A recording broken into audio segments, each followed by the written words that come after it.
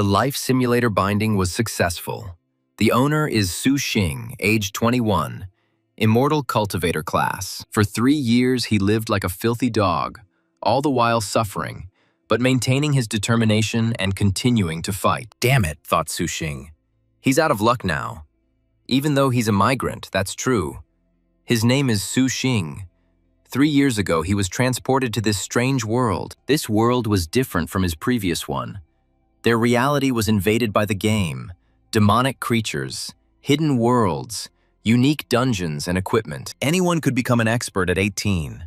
Defeating monsters in dungeons gave experience, and he remained firm in his intentions. 3 years ago, he was the only one to awaken with the immortal cultivator class, feeling strong and exceptional. This news thundered throughout the capital, and he was immediately accepted into one of the best organizations of this nation, the capital's University of Experts. But soon, Su Xing discovered a fatal flaw.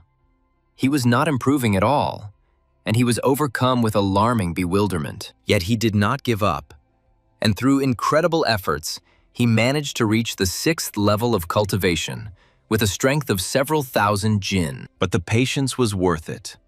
The main character caught luck by the tail, rejoicing and feeling a surge of inner strength. Start the simulation, the main character pressed on the screen, fully concentrating on the important moment. He finally got lucky. Every day, Shisong helped the girls in battles with monsters, demonstrating courage in the leveling party and in battles for cleansing. One of the junior girls was short of money and was visibly worried as she tried to find a way out of the situation. She tried to pay in another way, gently pressing her whole body against Shisong and smiling softly and trustingly. They had a passionate night, after which they tried to cultivate, feeling united and sharing a common desire for strength. He discovered an amazing technique called Pan Gu Splits the Heavens, and was genuinely surprised and delighted by the power he had found. The main character spent his free time happily with this girl, running with her through the fields, playing tag and sharing easy happiness. In his free time, he often helped girls level up, earning money and unforgettable experience while remaining attentive and focused. But nothing lasts forever.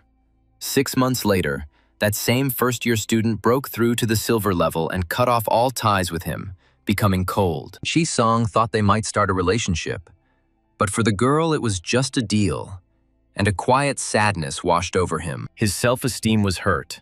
Shisong turned his melancholy and resentment into strength, and after half a year of training, his body cultivation level finally increased. Even though he couldn't graduate, word of his reputation reached the ears of the new girls from the junior classes, and they flocked to him.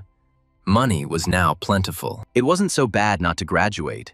At least there was always a new group of girls, Shisong thought, looking calm and happy. 5 years later, he was expelled. But Fatty Yu helped open an expert equipment shop, his gaze filled with determination. He quickly made a fortune and became a well-known seller of used equipment in the capital. He was happy, and his eyes reflected attentiveness and strength. Suddenly, his parents informed him that his sister Sun Yan An had died, and he was overcome with sadness and his eyes were filled with sorrow, feeling a sense of loss. 3 years later, the boy learned another terrible news. His brother Yu Yan also died. He was overcome with shock and pain was reflected in his eyes. Fatty Koi was considered gifted even among the entire team of experts at the capital's university. He couldn't have died so easily. He was overcome with bewilderment. A sense of impending disaster overwhelmed him, and the boy decided to diligently continue cultivating.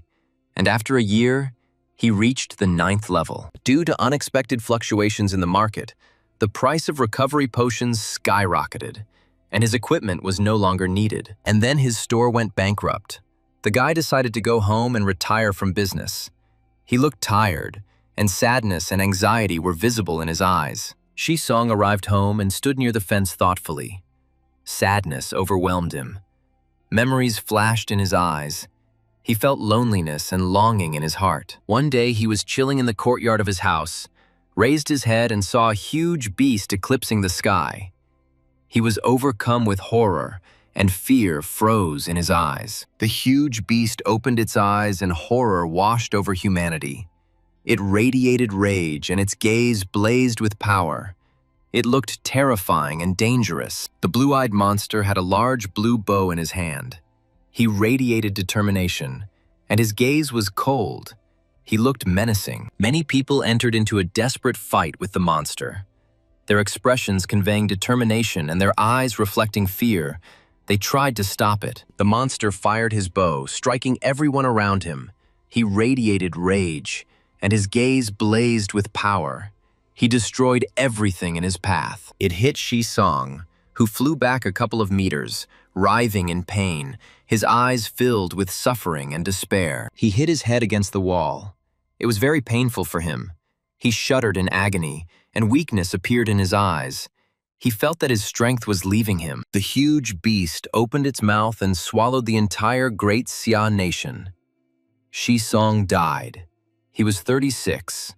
Sadness and the end were frozen on him. The guy could choose one of two rewards: the guardian of the spiritual root as a talent, or the 9th level of body cultivation. The protagonist woke up, came to his senses, and had a severe headache. As the simulation had just ended and he hadn't yet fully recovered from it, a sign appeared in front of him asking him to choose a reward for the simulation. And he was overcome with surprise and his gaze became attentive. The end of the world is in 15 years. And he's just finally got lucky, he said, his voice calm, his eyes filled with determination and anxiety. If he kept running the simulations, he would definitely find a way to change this fate. He was overcome with determination. He chose the spiritual root guardian reward. He was filled with joy and determination appeared in his eyes. He felt that he had made the right choice. A green aura appeared around him, enveloping him completely. He felt a new strength. He was overwhelmed with delight, and joy flashed in his eyes. His muscles increased in size. The guy was pleased with the reward. He was filled with satisfaction. The simulation recharges from the white equipment, in which case there is no point in storing them. A realization struck him. Suddenly, the door to the room opened sharply. Someone kicked it with all his might. He was overcome with surprise, and anxiety and fear flashed in his eyes. A fat neighbor named Yu came inside and announced that 6 girls from junior classes had gathered outside. The news was delivered abruptly and without preparation. Shi-Song already understood why they came. Help in clearing the dungeon was necessary. He waved his hand. The hero came out to the girls and announced the price. 2,000 yuan for the race. The equipment and items remained his. The conditions were clear and strict. He approached the two and put his arms around them. The joy of closeness filled the moment. Confidence was palpable. Calm remained. Among them was a freshman, Wang Qingxuan. Her softness and tenderness created a mysterious aura. Her beauty made her especially attractive. They moved into the dungeon, a slope of 10 li. Determination reflected in every step. Preparation for battle became obvious. A huge monster with fangs and horns ran out to meet them, rage emanating from it. The threat was clear and terrifying. The battle had begun.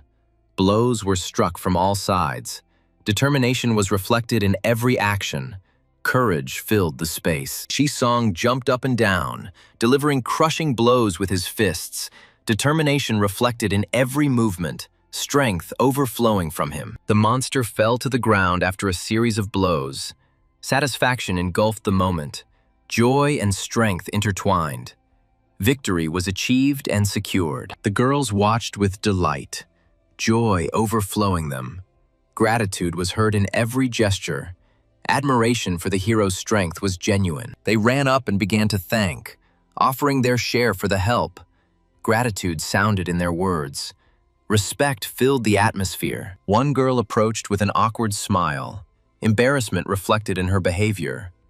Her gentleness made her especially kind and shy. She whispered that she had no money to pay. Anxiety was in her words. Hope was glimmering inside. Awkwardness was obvious. She suggested that we show our gratitude in another way. Her voice was quiet. Her desire to help and express gratitude was clear and sincere. The guy smiled a satisfied smile. Joy filled the moment. Confidence was felt in his demeanor. He suggested going to a quiet place. His voice was soft. His intentions were clear. The atmosphere was filled with warmth and attention. They came into the room. He sat down on a chair, and the girl knelt down next to him. Embarrassment reflected in her movements. Chi-song took out a whip. The girl became even more embarrassed. Awkwardness showed in her behavior. Anxiety increased. Uncertainty became noticeable. He began to spank her with a whip and ordered her to repeat the words prosperity, democracy, civilization. The girl liked this kind of punishment. To help the youngest, who was in danger of falling into L's bottomless pit, he always kept spiritual redemption at the ready. He told her not to go down the wrong path. Sternness sounded in his words. Determination filled the space. The warning was serious. A new monster appeared on the slope, even larger than the previous one. Rage emanated from it. Strength was felt in every movement. The threat was obvious. The boy attacked again, delivering powerful blows. Determination reflected in every action, strength overflowing him. His movements were quick and dexterous, his blows crushing. His concentration reflected in every action. The girls watched and admired. Joy overwhelmed them. Delight sounded in every gesture. Pride in his strength and courage was genuine. The guy thanked them for their support and invited them to come again. Joy was in his words. Gratitude filled the air. Within a week, he had saved up 200,000 yuan. The guy was very happy about this. Determination filled him. Success was obvious. He launched the simulation and began selecting upgrades. His focus evident in every action. He began to spend his accumulated energy on talents. Joy filled him. Strength and confidence grew. The protagonist acquired a new white-level talent. A business elite whose business acumen was unmatched, and his deals became more profitable. He became famous in the dorm and started selling a lot of goods. Girls constantly approached him. Although he remained an eternal 6th-level student cultivating his body, he earned 40 million in a year by buying cheap and selling at an exorbitant price. He founded a trading organization, Tarot Club, and opened a shop in Kyoto. The strength of the business growing more and more every day. 2 years passed. He was expelled from university. The growth of his business attracted dangerous attention, and the guy's wariness increased. Chi-song looked around sharply when he heard footsteps. Surprise gripped him. Anxiety overtook him from behind. The tension became palpable. A mysterious girl with a dagger approached him. Determination was reflected in her actions. Coldness emanated from her. The danger was obvious. She held the dagger to his throat. Her demeanor was stern and bold. Her determination and confidence were obvious. The girl offered to join her secret organization. Otherwise, there was a threat of death. The voice sounded firm and cold. The threat was real. The main character was perplexed by the younger girl. She underestimated him and could not have predicted this. Chi-song raised his hand and snapped his fingers, his strength overflowing, his readiness for the test complete. Suddenly it multiplied. 3 figures appeared around the girl. Surprise gripped her. The anxiety around her intensified. She raised her dagger and rushed into the attack. Determination reflected in her actions, strength overflowing her. Courage was obvious. She quickly swung her sharp dagger, but the guy deftly dodged her crushing attacks. Red sparks flew around. Tension was reflected in every movement. Determination filled the space. Power and danger emanated from the fight. The girl turned out to be at the level of a great master. Chi-song was surprised. Bewilderment gripped him, and curiosity intensified. Even the genius Fatty Yu could only reach the level of a master. The seriousness reflected in his actions. The limit was obvious. Wang Qingsuyan rose from bronze to great master in 5 years. And the mysterious organization hid an incredible secret. Since Chi-song had once helped her, she was reluctant to kill him. Doubt was reflected in her behavior. Gentleness and determination were intertwined. The girl closed her eyes. Her expression became softer. Calmness came over her. An internal change manifested itself. The anger disappeared. Chi-song froze, not understanding what was happening. His thoughts were confused. His breathing became heavy. He stood motionless and silent, feeling a strange pressure around him. Wang Qingsuyan threw herself on his neck and kissed him. Her gesture was gentle. Her movements were decisive, and embarrassment was evident in her behavior. The guy realized that he had been wrong in his assessment of her. Sadness overwhelmed him. Grief oppressed him. He woke up in the morning alone, feeling emptiness and loss. There was a bloodstain left on the bed. Anxiety intensified. Fear penetrated his thoughts. He realized that something terrible and irreparable had happened. Shi-song was looking for news about the girl. But when he learned of her death, despair broke him. Pain pierced him.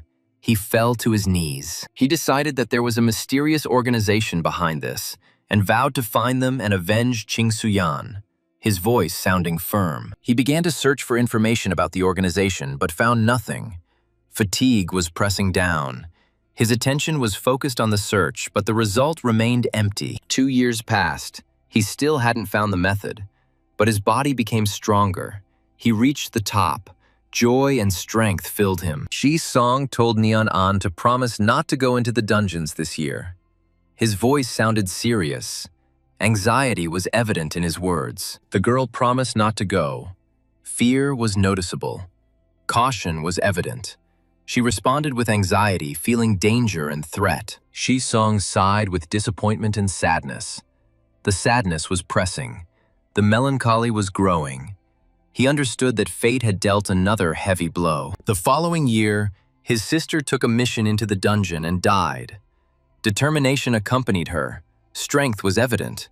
But life ended suddenly. He began to investigate his sister's death, found nothing for a long time, and finally got a clue. She died in the dungeon. Shi-song couldn't believe what was happening. Everyone around him was dying. Shock overwhelmed him. Horror intensified. Fear and despair were intertwined. He felt something was wrong and began to investigate. As he expected, most of his classmates also died in the demon-taming pass. The fire raged in the dungeon. Corpses lay there. The horror grew stronger. Fear penetrated his thoughts.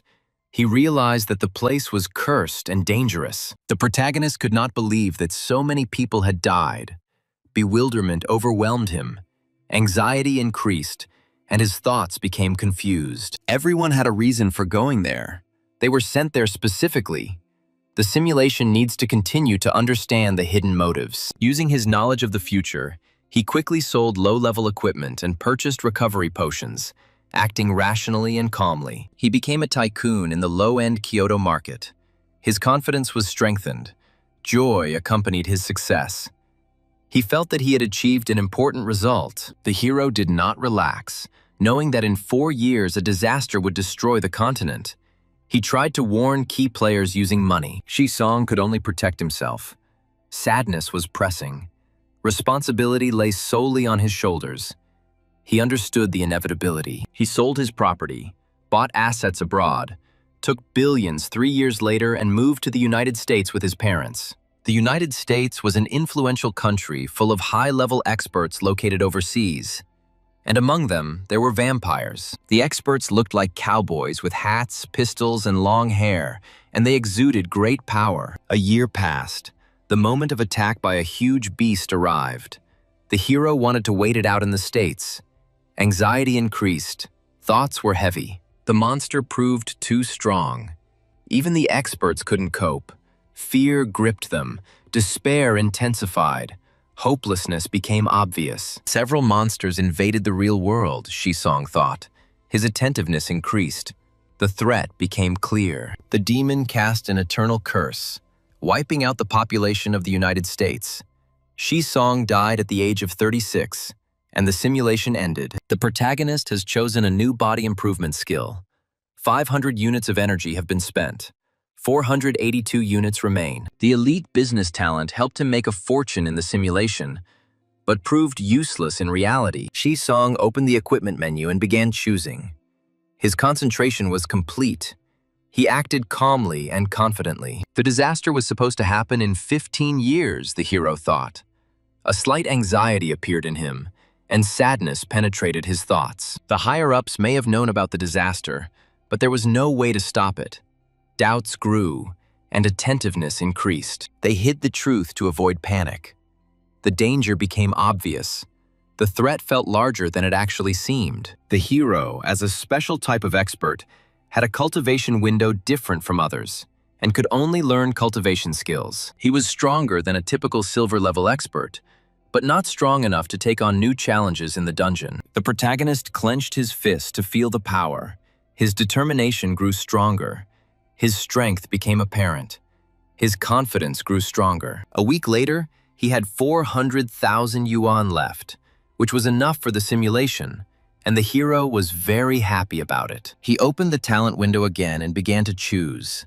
His concentration was complete. His attentiveness increased. The protagonist chose a white-level talent, extended his hand to absorb the power, and his energy increased. He received a white-level talent, unquenchable anger.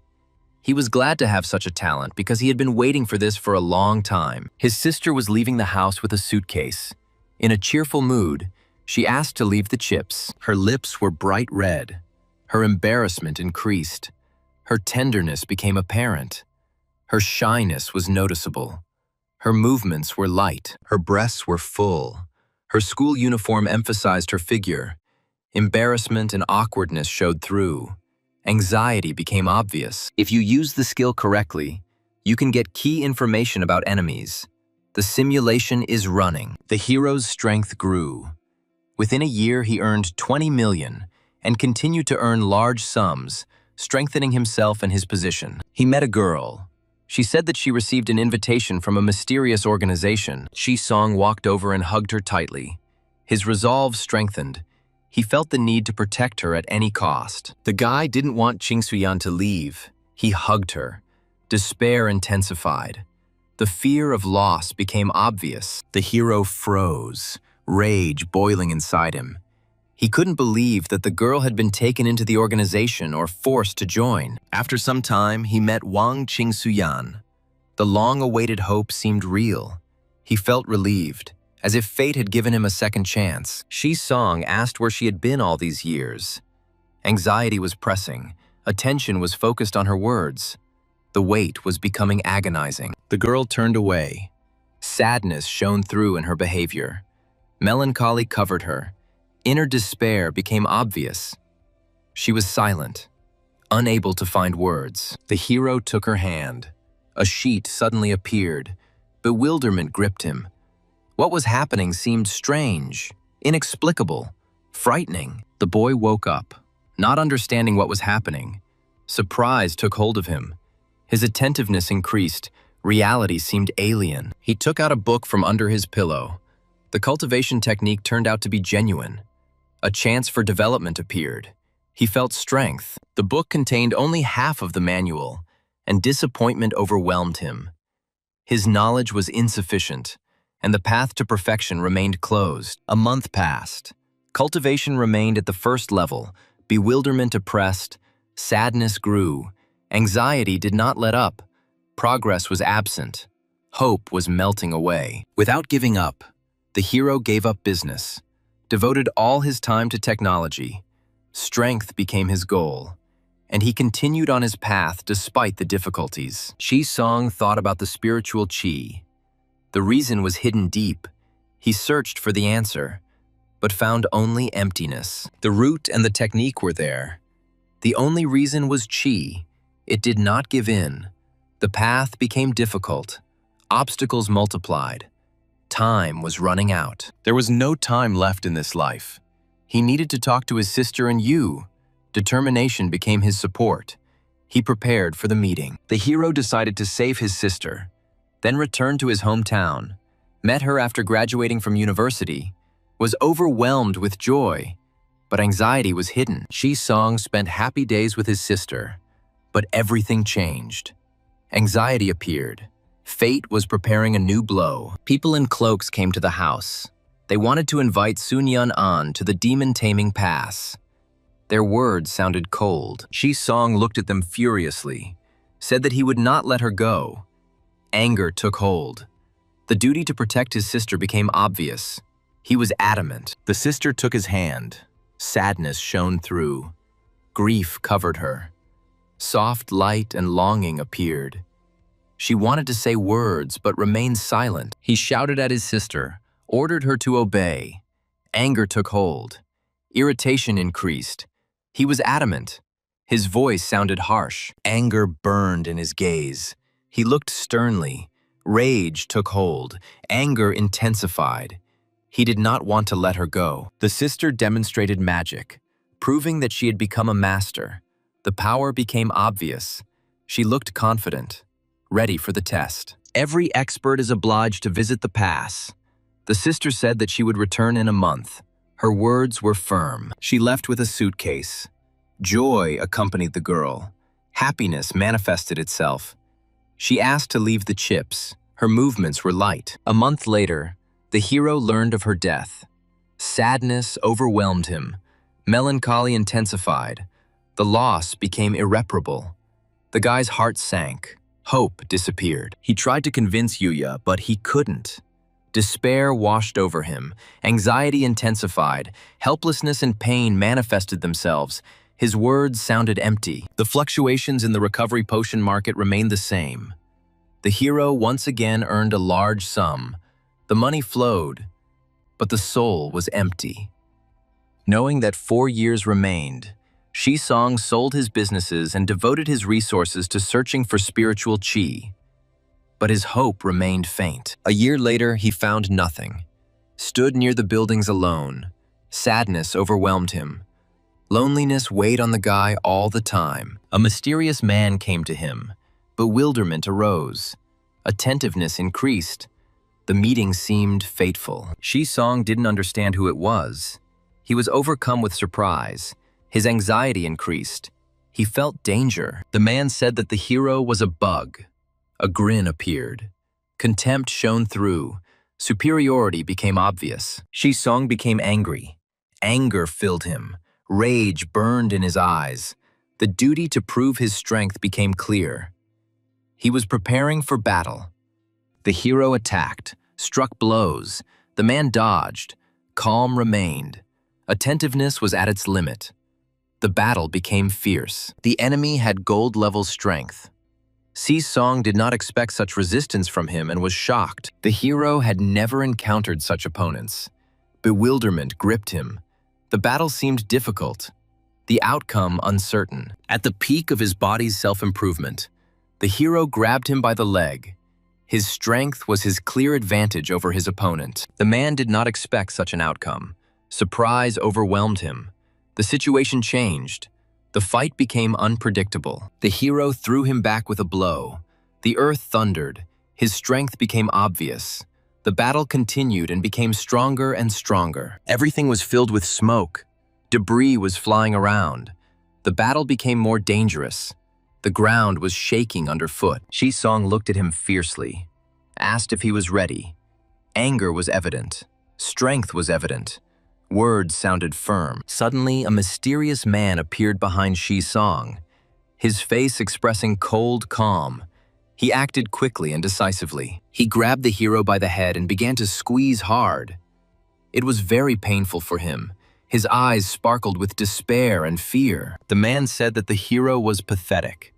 He felt superior and strong, humiliating the enemy with words. He squeezed the hero's head with all his strength, and then made a sharp movement, his eyes flashing with cruelty and anger. He broke the hero's neck. He died. The hero fell to the ground with his eyes open, but he was already dead. There was emptiness and cold on his face. The hero activated the talent Undying Anger.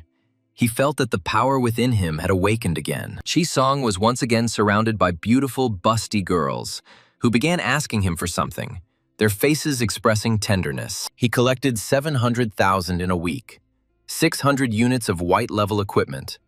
The guy was pleased with himself and his results. One girl had bright red lips.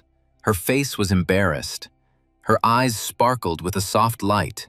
She looked shy and kind. She was busty, beautiful with long hair. She felt an inner tenderness. Shisong activated the Undying Anger talent.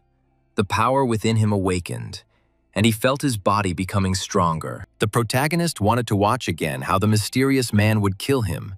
He sought to understand what was happening. This mysterious man took the book on the art of longevity that Wang Qingxuyan gave him. Perhaps he was also a member of that organization. The man looked at the book. His eyes shimmered red and green. His face expressed bewilderment. He felt that the book had power. The guy lost his sight.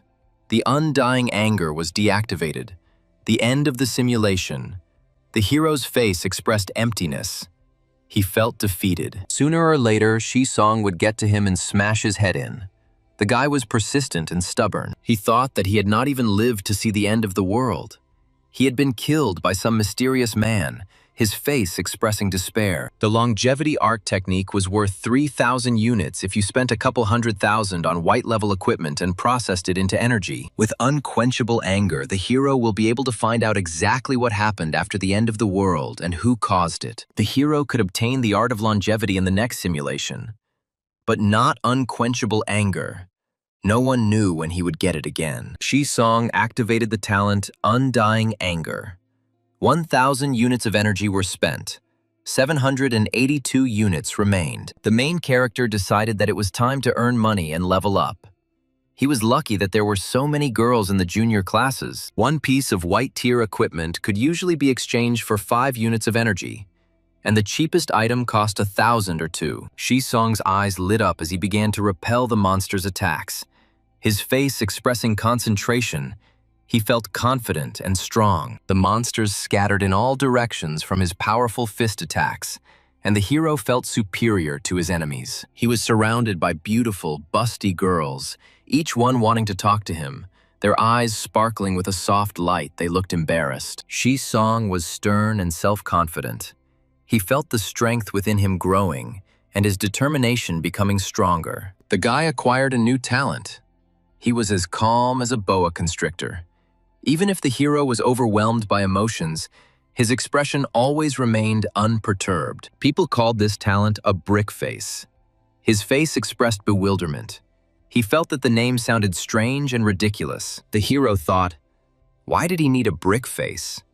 He wasn't some kind of scheming general or a cold-blooded emperor. For the next week, the hero dragged the girls into dungeons every day to level up and defeat monsters. The beautiful figures and snow-white legs of the junior students brought the hero excessive pleasure, but not a muscle twitched on his face. The hero decided that he could not interfere with the progress of the last simulation and deliberately did not approach Wang Qingshuyan. The girl was upset that Shi-song ignored her. Her face expressed sadness, and her eyes sparkled with longing. She felt inner pain and despair. Just like before, Wang Qingshuyan received an invitation from a mysterious organization. She came to say goodbye to the hero and hugged him tightly, pressing her whole body against him and did not want to let him go. The hero's attempts to convince her were unsuccessful, and that night they experimented together. They lay down on the bed. The girl was on the bottom and the hero was on top. They made love all night. The girl enjoyed the process. The next day, Wang Qingshuyan dropped out of university, and a year later, the hero failed to graduate due to lack of strength. The hero dropped out of university, founded a tarot club, and continued selling used equipment while calmly awaiting Wang Qingshuyan's return. One day, she actually found the hero and returned, again throwing herself on his neck to hug him, clinging to him with all her strength. They had another stormy and passionate night. The hero felt warmth and strength filling his heart. And then, after a stormy night, the girl left, and left Shi-song the art of longevity, her face expressing determination and her eyes sparkling with attentiveness. Just like last time, the hero was unable to cultivate the art of longevity, so he decided to continue searching for the location of spiritual energy. This year, he again failed to prevent what happened to his sister. Shi-song was upset again and didn't know what to do. A month later, he learned of his sister's death. His face expressed despair. He felt that he had lost the most precious thing in life. A year later, Fat Yu also died. The hero felt that fate deprived him of loved ones and friends too often and too quickly. This year, the hero invested his entire fortune in the potion market, planning to move to China, make a fortune from it, and escape from the madman. Shi-song received a call from someone regarding information related to spiritual energy, and he was waiting for an answer. In the Jiangnan province, in the city of Jinling, there lives an expert of the great master level, and in her collection there is an item called a spiritual stone. His assistants were tasked with preparing a gift for the hero. He said that he was leaving immediately. He had been waiting for this call for a long time. Shi-song got into his car and urgently drove to that place. He felt an important event was approaching. She agreed to meet him. These treasures were nothing compared to the spiritual stone. He decided that he would definitely get it. However, on the day the exchange was supposed to take place, the hero was found by that mysterious man, and Shi-song again felt threatened by him. A mysterious man attacked the hero. Shi-song did not expect to meet him. He was scared and terribly surprised. He did not know how to resist him. The hero died again at the age of 33. His eyes were trampled. The talent of undying anger was deactivated again. Shi-song was once again furious that he couldn't defeat the mysterious man, his eyes flashing with anger and his teeth bared in rage. He chose the art of longevity. The hero knew that this choice would change his fate once and for all. The hero could not be mistaken. He chose to leave half of the longevity art technique. 3,000 units of energy were spent. 182 units remained. Shi-song took the book that the girl left for him and began to read carefully.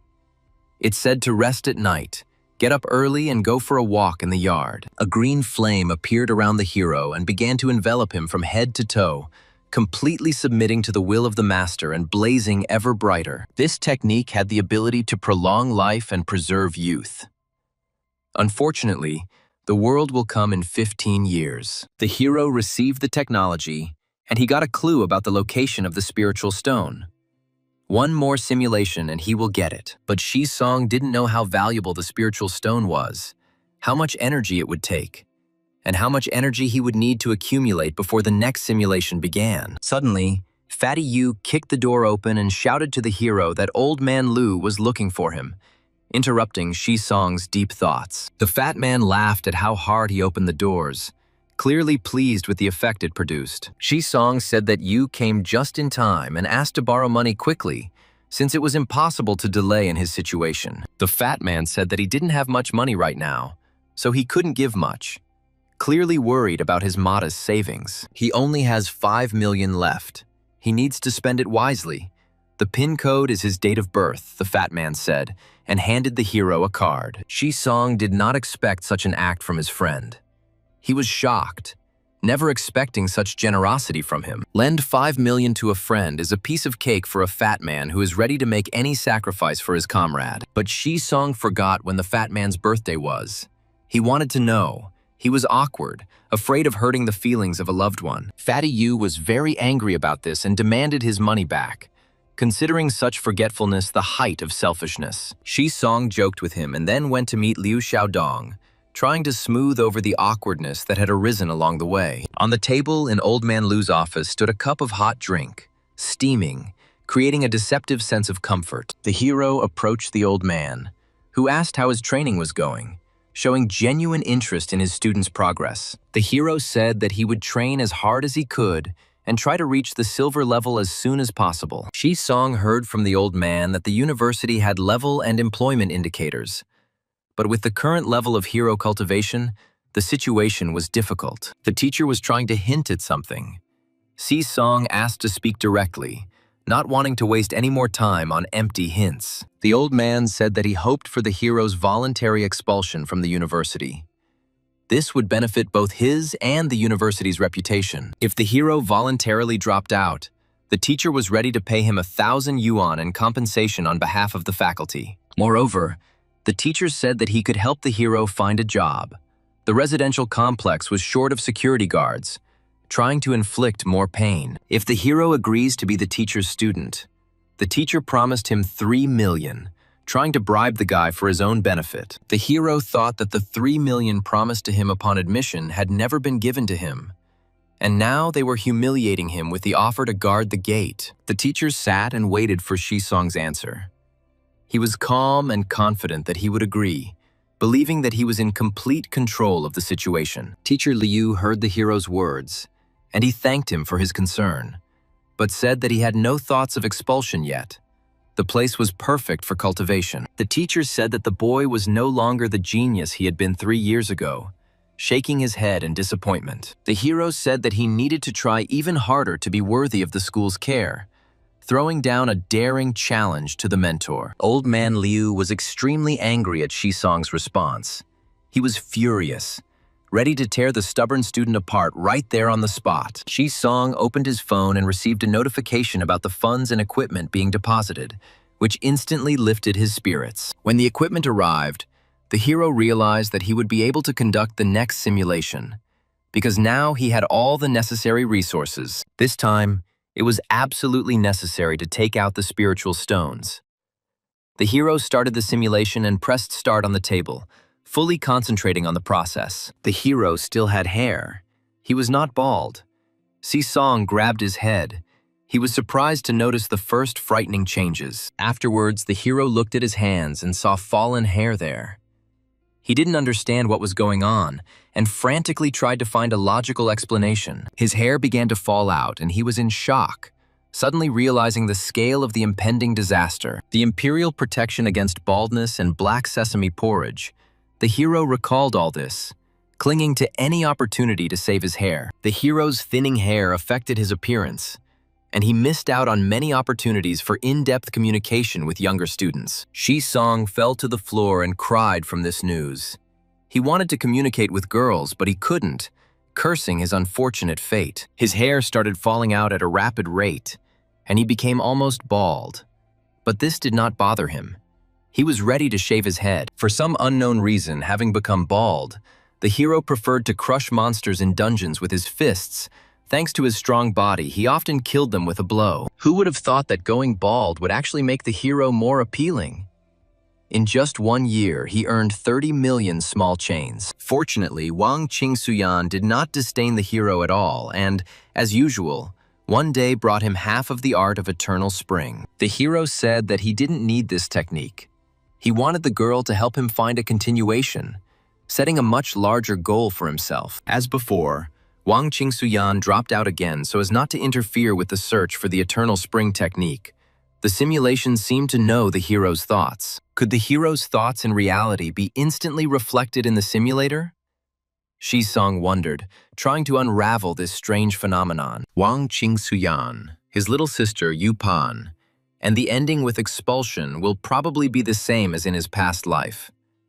The hero decided to watch on. After the death of Sun Yanan and the Fat Man, relying on his pious and benevolent appearance, the hero made a fortune in the business world. At the same time, the hero constantly used the powers of his tarot community to search for traces of spiritual stones, methodically checking every lead. Shisong was told that a Grandmaster-level master in Jinling City had a rare collection called a spiritual stone. This time, the hero did not accept the eternal spring technique from Wang Qingsuyan, and the mysterious man would not look for Sisong. Shisong was served hot tea and told to wait a bit, as someone would be coming to him soon, giving the guy a chance to catch his breath. The white-haired lady of the house came out to him, holding herself with amazing dignity, immediately attracting all attention to herself. It was Jin Chongshui, a busty beauty with white hair and a green robe, who exuded incredible inner strength. She said that Shisong was very knowledgeable in Buddhism, causing the boy to awkwardly look away and feel a little embarrassed by such unexpected praise. The talent skill was activated.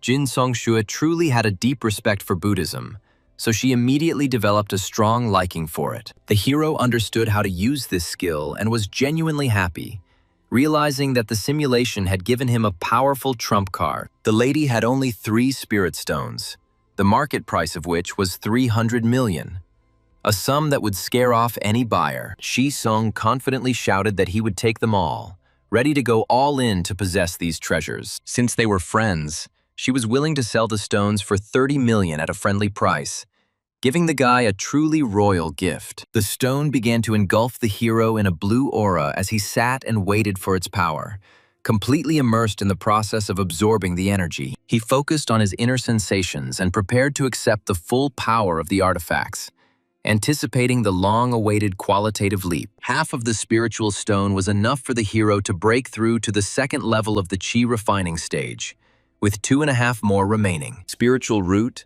spiritual stones, technique. The hero had everything. And now, after the end of this simulation, he will be able to embark on the path of cultivation. The hero had been in seclusion for 3 days when the lady came to him with a tray of food and kindly offered to strengthen his strength. The lady brought these spiritual stones out of a dangerous dungeon called the Qingyun Spiritual Field, which clearly held many secrets. In addition to the spiritual stones, the lady obtained a bag of spiritual rice, which the hero was now eating, feeling how each grain filled his body with energy. Song looked at this spiritual rice with surprise, amazed at how much such an ordinary-looking food could accelerate one's development. There were special dungeons focused on cultivating immortality, meaning the hero could farm gems endlessly. The hero asked the lady where this dungeon was located. He intended to find out the exact coordinates for future forays. It was October 7th, 2023, and the Qingyun Spiritual Field had not yet opened. The old man in the dungeon told the lady that she had no talent for cultivating immortality.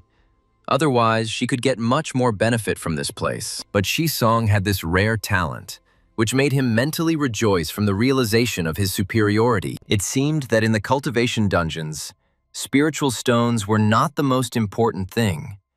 The unique opportunity to change fate itself was far more important. The hero decided to continue watching the simulation, because this time the benefits from the current run exceeded all his wildest expectations. Having received the spiritual stones, the hero diligently cultivated day after day, step by step bringing his mastery of the technique to complete automatism. And just when the hero was at the very peak of his form, Jin Chongsue came to say goodbye, clearly saddened by the imminent separation. The lady began to get ready to go somewhere, and the alarmed hero asked directly if she was heading to the demon-crushing outpost. The pressure on the front was growing stronger, and she, as one of the 7 strongest grandmasters, simply could not stay away. The hero thought hard about why all his friends and loved ones sooner or later went to this damned demon-pacifying outpost. He couldn't find a logical explanation for this frightening pattern, feeling a dull irritation growing inside him. Song firmly demanded an explanation from the lady about what kind of terrible place this demon suppression outpost was. Realizing that there was no point in hiding the truth any longer, the lady quietly exhaled. She completely trusted the hero and was ready to lift the curtain of secrecy. The demon suppression outpost was a key lifeline for the human race, holding back the onslaught of powerful external enemies. And now the situation on the border was extremely unfavorable, threatening at any moment to turn into a large-scale catastrophe for the entire world. Song tried to find out who these enemies were, but the lady only shook her head, not having the right to reveal such dangerous secrets. Just a month later, the hero was already present at Jin Chongshu's funeral, devastated by yet another tragic loss of a loved one. At that moment, the hero blocked out all emotions, striving for only one thing: to increase his strength as quickly as possible in order to break this vicious circle of deaths. He called his secretary Liu and found out that he currently had about 500 billion at his disposal. The hero calmly ordered that all this colossal money be put into circulation, realizing that in the coming chaos, ordinary pieces of paper would not help him in any way. The secretary was simply shocked by such an order and froze by the phone, completely not understanding her boss's logic. He left his cozy little house and returned to his homeland, hoping to use the rare resources to break through to the stage of hardening his bones. For 3 years now, the body's cultivation had been progressing, but some final impulse was constantly lacking to move on to the stage of bone hardening. The hero actively fought with huge monsters from the dungeon, squeezing the absolute maximum out of his body. He was determined and ready for new attacks from the monsters, calculating every move in his head and internally preparing himself for the worst outcome. That day finally arrived. A creature of unprecedented proportions appeared on the horizon, forcing the hero to instantly become extremely combat-ready. Sooner or later, Song would defeat this monster. But for now, the guy simply brazenly showed the monster the middle finger, flatly refusing to show weakness. The huge monster opened its mouth with sharp teeth and swallowed Song alive in the blink of an eye, leaving him no chance to dodge. The hero managed to activate his defensive talent at the very last second, but his body still couldn't withstand it, leaving the boy to die in pitch darkness.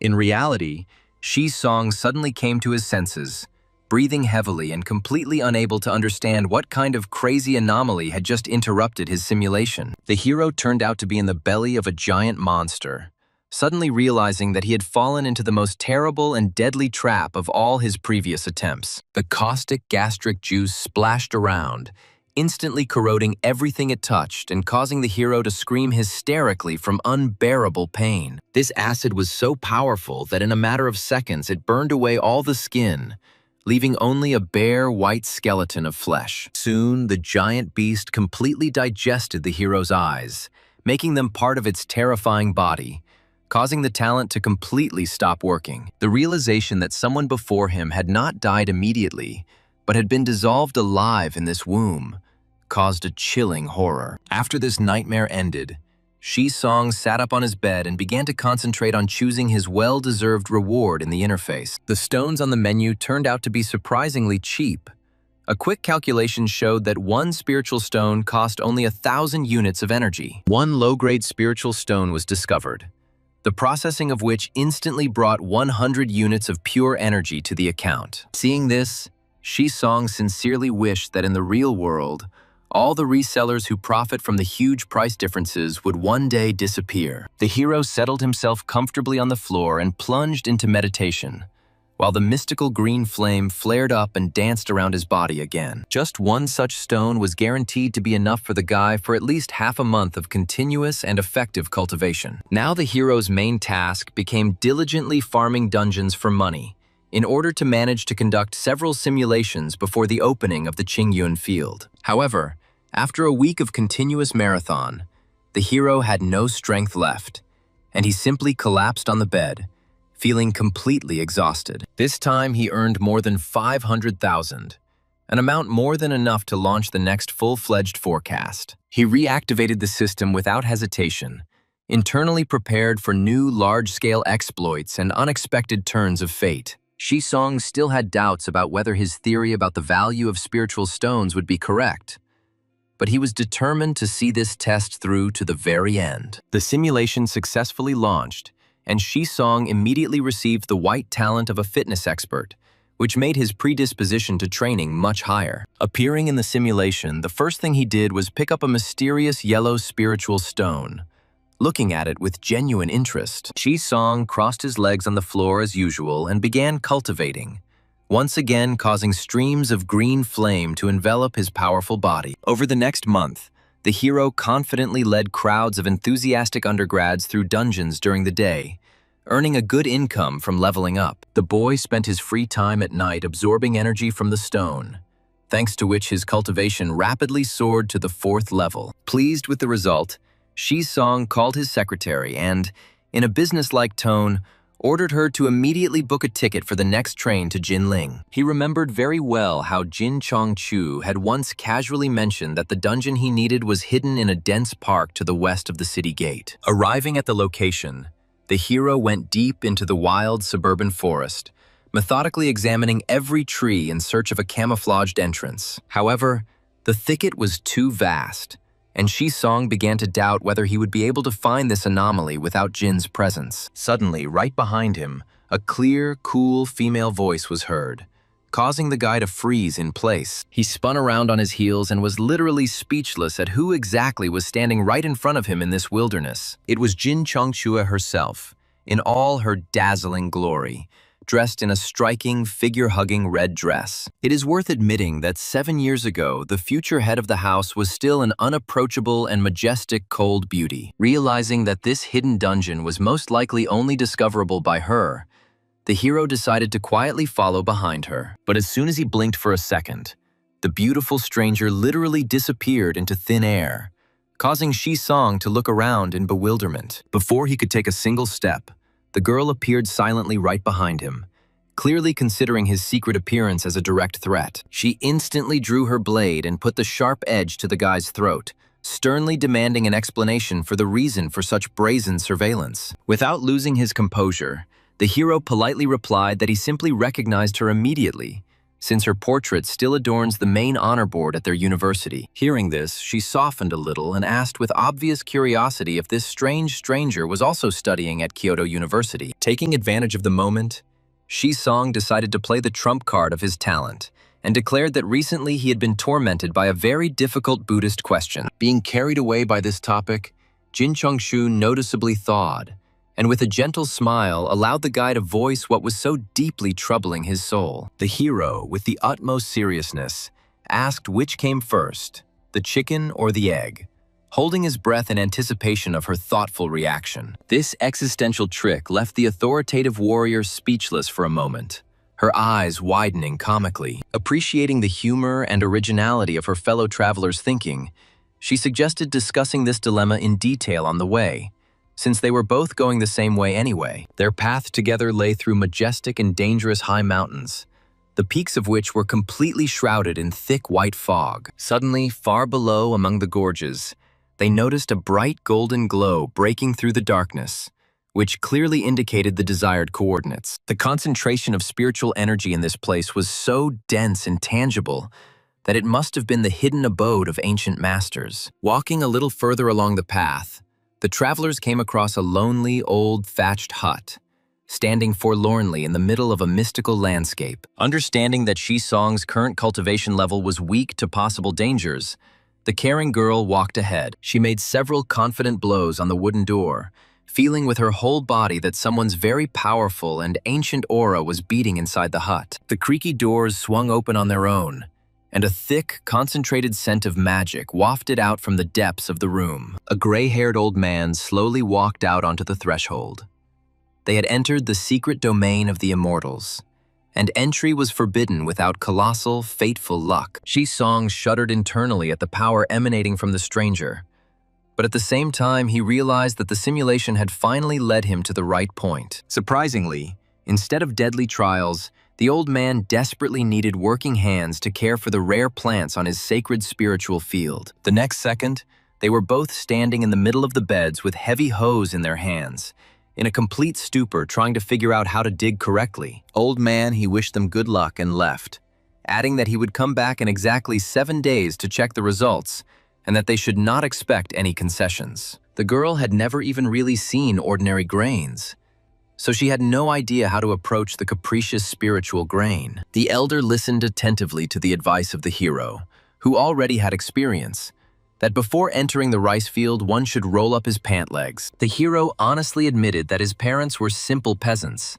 so he was accustomed to hard work on the land from childhood. The girl sincerely asked the younger one to take the initiative into his own hands, promising that if he succeeded, she would generously share the final prize with him. Song just laughed cheerfully and assured her that he would do all the main work in the best possible way without any problem. Under his skilled care, the spiritual grains grew beautifully, and Jin Chongshu's attitude towards him changed from wary to extremely friendly. The girl now watched with obvious pleasure as Song deftly and confidently navigated the energy-flooded beds. During the process, the hero discovered that streams of spiritual energy noticeably accelerate the growth of crops, and his own technique is suitable for this. Having realized the concentration of local energy, the hero decided to combine business with pleasure, actively cultivating and saturating the ripening ears of grain with power. As a result of their combined efforts, the rice stalks grew to their full height and began to emit a soft, enchanting golden glow. It was not in vain that the hero trained hard every day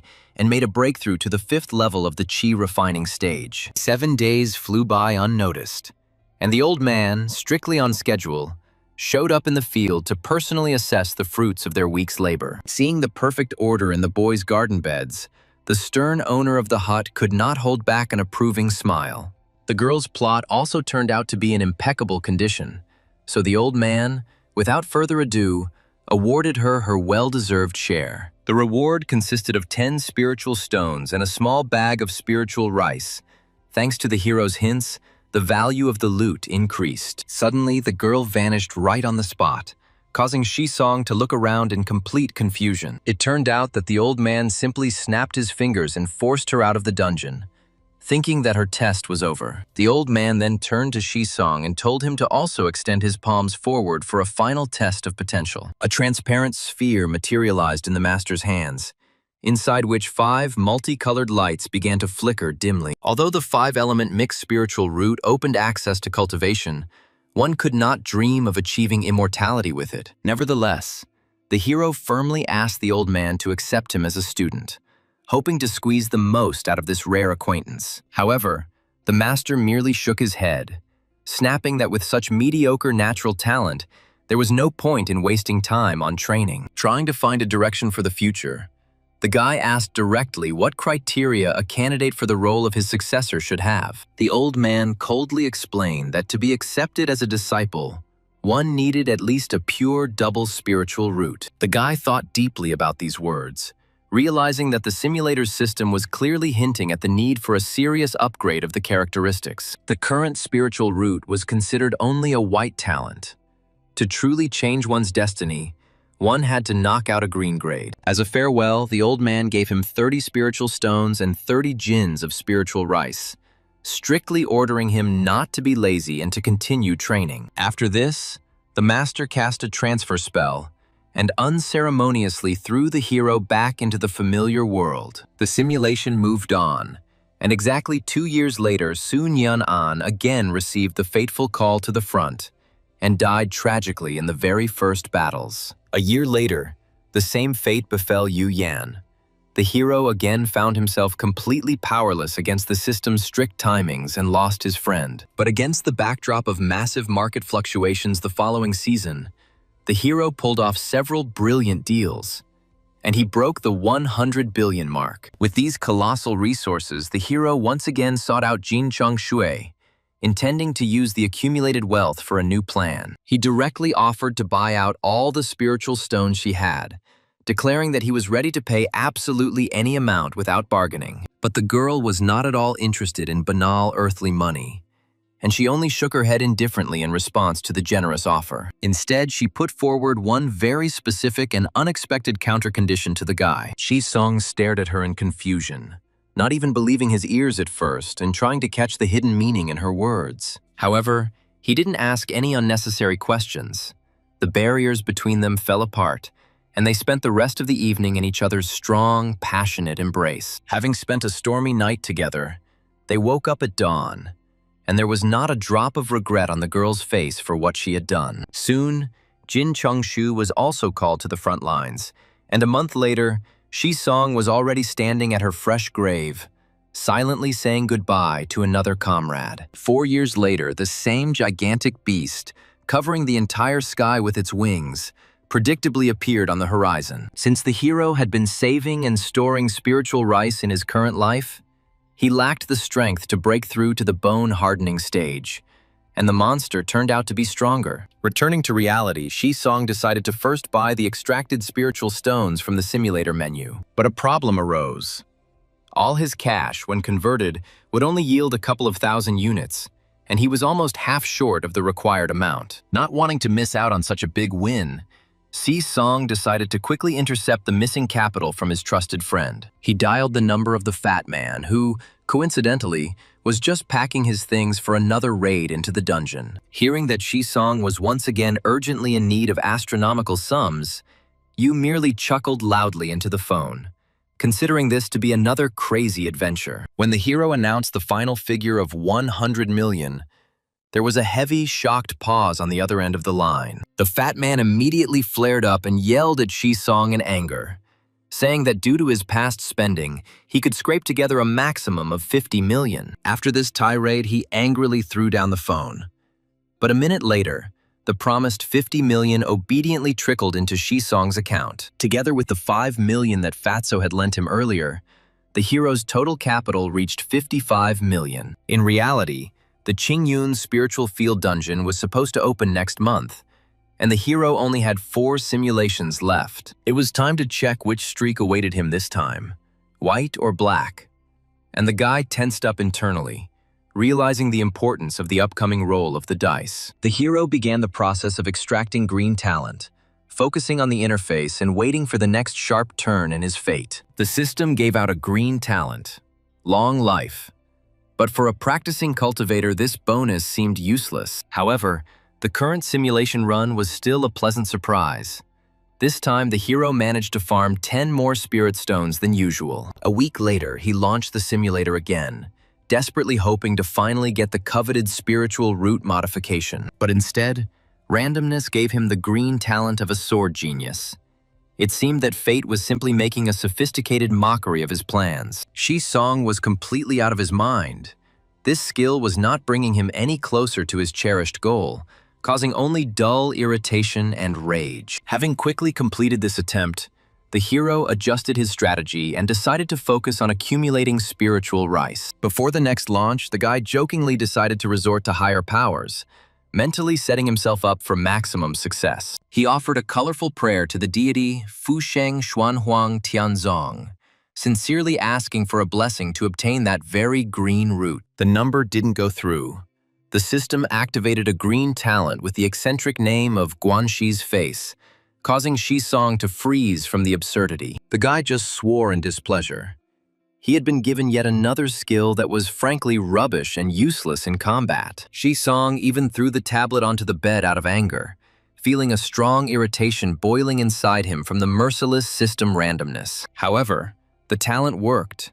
In the eyes of those around him, the hero's appearance was immediately transformed, becoming incredibly refined. The facial features were corrected. The gaze acquired a magnetic depth, and Song, having assessed the changes, was forced to admit that the new appearance was cool. He carefully examined his reflection in the mirror, chuckling with satisfaction. He definitely emerged from the simulator looking like a handsome man. Meanwhile, during another raid, a new, terrifying monster burst forth from the depths of the dungeon, snapping its jaws with huge, sharp teeth. The colossal creature was engulfed in furious flames and spread a suffocating aura of mortal threat around itself. The raid commander immediately ordered everyone to be on guard, strictly forbidding them to look the demonic beast directly in the eyes under the threat of instant death. But the female fighters nearby completely ignored the order. They simply couldn't tear their fascinated gazes away. The guy himself was wildly infuriated by such inappropriate attention during a tough fight, because his allies stupidly froze in place instead of attacking, and the girls continued to stand rooted to the spot, sighing in delight and completely ignoring the raging, fiery creature nearby. Song even glanced into his pocket mirror, not fully believing that his new appearance was capable of causing such a powerful mass hypnosis. The degree of adoration grew with every second, and neither the general danger nor the roar of collapsing walls could distract the fans from contemplating their idol. Things reached the point of absurdity. Right in the middle of the purge, they managed to offer him a contract as a leading star in the Tiansheng Entertainment Corporation. But the hero had much more important things to do. Brushing off the producers, he resolutely rushed towards the flaming monster. Enthusiastic girls' screams followed him, which in a real fight would only hinder the guy, creating unnecessary pressure and breaking his concentration. To avoid causing further unrest on the streets, Song decided to temporarily lock himself in the dormitory and quietly devote his time to home cultivation. It was November 18th, 2023, and the hero, strictly following the established route, set off for Jinling. As soon as they crossed paths, a spark instantly flew between them, and they froze for a few seconds, looking at each other in fascination. As if guided by an invisible thread of fate, the cold beauty herself took the initiative and gently invited the guy to have a glass together. The hero was genuinely surprised that this time the conversation had started so easily. It was clearly not worth spending hours learning complex Buddhist riddles for such an outcome. Even the stern old master from the thatched hut immediately noticed his phenomenal appearance upon meeting him, nodding his head respectfully. The boy's charisma deeply touched the ancient cultivator, and he was eager to take him on as a disciple. But his natural potential was still too low. Unable to let the young man go empty-handed, the old man simply gave him many times more valuable resources. A world where even great masters are judged by their clothes is definitely heading towards the abyss. The hero was once again amazed by the strange laws of the universe. This appearance impressed the simulator system so much that it generously provided a unique bonus, allowing it to record the facial action. The green talent was a great help. Song rightly judged that with such pumped-up luck, he would definitely take the route in the next attempt. This time, the hero focused on maximizing the accumulation of spiritual stones, methodically filling his inventory with them for future great accomplishments. Then, Shi-song activated the stored one-time trigger of the Guanxi face, making the final bet in this drawn-out game. The effect exceeded all expectations. His appearance reached a completely out-of-this-world level, giving the guy unshakable confidence in his abilities. With this insane charisma, the hero once again started the Wheel of Talents, mentally demanding that the system grant him the long-awaited ticket to immortality. He playfully blew a kiss to the virtual interface, hoping Lady Luck would appreciate his gesture. And the system finally gave in, producing a juicy green talent, the Woodfire Double Spiritual Root. The root radically changed the rules of the game. Now, the innate ability to absorb energy was many times greater than that of ordinary people. Shi-song almost screamed with delight. The barrier he had been fighting against for so many simulations in a row had finally fallen under his pressure. The effect was immediate. The boy was able to completely and entirely absorb the pure energy of the entire spiritual stone in just one day. In just 1 week of training, the hero easily soared to the 5th level of the Qi refining stage, feeling like he was literally bursting with power. Following the plan, the protagonist seemingly met Qin Chongshui by chance, and together they received a new task from the elder who was observing their actions. After completing the task, the traveler was left alone with his thoughts and abilities, allowing him to gradually understand the further path. In his hand, the boy created magic from red and green circles, trying to keep the unstable flows of energy in a calm balance. The old man stated that the student's talent was indeed quite good, and he had the hope of one day stepping onto the path of cultivating immortality. He handed the hero a pouch, saying that the wood attribute was suitable for cultivating spiritual fields, and the fire attribute opened the way to complex alchemy. Striking his fist on his right hand,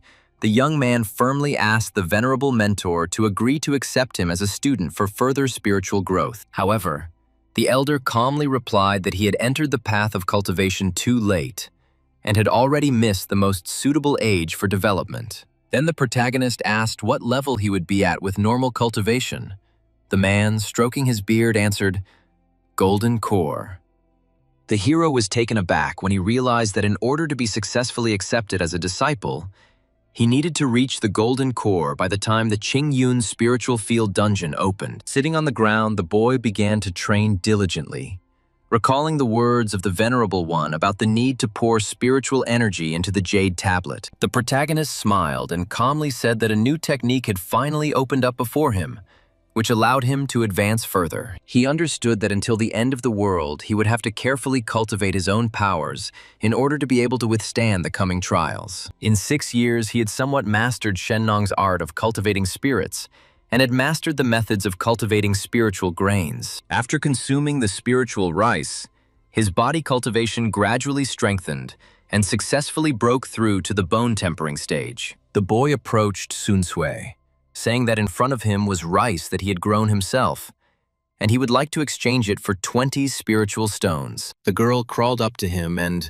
with a slight blush on her face, whispered that the next month would be entirely his responsibility. The exhausted protagonist looked around and could not understand why the sky had suddenly darkened, although there were no signs of danger. And then he suddenly saw in front of him the huge mouth of a monster with bright purple eyes that looked at him with frightening persistence. Looking at the list of goods and the prices indicated, the guy wondered if he could really acquire insights in this way. After all, the technology required a whole billion in energy, and the main character admitted that such power was truly astounding. He thought, realizing that he could ask the old cultivator for the necessary technique later, but the double spiritual root would disappear now. The system announced the result, and the guy was scared because it was discovered that he already had a white talent of this type. But then the guy exhaled, carefully taking his hand out of his pants, because he realized that nothing terrible had happened, because his body had become a little bigger. He said that there was only one simulation left before the dungeon opened.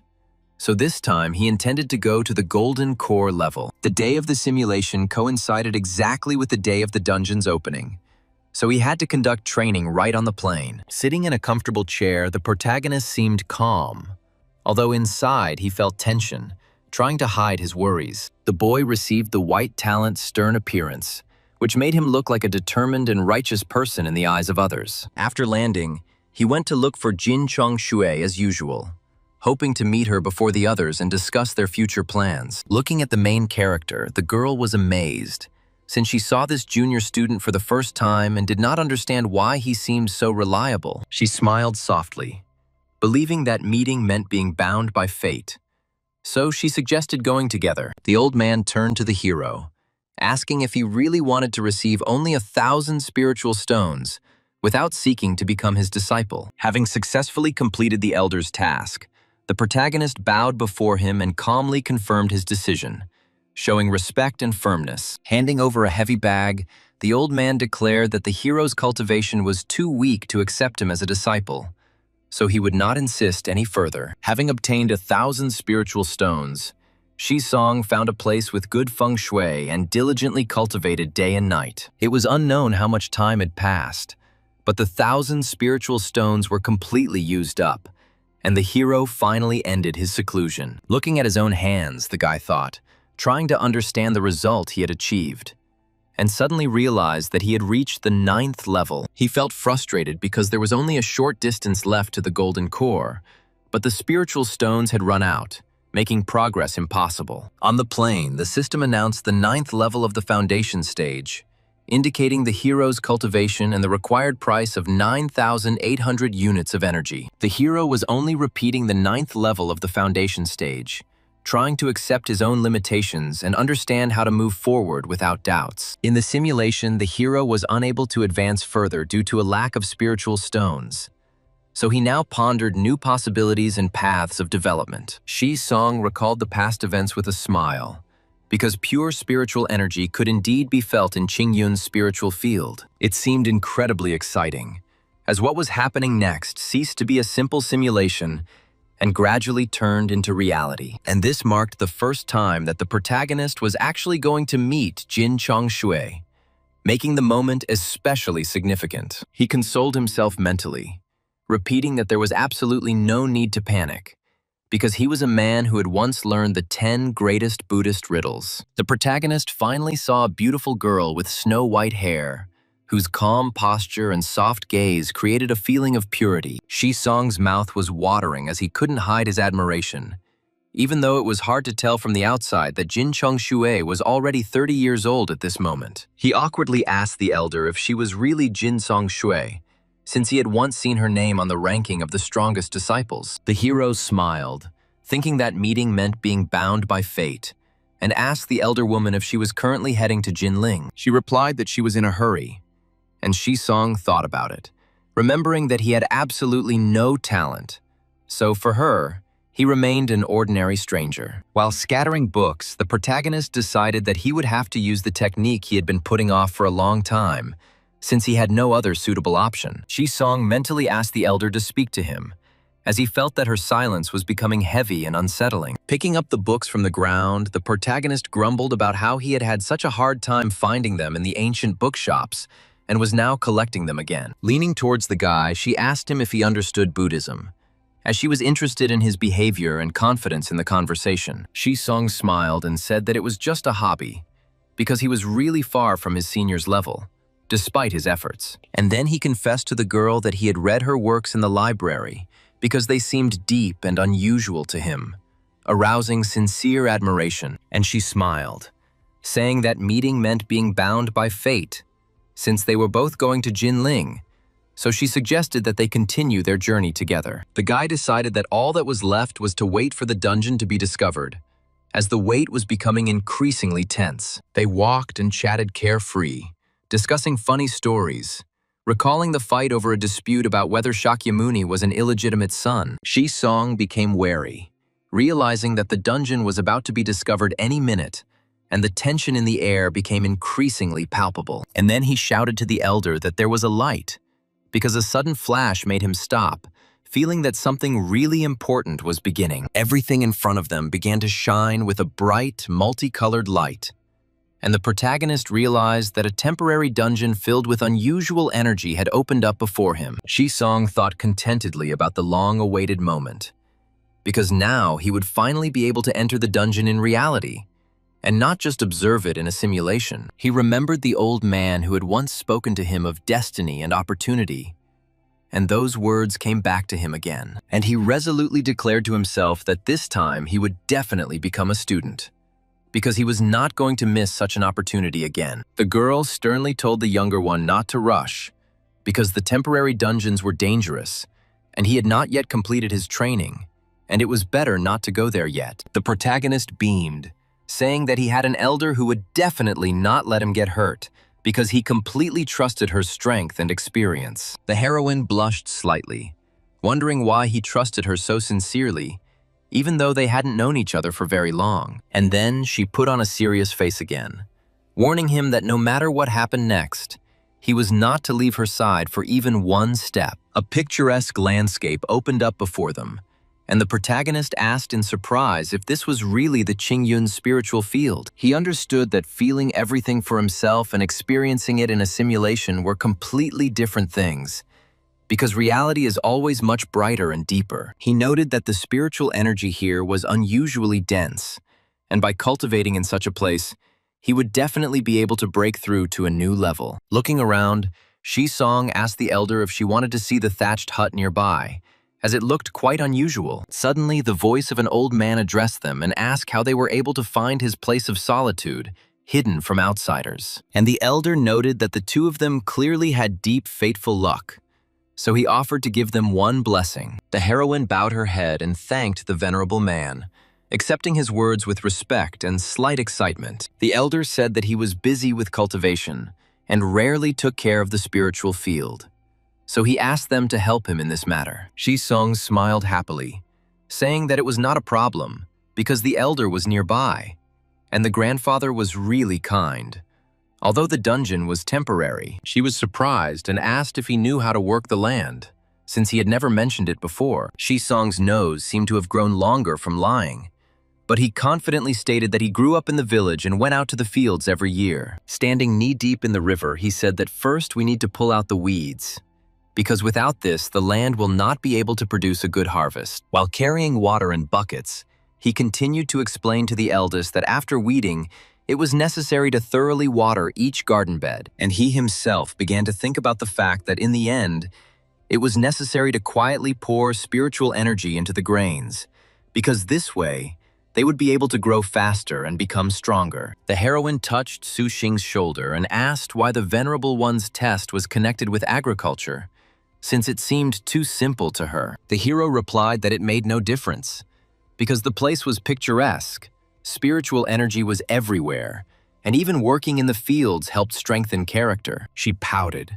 saying that the more difficult the task, the more generous the reward. But this was just farming, so she doubted that the reward would be worthy. The guy closed his eyes and noted that for people without a spiritual root, there would indeed be no reward. But for him, everything was completely different, and he beamed, declaring that this place was equal to 10,000 spiritual stones, because the energy here was so pure that its value could not be overestimated. Suddenly, the old man noticed something, and his gaze became more intent, as if he saw something important, hidden from ordinary sight. 7 days passed, and the tending of the field continued, and each day brought new discoveries related to spiritual energy and the characteristics of the area. Suddenly, the elder's attention was drawn to a sharp flash of fire behind her, and she instantly turned around, preparing to protect the younger one from possible danger. A glowing ball emerged from the protagonist's belly, pulsating with a soft light, gradually increasing its glow and filling the air with energy, and his eyes shone with a blue light, reflecting the changes inside the body, as spiritual energy mixed with fire and water, and the energy around him mixed with fire and water, forming a vortex that caused the grass around him to bend slightly under the pressure of the force. The boy joyfully exclaimed that he had reached the peak of the foundation stage, and that he was only one step away from the golden core, which he intended to take. The heroes ran up to Shisong, asking how he was feeling because the flash looked frightening, and they were afraid that he might have been hurt. The old man asked if his little friend really was a cultivator, and asked him to tell him what his attribute was. The guy awkwardly replied that he had accidentally received part of the technique and hadn't noticed how he had entered the path of cultivation, so he didn't know his attribute. The old man extended his hand and said that he wanted to reach the peak with an unknown attribute and cultivate at the same time.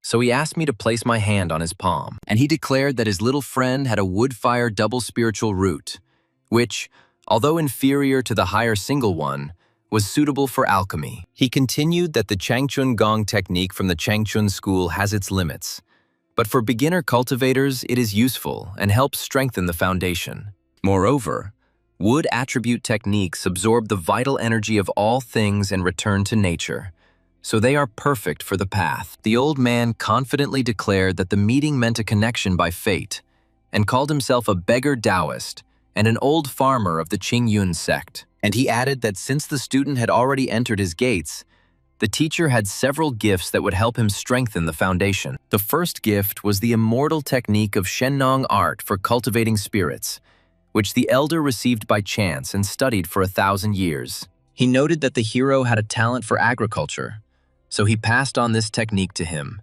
because by bringing it to perfection, he could take a worthy place. The protagonist became quite thoughtful, because 100 energy points turned into 100,000, and he realized how valuable and rare this gift from the teacher was. The second gift was a portable, small blessed land measuring 3 tsun, which could become an ideal space for cultivation. The boy asked in surprise if the teacher really wanted to give him the entire temporary dungeon, as such a generous gift seemed almost unbelievable. Although the space of the 3-cubit blessed land was a small hill with a radius of 100 zhang, this place was perfect for studying the methods of cultivating spirits, because the mountains and waters there were pure, and the energy flowed softly and evenly. Shi Song bowed his head, thanking his teacher for his generosity, as such gifts could completely change his path of cultivation and future destiny. The third gift was a token from the Qingyun sect, which gave him the status of a named disciple,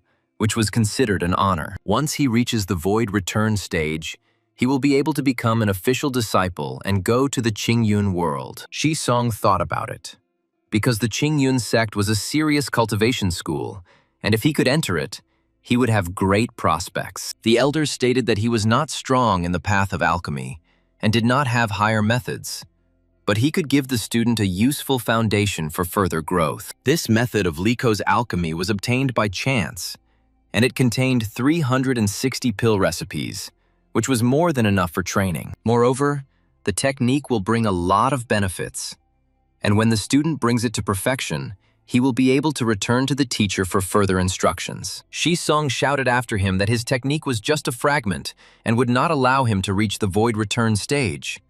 So he was worried about the future. The boy could not understand whether the old man did this on purpose or out of carelessness, and wondered if this was another test. A female voice was heard calling out to Su Xing, and she said that he had finally come out, as it was already quite dark and she was starting to worry. With a smile, he answered the elder that he had long wanted to talk to her, because after the events of the dungeon, he had many thoughts. He held a huge bag in his hands and asked her to exchange 50 jins of spiritual rice for her 50 spiritual stones, hoping for a fair exchange. The girl blushed, saying that she received all the awards thanks to his help, so in all fairness, half should belong to him. The protagonist froze, not knowing what to say, because such sincerity from the elder caught him off guard and caused a slight embarrassment that he did not expect. And she continued that if he felt awkward accepting the award, then he could just keep her company on the way back to the city, which would be fair. The heroine, wearing a white terry towel and red underwear,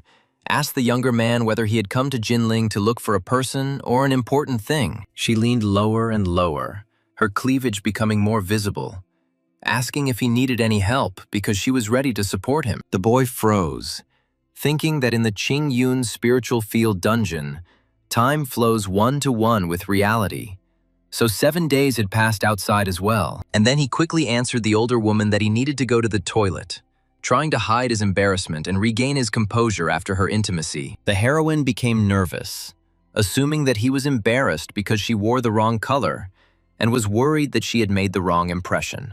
The girl knocked gently on the door, asking if he had finished since his long absence was causing concern and making her nervous. She asked with genuine concern if something had happened, because he had been out for too long, and she was afraid that he had become ill. When he opened the door slightly, the girl said that she was glad to see him, because she had already begun to think that something serious had happened and required her intervention. And the guy simply thanked her for her concern, realizing that her concern was sincere, and feeling a slight warmth from her attentive attitude. There was a girl standing in front of him wearing only a towel, and her legs were completely bare, which made him lose his composure for a moment. As they sat at the table, the heroine said that the day had been hard, so the younger one should also wash up to relax and recover. The guy replied that he needed to eat first, but she put her hand on his shoulder, hinting that rest was more important and should not be postponed. And she began to breathe more heavily, throwing off the towel, as if deliberately creating an atmosphere of intimacy that took the hero's breath away. And pouncing on the lying guy,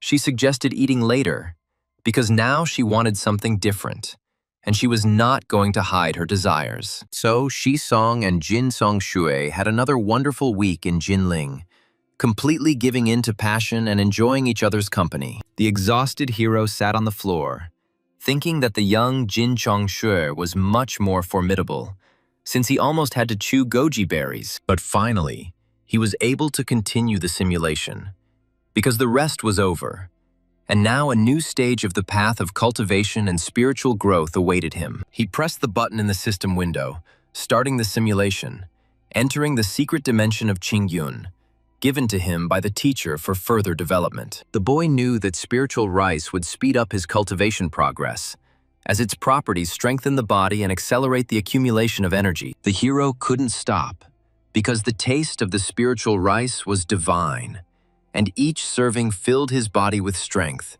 making him want more. Every day he entered the portable blessed land of the spiritual field and carefully tended the spiritual grains, strengthening his connection with nature. He became stronger and more robust because his appetite was enormous, and in one meal, he could eat a whole jin of spiritual rice without any difficulty. Shi-song had broken through to the bone-tempering stage, and his body was filled with new strength, allowing him to feel every change within. Lying on the bed, he thought that he had previously cultivated for 3 years before reaching the 5th level of body tempering, and now he had broken through in 1 week. Besides the spiritual rice, the merit of Mr. Strongman played a huge role, and the hero understood that this talent must be brought out of the simulation. The rocket speed of his cultivation completely captivated him, because every day he trained for 3 hours in the dungeon, and the rest of the time he led the first-year girls. As his body's hardening increased,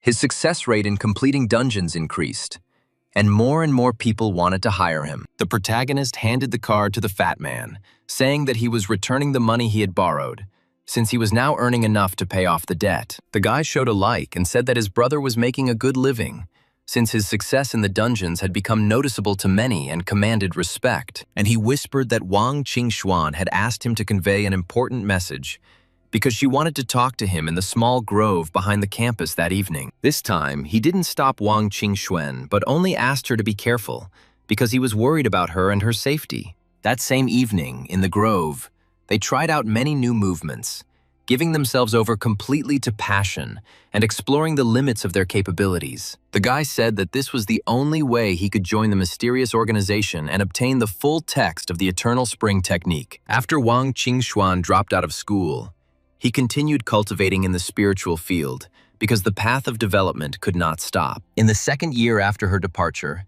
he broke through to the 7th stage of bone hardening, and in the 3rd year he reached the 9th stage, strengthening his body to the limit. In the 4th year, his cultivation reached the great completion of the bone-tempering stage, and after the collision, the hero could no longer break through. According to Shennong's art of cultivating spirits, different spirit plants accelerate cultivation differently, and he needed a plant. Shi-song began to rummage through his things, remembering that before leaving, the teacher had left him the seeds of spiritual plants, and tried to figure out where they were. Finally, he found the small bag he had been looking for a long time, and felt relieved that he could now continue his exploration. And when he started reading the book, he learned that the plant was called white jade ginseng, and required burying ordinary ginseng deep in the spiritual field. He was struck by the words about the need to dig up the plant only after 10 years, which seemed to him an incredibly long time. 10 years seemed like a real apocalypse to him, because he would cool down, and the plant would only ripen, and such a prospect caused great irritation. The white jade ginseng did not break the hero, and he began to think about another possibility. Animals can also become spiritual beings. He caught some chickens and placed them in the blessed land of the spiritual field, hoping to get an unexpected result from the unusual experiment. Xuan approached him, saying that she had found a technique suitable for cultivation, called the upper part of the eternal spring technique. The protagonist replied that he didn't need the technology, but he had a request and wanted to join her organization without hiding his intentions. She muttered, saying that in principle she could help, since she was a Grandmaster-level master and had the right to recommend newcomers. Yi Si-song hugged her, thanking her for her support, feeling that his plan was starting to take shape and he could now move forward with confidence. The heroes approached the building of the Cult of Descent, which looked gloomy and oppressive, creating an unpleasant feeling of anxiety in the protagonist. The girl stated that Elder Yin and Su Xing had arrived, and her voice sounded confident, although inside she was a little nervous about what was happening. Upon entering, the protagonist could not understand why it was so gloomy here, as the atmosphere was oppressive and evoked a feeling of hidden threat. Sitting down in front of the stranger, Shi-song couldn't tell whether it was a man or a woman, because the voice sounded both rough and thin at the same time. And he was distracted by his friend. The elder began to say that since the hero wanted to join the cult, he must first find out the name and teachings of this place before making a choice. The cult is called the Cult of Descent, and their teaching is to destroy human tyranny, because the world belongs to aliens. They believe that the human race is unworthy of ruling this planet, and only the great aliens are the true gods. He didn't understand whether this was an urban cultivation or a real dark forest, because what was happening seemed strange and frightening. The elder warned that the hero could still get out before it was too late, because joining the Cult of Descent happens once and for all, and there will be no escape. The guy declared that he wouldn't do it, because if it allowed him to obtain the lower part of the Eternal Spring technique, he was ready to give everything to the Cult of Descent. They told him that he didn't need to give everything away, because if he wanted to exchange equipment, he could take on tasks or present various treasures. Shi-song pondered, wondering if spiritual rice was considered a treasure, as he wasn't sure if such a thing was suitable for exchanging for a technique. And holding out the shining bag, he asked if it was possible to exchange the spiritual rice for the technique, hoping that his offer would be accepted without further questions. Elder Yin disappeared, and in his place an unfamiliar elder returned with people, which immediately alerted the hero and caused an unpleasant premonition. The boy was beaten with a whip, demanding to know where he got the spiritual rice, and each blow caused severe pain. But he still remained silent. Eventually, the hero was tortured to death and died at the age of 29, after which his talent to die with his eyes open was activated. Others asked what to do, since Elder Zong had stated that this man was no longer alive, and that further action must be decided immediately. Stepping on Shi-song's face, the elder was indignant, saying that even an ant dared to try to cultivate, and his contempt for the hero was clear. Dying with his eyes open didn't work, and the system declared the simulation over, leaving the hero with no results. Having woken up, the protagonist exclaimed that the man had just been there, and his surprise was mixed with alarm from his sudden disappearance. He thought about it, because for some reason this man seemed very familiar to him, and the hero could not understand whether it was reality or just a feeling. In an attempt to distract himself, Shi-song decided to choose the talent Mr. Strongman, which was green-ranked and cost 100 points and 10,000 energy. With this talent, in the next simulation, the hero was confident that he would be able to level up to the great limit of bone hardening and achieve the desired result. The protagonist exhaled, realizing that he had less than 2,000 energy points left, and that there wasn't enough for the next simulation, and he needed to earn some. He called and asked Sun Suze if she had time to meet soon, hoping to resolve the money issue as quickly as possible. The hotel had comfortable sofas and the atmosphere seemed calm, allowing the hero to relax a little before the important conversation about spiritual rice. The girl asked if he wanted to sell 50 jins of spiritual rice, and her voice sounded surprised because the amount seemed quite significant. Shi-song replied that everything was correct and asked her to appraise the rice, hoping to get the necessary amount to continue his plans and simulations. The heroine thoughtfully stated that if he needed money so urgently, she could lend it to him, since she didn't want to leave him in a difficult situation. The guy asked her with a grin how much she could lend him and mentioned 50 million, testing how seriously she was willing to help. And she confidently answered that she could, because her grandfather was the head of the gin trading house, and such sums did not pose a problem for the family. She added that not only 50 million, but even 100 million is not something difficult or impossible for their trading house. He begged her to lend him 100 million and offered to leave 50 gins of spiritual rice as interest to make the deal look fair. When asked why he needed so much money, Si-song replied that he would tell him later and asked for help in purchasing a batch of equipment from the gin trading house. He also asked to keep the spiritual rice for himself for cultivation, since selling it to others is dangerous, and such a treasure can bring trouble. Jin Song Suzu couldn't be caught on the descent cult's radar, as that would put her in danger, and the hero didn't want to put her at risk. The heroine thoughtfully responded well,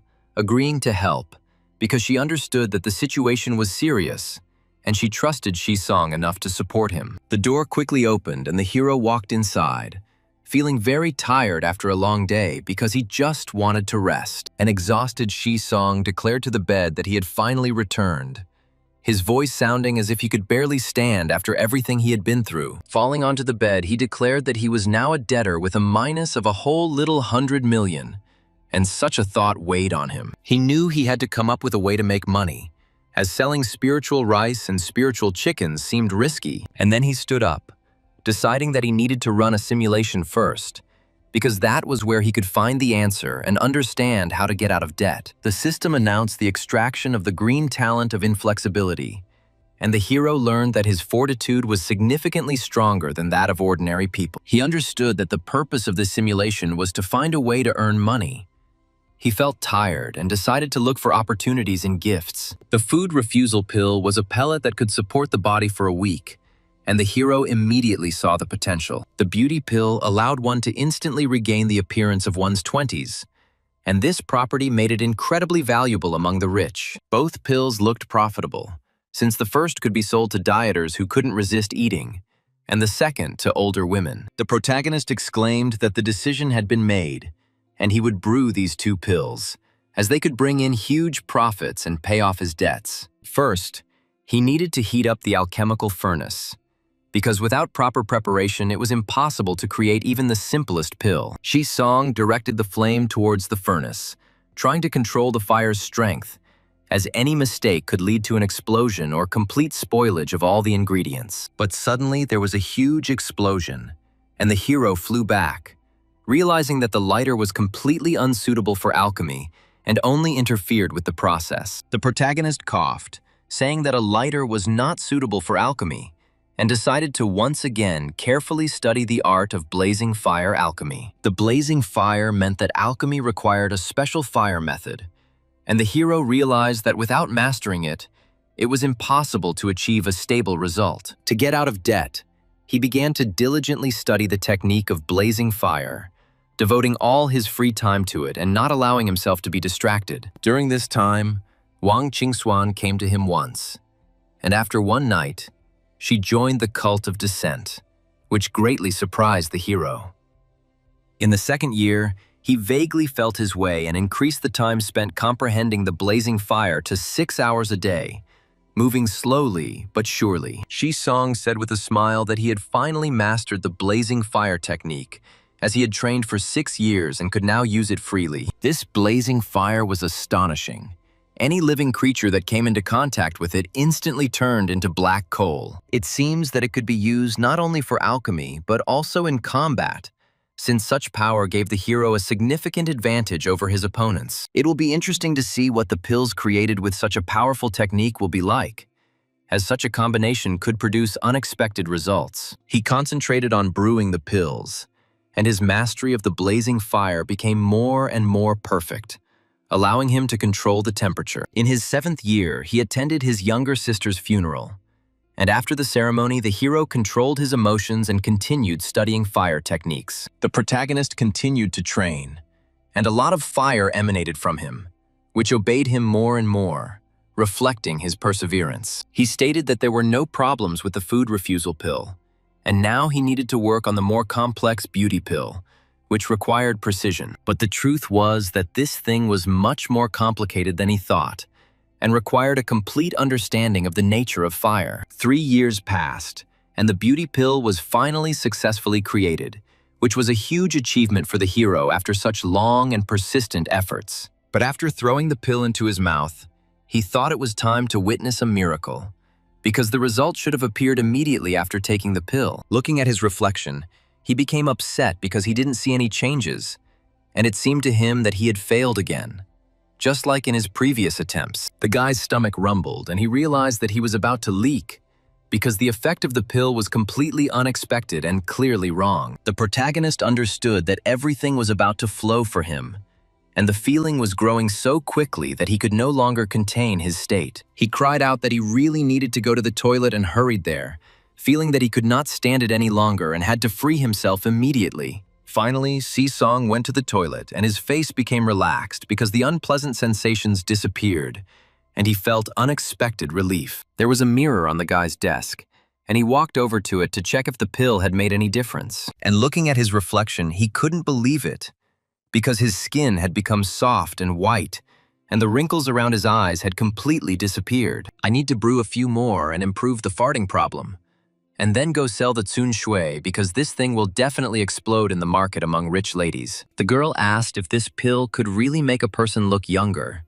and her voice sounded with disbelief and slight admiration. Si-song responded with surprise that of course he could, since he had never deceived her and was confident in the effectiveness of the pill he had created. She put the pill in her mouth, deciding to try it on herself first, since this was the only way she could be sure of the truth of the hero's words. The heroine completely glowed with a rainbow light, and her body was enveloped in a soft glow, indicating that the pill had begun to work properly. Leaning back in the chair, the girl breathed heavily, feeling the changes going through her entire body, and could not contain her excitement about what was happening. She looked at her youthful reflection and her eyes filled with delight, because the result was even better than she expected, and she exclaimed that she was back to being 20 years old again, happy that the pill really worked and fully lived up to expectations. And she asked how many more of these pills he had, because she wanted to take them all, offering 1 billion apiece,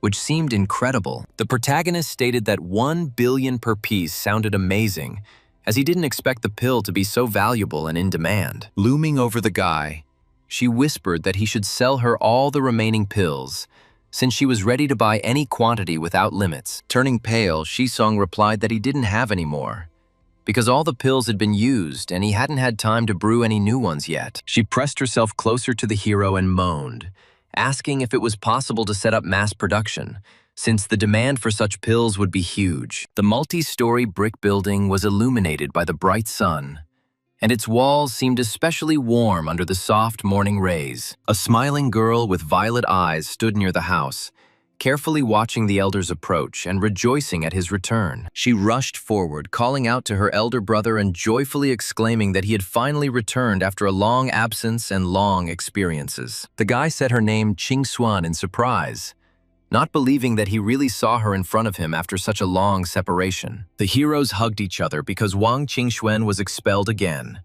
and this time the senior again was unable to stop her in time. Several years later, she once again became a great grandmaster, having regained her lost strength and earned her former high authority. And I brought you the upper part of the Eternal Spring technique, hoping that it will help you on your further journey and strengthen your capabilities. Si-song admitted that he didn't need a cultivation technique because he wanted to join the descent cult. She was surprised, but still agreed to your request, understanding the seriousness of your decision and its consequences.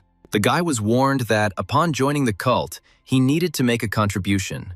And just recently, an important task appeared. Before the man could finish speaking, the girl shouted out that the task was extremely important, and that the senior officer should start with the basic instructions. He replied that since this was the man she had brought, she would be the one in charge of him, without any interference from others. Qingxuan was not one to act arbitrarily, So she asked if this task was really that difficult and dangerous. Go to the Demon Suppression Outpost and, in coordination with the demonic races, leak information about humans and their plans. The heroine confessed to Shi-Song in bed that this was a quest with a 10 out of 10 chance of death, and she didn't want to lose it. The boy languidly asked Qingxuan why she had joined the cult of dissent and betrayed the humanity that had raised her. She said in frustration that she had no way back and was now forced to follow the path she had chosen. And she turned on her side, exposing her bare back, showing that the conversation was over and there was no point in continuing it. Telling him that the elder should go to bed, she promised to take him to the other elders of the dissent cult tomorrow. The protagonist understood that in this simulation, he wouldn't be able to open Qingxuan's mouth no matter how hard he tried. He recalled the controversy over ginseng, wondering if the root was made of gold, as the price had risen tenfold without explanation. The seller admitted that he himself did not understand the reason, since demand for restorative medications had grown, and without raising prices, the store could have closed. Could this be connected to the actions of the cult of the dissent? Since only in the case of mass casualties would such a huge amount of restorative agents be needed. The protagonist felt heavy in his soul, and at the same time he felt a deep powerlessness, not understanding how to influence what was happening around him. To distract himself, the protagonist began diligently developing a cheaper version of the rich lady's happiness pill, improving its properties. Shi-Song grinned, considering himself a genius of alchemy, because even without spiritual ginseng, he could brew beauty pills for mass production. He jumped up, determined to go to Jinling immediately and tell this good news to Changshui without delaying a single minute. "This day has come," the boy said quietly, feeling that something important and fateful awaited him ahead. His blue eyes shone with a bright light, reflecting inner excitement and a premonition of imminent changes in his own destiny. A pale girl lay in a coffin before him, and her stillness made the protagonist's heart clench painfully. Shi-Song didn't understand when he would finally figure out the truth behind the end of the world that haunted him in every simulation. A masked face appeared behind him, screaming, "Traitor!" And the scream pierced the silence, causing the protagonist to flinch. The protagonist turned around in fear, not expecting to see such a frightening image that appeared as if out of nowhere. Elder Zong reached out his hand towards him, his gaze full of suspicion, as if he had been waiting for this moment for a long time. The voice declared that the protagonist was indeed a man sent by the Jin family, and the accusation sounded particularly heavy. The system declared the protagonist dead, and the current simulation ended, leaving many questions unanswered. He was offered rewards, and he began to bite the cloth, tormented by the choice, since both inflexibility and the technique of blazing fire were equally desirable. The protagonist was indignant, demanding justice, because he wanted to take 2 awards at once, not wanting to give up either one. And suddenly everything came true, and Shi-Song began to think, suspecting that he possessed a hidden talent that allowed his wishes to come true. Ding! The life simulator has been updated, and the protagonist must choose resilience and understanding of the initial level of the blazing fire technique. Looking at the bag, the protagonist sighed, realizing that there was never enough money, no matter how much he had at his disposal. Shi-Song made a call and calmly asked Kun Shui when she could pick up 20 jins of spiritual rice from the capital. He received a notification from Jianshe Bank about the deposit of 20 million into his account, which greatly surprised the protagonist. And the message from the girl told him to spend these 20 million without worrying, because she fully supported his decisions. Kissing her feet, Shi-Song realized how unusual it was to be kept by a rich lady, and it moved him to tears. He stretched, deciding that he had the money and only needed to wait a week to run the simulation again and gain an understanding of alchemy. The protagonist wondered how much younger he would look if, during his student years, he took a beauty pill that he created himself. The system announced congratulations, informing him that he had received the green talent Endless Luck, which greatly enhanced his natural luck. In the dorm, the protagonist realized that he was in a simulation, and its task was to accumulate sufficient alchemical experience. This was due to the talent of Endless Luck, because the survival rate of the batch of chickens increased, and the quality improved noticeably. The success rate of obtaining pills also increased significantly compared to the previous simulation, confirming his growth in skill. The protagonist received a call and immediately realized that the conversation would be important and related to his recent achievements. After answering, the guy asked Sun Sui when she could come to the capital, because he had something really valuable for her. And this was exactly what could make the girl incredibly happy, causing her great excitement and anticipation. The heroine blushed, declaring that it was indecent to say such words in broad daylight, but she would definitely come in the evening. The guy exclaimed that there was a misunderstanding between them because he had not meant anything like that at all. He announced that he had developed a weight loss pill and a beauty pill,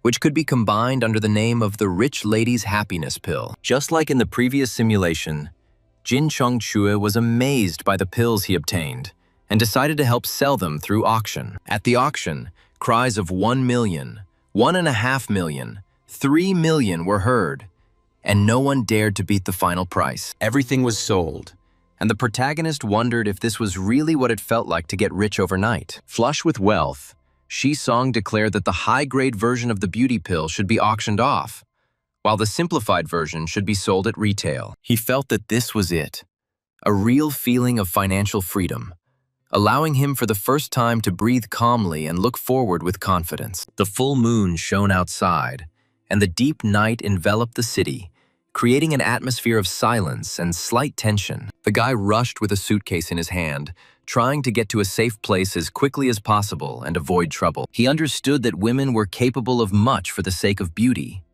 so returning to university seemed the safest solution. Despite all the protagonist's caution, the road turned out to be turbulent and brought far more problems than he expected. The protagonist tripped and fell into a hole, not having time to understand what was happening, and felt a sharp pain piercing his body. The girl pinned him against the wall and declared that since they fell together, it was destiny, offering to add each other on WeChat. A voice was heard behind him, shouting that instead of trying to hit on her, it would be better to call the police, followed by laughter about a beauty pill. Another girl tied up Shi Song and screamed that he belonged to her, showing unexpected jealousy and aggressive nature. They cut his rope and asked him if he understood why the stranger had come, hinting at her own intentions. Although the path turned out to be thorny, thanks to his unbending will, the protagonist still returned to his native university. The protagonist couldn't catch his breath, feeling how the tension of recent events was gradually leaving his exhausted body. He cultivated diligently, and since the chi cultivation level was temporarily unable to break through, he began to plan to advance to the third great realm. That same year, the protagonist received news of the tragic death of his younger sister and became even more immersed in cultivation. Shi Song cleared his throat, realizing that he couldn't break through to the organ hardening stage through sheer persistence, and decided to examine the Jade Scroll. The system declared the 5-organ pill, called Tonka, to be necessary for breaking through to the internal organ tempering stage. The protagonist exhaled, surprised that it only took 3 years, and realized that he could afford that kind of time. He spent 3 years as a farmer and successfully cultivated a whole mu of Huangxian essence soil, greatly enhancing his own capabilities. Looking at the fire, the protagonist thought, deciding that he first needed to burn the essence with a blazing fire until it became viscous. There was a sudden explosion of such force that the chickens flew in all directions, and the main character barely stayed on his feet. Shi Song coughed as he tried to catch his breath and admitted that the process was incredibly difficult,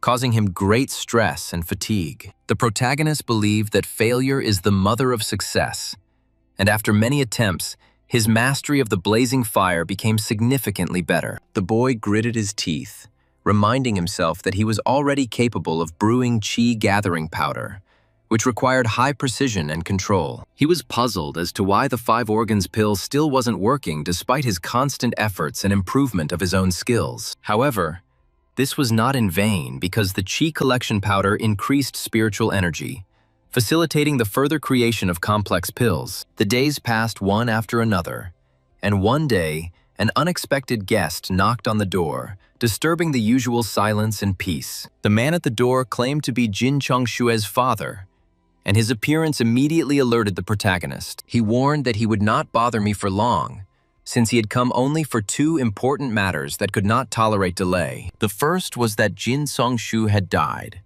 and Shi Song was stunned into silence, unable to believe the news he had heard. The second concerned the pills, because the man found them among his daughter's things and wanted to know the truth about their purpose. The protagonist explained that it was a weight loss pill that allowed a person to not feel hungry for 3 days and maintain their strength.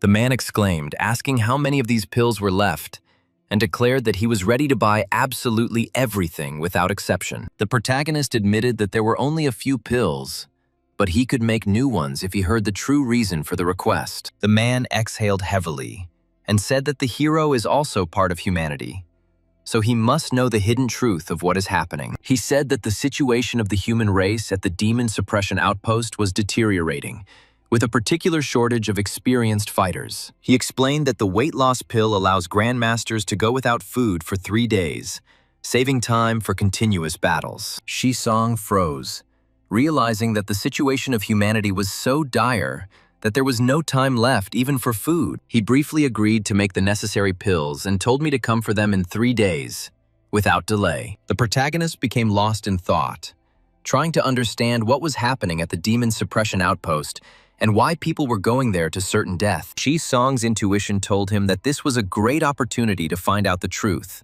so he decided to take a risk and act. The man pointed to the chest of gold and said that the money was there, because he had ordered it to be exchanged for ingots. But the protagonist coldly replied that he didn't need money, because he was interested in completely different goals and intentions. And he continued that he wanted to meet with the top leadership of the Great Xia army, promising to give everything as a gift if the meeting was successful. He replied that he would pass on the request, but it was not up to him to decide whether it would work or not, since the decision was made by management. The heroes approached the black car, and the surrounding environment was alarming, creating a sense of hidden threat and tension. Shisong was handed a bandage and told to put it on first, and then get into the car to continue his journey. While putting on the blindfold, the boy wondered who they were going to introduce him to, because everything was happening too carefully and secretly. Although his soul was uneasy, the hero thought that in the worst case, he could run the simulation again.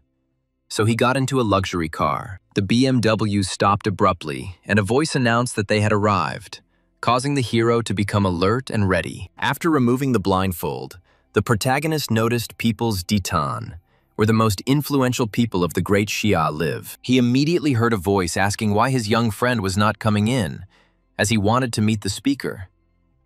And the hero realized that transmitting a voice over a distance meant an enemy of at least the level of a military emperor. The man warned that he could not accompany him any further, so he asked the hero to go on his own. And the main character opened the doors, preparing to go inside and meet the one who was waiting for him. Shisong froze in place when he saw one of the leaders of the Great Xia army named Lu Yuanyu. The man greeted young Su with a smile and asked if he had really made the army ration pill. The protagonist was surprised and asked if they really called it an army ration pill. The manager sternly replied that in peacetime it was a diet pill, but now it should become an army ration. The man said he agreed to meet the hero because he wanted to buy the recipe for the army ration pill for any amount. But the boy understood that to prepare the food refusal pill, spiritual rice was needed, so the army would not be able to use the recipe. Yi Shisong said that he was willing to give the recipe away for free because he wanted to know the truth about the demon suppression outpost. He said he wanted to know exactly how his sister, his brother, and Kunsu died, because the answers were important. The man sternly declared that he would tell everything, but reminded that what he heard should forever remain only in the hero's heart. They came to the human city at the demon suppression outpost, where professional fighters enter the city to protect the future of humanity. The protagonist thought about it, because his classmates had not reached the level of grandmaster and remained only masters. The man sighed and confirmed that everything was exactly as the hero thought, because the situation was indeed difficult. He continued that the situation at the demon suppression outpost was getting worse every year, as even the grandmasters were having a hard time. Ahead, beyond the protective barrier, was the battlefield where his sister, his brother, and Sun Shui had died. From this point on, the hero must remain in the human city at the demon suppression outpost and brew pills without going further. But the main character was incredibly curious to find out what was happening behind the barrier, because the answers were right there. He learned the truth, but it did not bring him any joy, because what he heard only increased his pain and anxiety. He wanted to see the battlefield for himself and understand exactly how those he loved died. But the guards said that without Chief Lu's permission, Mr. Su was not allowed to leave the city. The guy frowned, realizing that pretending to be lost wouldn't work, since the security was too attentive. But he was not used to giving up. So he took out the purple balls and loudly ordered the passage to be opened. And he declared that he really was a genius of alchemy, because he managed to brew the confusion pill on the first try. The security guards were taken aback, thinking that something strange had happened to Mr. Su, as his behavior seemed suspicious. They ran inside and apologized, asking for forgiveness for both of them for the misunderstanding that had arisen. At that moment, the balls crashed to the ground, and thick smoke began to seep out of them, hiding the hero. They shouted after the fleeing boy that Mr. Su should not continue moving. But the hero was no longer going to stop and look back. He had carefully prepared everything in advance and decided to enter the protective barrier to finally find out the truth about what was happening around him. The guy approached the rainbow haze, feeling growing tension because the unknown beckoned him more and more with every step. His eyes filled with surprise when he saw what was happening ahead, because what he saw turned out to be much more terrible than any expectations. A huge monster stood before him, and the protagonist realized that he was not prepared enough for such a meeting and the upcoming battle.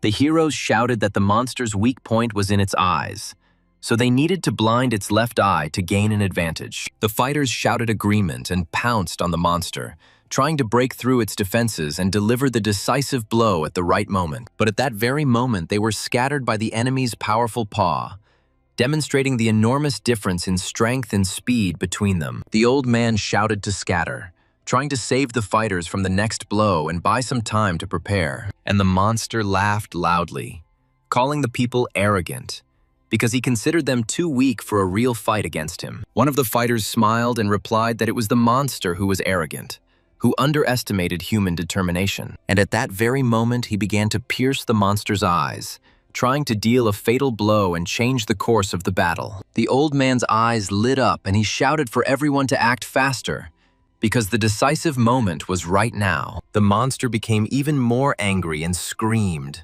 demanding that the people die, because it was not going to retreat before them. The monster mocked the people, claiming that they could not kill him because the monster's strength far exceeded their capabilities. An old man flew up to him, shouting that he was doing this for the sake of his students and was ready to sacrifice himself for the sake of victory. And he plunged his sword straight into the enemy's eye, trying to deliver the final blow and end the difficult battle. The monster growled and screamed that it would take the old man with it, because it did not intend to die alone and without revenge. So many people died, and only with great difficulty was it possible to kill one giant beast that threatened the city. The protagonist wondered if Neon An and the others had also died in the same painful and terrible way. A voice came from behind, claiming that if the mountains and rivers of the Great Xia stood firm, there would always be those willing to die. The voice continued to say that the child must return home, for there was nothing left here worth clinging to. Lu Yuanyu's words made the hero realize an important truth that changed his attitude towards what was happening around him. The hero realized that the demon pacifying outpost had already fallen,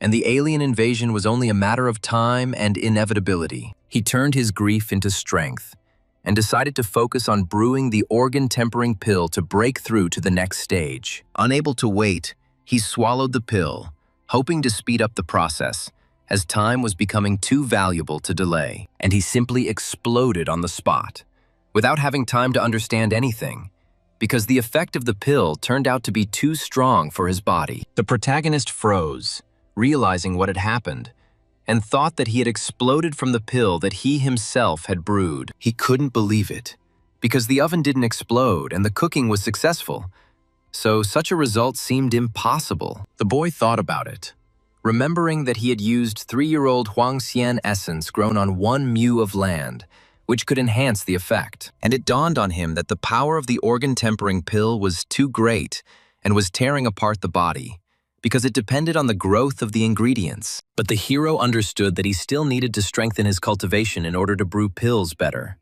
So he chose the initial level of blazing fire. In this simulation, he finally touched the demon pacifying outpost, seeing what was happening with his own eyes and feeling the real threat. He realized that the giant beasts would descend upon the world not in 15 years, but immediately after the fall of the demon suppression outpost. In fact, giant beasts have always existed.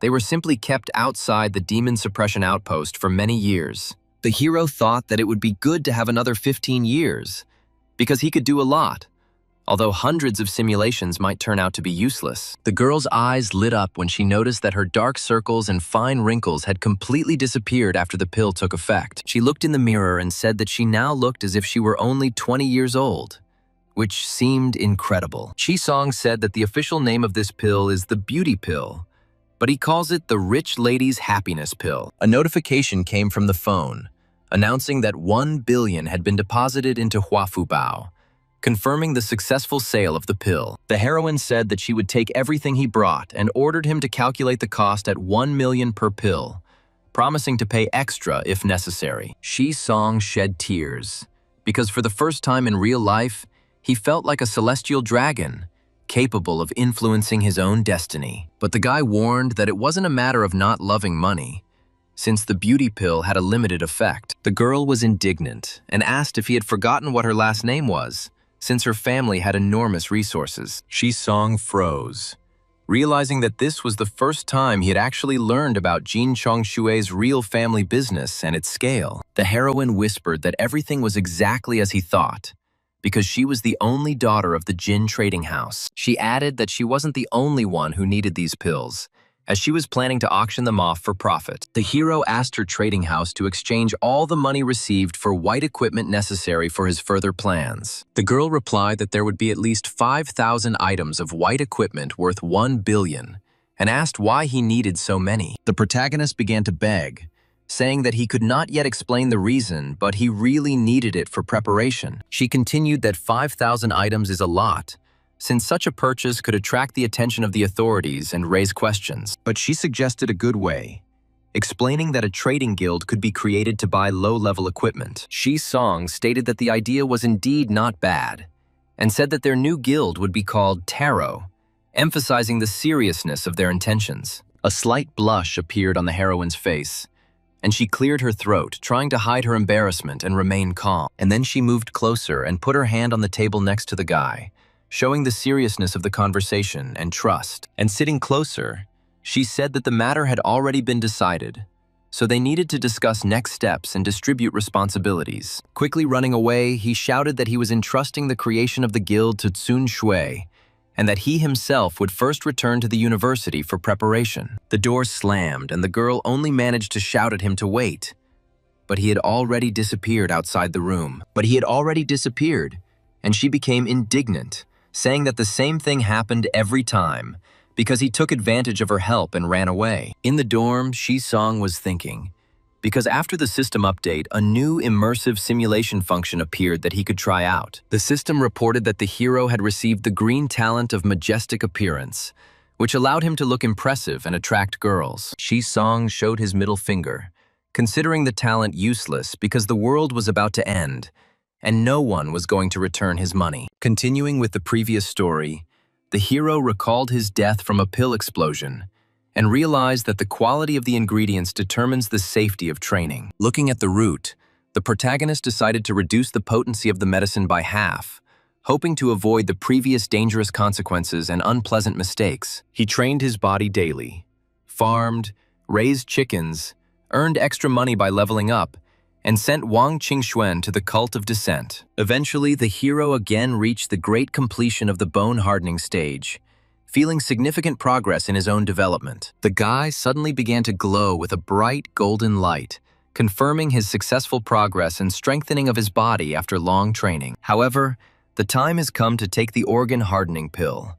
Despite the previous sad experience and possible serious risks, he decided to give the pill to Jin Chongshui first for testing, so as not to have to start all over again after a possible mistake. But the hero understood that he himself needed to strengthen his body, so he decided to have a little refreshment before the important step. The chicks in the nest watched the boy with fear, not understanding his strange behavior and sudden activity. They started running away from the owner while he threw knives at them, trying to get the desired result from the chickens. He warned in a frightening manner that if the chickens did not lay eggs every day, he would make soup out of them. After his words, several eggs immediately appeared in the nest, as if the chickens understood the seriousness of their owner's threat. The heroine reported that she had already tried the organ-hardening pill, noting its strong properties and the painful sensations after taking it. She then asked if he was looking for Grandpa Lu, suggesting the importance of their further conversation. Thanks to Jin Chongshu's recommendation, the hero quickly contacted Lu Yuanyu, who was interested in the enhanced organ tempering pill. He wondered if the army's soldiers, along with the powerful pill, would be able to survive the coming wave of the apocalypse. Having fulfilled his wish, the hero focused on eating the eggs of the spiritual chickens, striving to strengthen his body as quickly as possible. He hoped to reach a level where he could safely take the organ-tempering pill without risking his own life again. One day, while the hero was seriously frying a chicken, he suddenly heard Jin Chongshue's voice calling him from the portal. The voice came from the portal, and the girl asked if he was nearby and could come over immediately. The guy entered the portal, shouting loudly that he was already on his way, trying not to delay the girl and not to create problems. He pulled the door handle, carefully opening it, not understanding what exactly awaited him on the other side of the threshold. And he screamed, seeing a strange picture in front of him, completely not understanding what was happening around him. The girl, quickly approaching, said that there was no time to explain, and demanded that he follow her immediately. She grabbed Shisong's hand and pulled him along, not allowing him to ask unnecessary questions. A huge vehicle hummed in front of them, and the main character shouted in surprise that even a helicopter seemed superfluous here. He asked Chongchu in confusion what was going on, trying to make sense of what was happening around him. The girl just smiled and said that his organ-tempering pill had done a truly enormous and important job, and the guy was delighted to realize that his work was actually producing results and was beginning to change the world around him. They flew to the People's Temple of Heaven, where people were already waiting for them, ready to discuss important issues. The man sternly stated that, according to experts' predictions, 5 pills could increase a Grandmaster's strength by 50%. He coldly asked how many organ-tempering pills the hero could produce now, given the increased demand. After the answer, about 200 a month, the heroine thought about it, realizing that in 5 months it would be possible to create 200 Grandmasters. The leader was clearly delighted, because for the great Xia and all of humanity, such a strengthening would be a huge achievement. He stated that he was willing to grant the hero 3rd-rank privileges if he provided a stable supply of pills. The girl was surprised because even Grandpa Lu was only 2nd rank, which made the offer especially significant. She added that 3rd-tier privileges are enjoyed by only a few hundred people, almost all of whom have sacrificed themselves. Shisong replied that he wanted to know if there were dungeons in the world related to cultivation and ancient abilities. She asked with a smile if he meant the Qingyun spiritual field, which they had already visited once. The man stated in surprise that such dungeons exist only in documents, but their exact coordinates are unknown. The protagonist bowed down and said that these materials were extremely important, promising to produce the pills conscientiously. He noted that there were probably more cultivation dungeons than just Qingyun, and each one could hide unique abilities. 3 days later, a tall stack of documents, collected specifically for the hero to study, already stood in the office. The heroine warned that she was going to Taro, and he should carefully study the materials provided. Shisong exclaimed that he had finally found what he needed, and asked the system to spend 100,000 energy on the simulation. The system reported that 100,000 energy had been spent on a 1-hour immersive simulation, leaving 407,000. The protagonist poked at the document in surprise, realizing that he was already inside a simulation that resembled another world. Then he saw the envelope marked Top Secret, wondering what exactly could be considered so important. The system announced a multitude of codes, and the protagonist carefully watched the messages. Dangerous, legendary, or Saint Master level characters may appear in the dungeon, so a group of 5 high-ranking fighters is recommended. What especially surprised Shisong was that among them, there had to be a leader who was an expert at the level of a martial emperor. He reasoned that 7 heavenly king-level fighters and 2 martial emperor-level fighters had died here. It's no wonder that cultivation-related dungeons are never shown to the general public. The Blood Demon Cave had a 4-star difficulty, and upon entering, the hero appeared next to a sect, from which he had to immediately flee. The blood demon sect disciples inside the dungeon were bloodthirsty and would not hesitate to pursue any fighters who dared to enter. These students had special artifacts that allowed them to track the exact location of fighters, making escape virtually impossible. Song read carefully and realized that if they were pursuing indiscriminately and tracking the location, then entering meant almost guaranteed death. He froze, because if someone could bear such information, it meant that at least one person had managed to survive. Sweat poured down his face, and he hurriedly asked to be given the opportunity to take a closer look at the source of this information. The source of information about the dungeon turned out to be Xiang Shu, who left a note on April 26, 1978. The protagonist thought that such a strong fighter would probably be alive until the apocalypse, so he needed to find him in advance and find out how to get through it. But right now, he was only a small foundation stage cultivator, so he couldn't even dream of such a dungeon. He wondered if there were any dungeons that were truly suitable for his current level of development and capabilities. He found information about the Luotian Gathering, a dungeon of cyclic time where only one fighter could enter at a time. This day was called the 1st of January in the Poshian calendar by the cultivators inside the dungeon. The fighter would invariably be transported into the body of a foundation stage cultivator named Luo Xiaochuan, and experience everything that happened to him that day. Song continued reading and learned that, apart from his memories, the fighter could not take any items out of the dungeon. He abruptly closed the book with a slight smile, because he realized that such a dungeon could be visited for the sake of a cultivator's valuable memories. And he said that this dungeon could be visited because although the items could not be taken out, the cultivator's memories sometimes become the most valuable treasure. The difficulty was only 1 star, even lower than the Luotian Gathering, so the hero felt confident in his abilities. Also, due to the lack of a cultivation item called spiritual stones, almost all cultivators remained at the chi refining stage. The 3 great sects inside the dungeon possessed an ancient heritage of cultivators and preserved some cultivation methods. The protagonist exclaimed that the cultivation methods were perfect for his research, which was exactly what he was missing right now. Could it be that the Descent cult's Eternal Spring technique really came from this dungeon? He wondered with growing interest. The system announced that there were 10 minutes left until the end of the immersive simulation, so he had to use the time as efficiently as possible. 10 minutes passed too quickly, and he was surprised that even the system turned out to be faster than his own expectations. On the phone, the guy told Chief Lu that he urgently needed the coordinates of the Law-Ending Era dungeons and the Luotian meeting. The man replied that he could provide the coordinates of the Law-Ending Era, but the Luotian meeting had closed 3 years ago. Song thought that in the simulation, the Luotian meeting had already ended, but in reality it still existed, so he asked for both options. Those 100,000 energy were well spent, as the coordinates didn't take up any reward slots and provided enormous benefits. The system announced that there were 10 seconds left in the immersive simulation and asked if he wished to exit. Lying on the bed, the guy stretched, because he had finally returned from the simulation and felt slightly tired. He grabbed his phone because, while his memory was still fresh,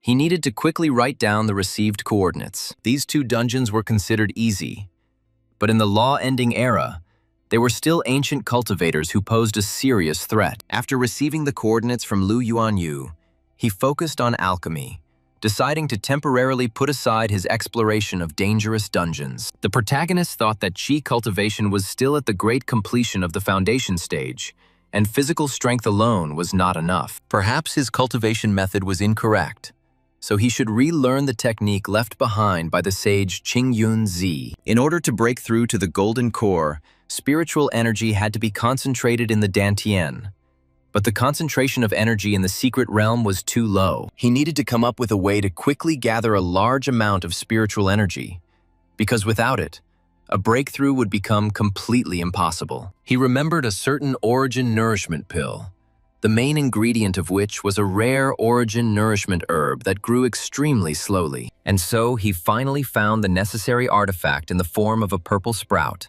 which allowed him to begin making the necessary alchemical pills. The unbending will talent was activated, and after several years of countless failures, he was able to produce 5 furnaces of low-grade pills. The origin replenishment pill was different from the organ tempering pill, as the latter acted roughly and could cause serious harm to an unprepared body. But the origin nourishment pill was much softer, so even chi refining stage cultivators could take it without any harm. This spiritual energy seemed practically endless, filling the hero's body with a power that far exceeded his previous capabilities. Even its quality turned out to be several times higher than before, which made the cultivation process much more efficient and stable. Although his cultivation remained at the grand finale foundation stage, the hero's strength had increased at least several times thanks to the new pills. As expected, the path of cultivation required constant experimentation, as this was the only way to find a truly suitable development method. If things continue like this, after breaking through to the golden core stage, his strength will become comparable to that of an ordinary master. Then he would be able to set out to explore the dungeon of the End of Law era, a task that had previously seemed completely unattainable. The 12th year brought a sense of stable cultivation, and the hero had a premonition of an imminent breakthrough to the golden core stage. So he spent 3 months and crafted over 100 origin nurturing pills, meticulously preparing for the major breakthrough. Shi Song stated that his spiritual energy had never been so full, and he felt an extraordinary power within his body. It felt as if a dried-up stream had finally turned into a full-flowing river, filling his body with life-giving energy. His body seemed to be filled with space, expanding from within and creating a feeling of endless space filled with spiritual power. It was as if spring thunder had struck his heart, and new shoots suddenly burst forth, filling his consciousness with a bright illumination. A mysterious feeling flared up and rushed straight to the spiritual altar, forcing the hero to wonder if a breakthrough would finally happen. The power rapidly spread throughout the body, creating the sensation that every cell was filled with powerful energy, ready to burst out. And the protagonist laughed, because one grain of the golden core was absorbed, and he felt that his destiny finally belonged only to him. Once this simulation is completed, by paying enough resources, he will be able to immediately reach the early stage of the gold core. Because he supplied the pills in a timely manner, the situation at the demon suppression outpost stopped deteriorating, and when he thought that everything could finally be finished, a loud cry of a man was heard from behind, reporting a serious problem related to Zhang Shui. He stated that she had suffered severe injuries and that she would not be able to fully recover without 1 or 2 years of rehabilitation. Jin Zhang Shui's injury made him realize that the revolution was not yet complete, so he needed to continue trying and strengthen his own strength. The protagonist handed over a piece of paper and asked Chief Lu to prepare the necessary medicinal materials. In addition to the medicinal materials, he also asked Lu Yuanyu to find people who could make more than 1,000 alchemical furnaces. The medicinal pills they provided significantly reduced the pressure on the front lines, allowing the fighters to hold their positions and recuperate. In the 15th year of the simulation, the commander approached him, wanting to convey important news that could influence the further development of events. He stated that the demon pacifying outpost had fallen, so the protagonist had to leave immediately to avoid dying in vain. Shi Song was indignant, because he forgot about sleep and food while brewing pills.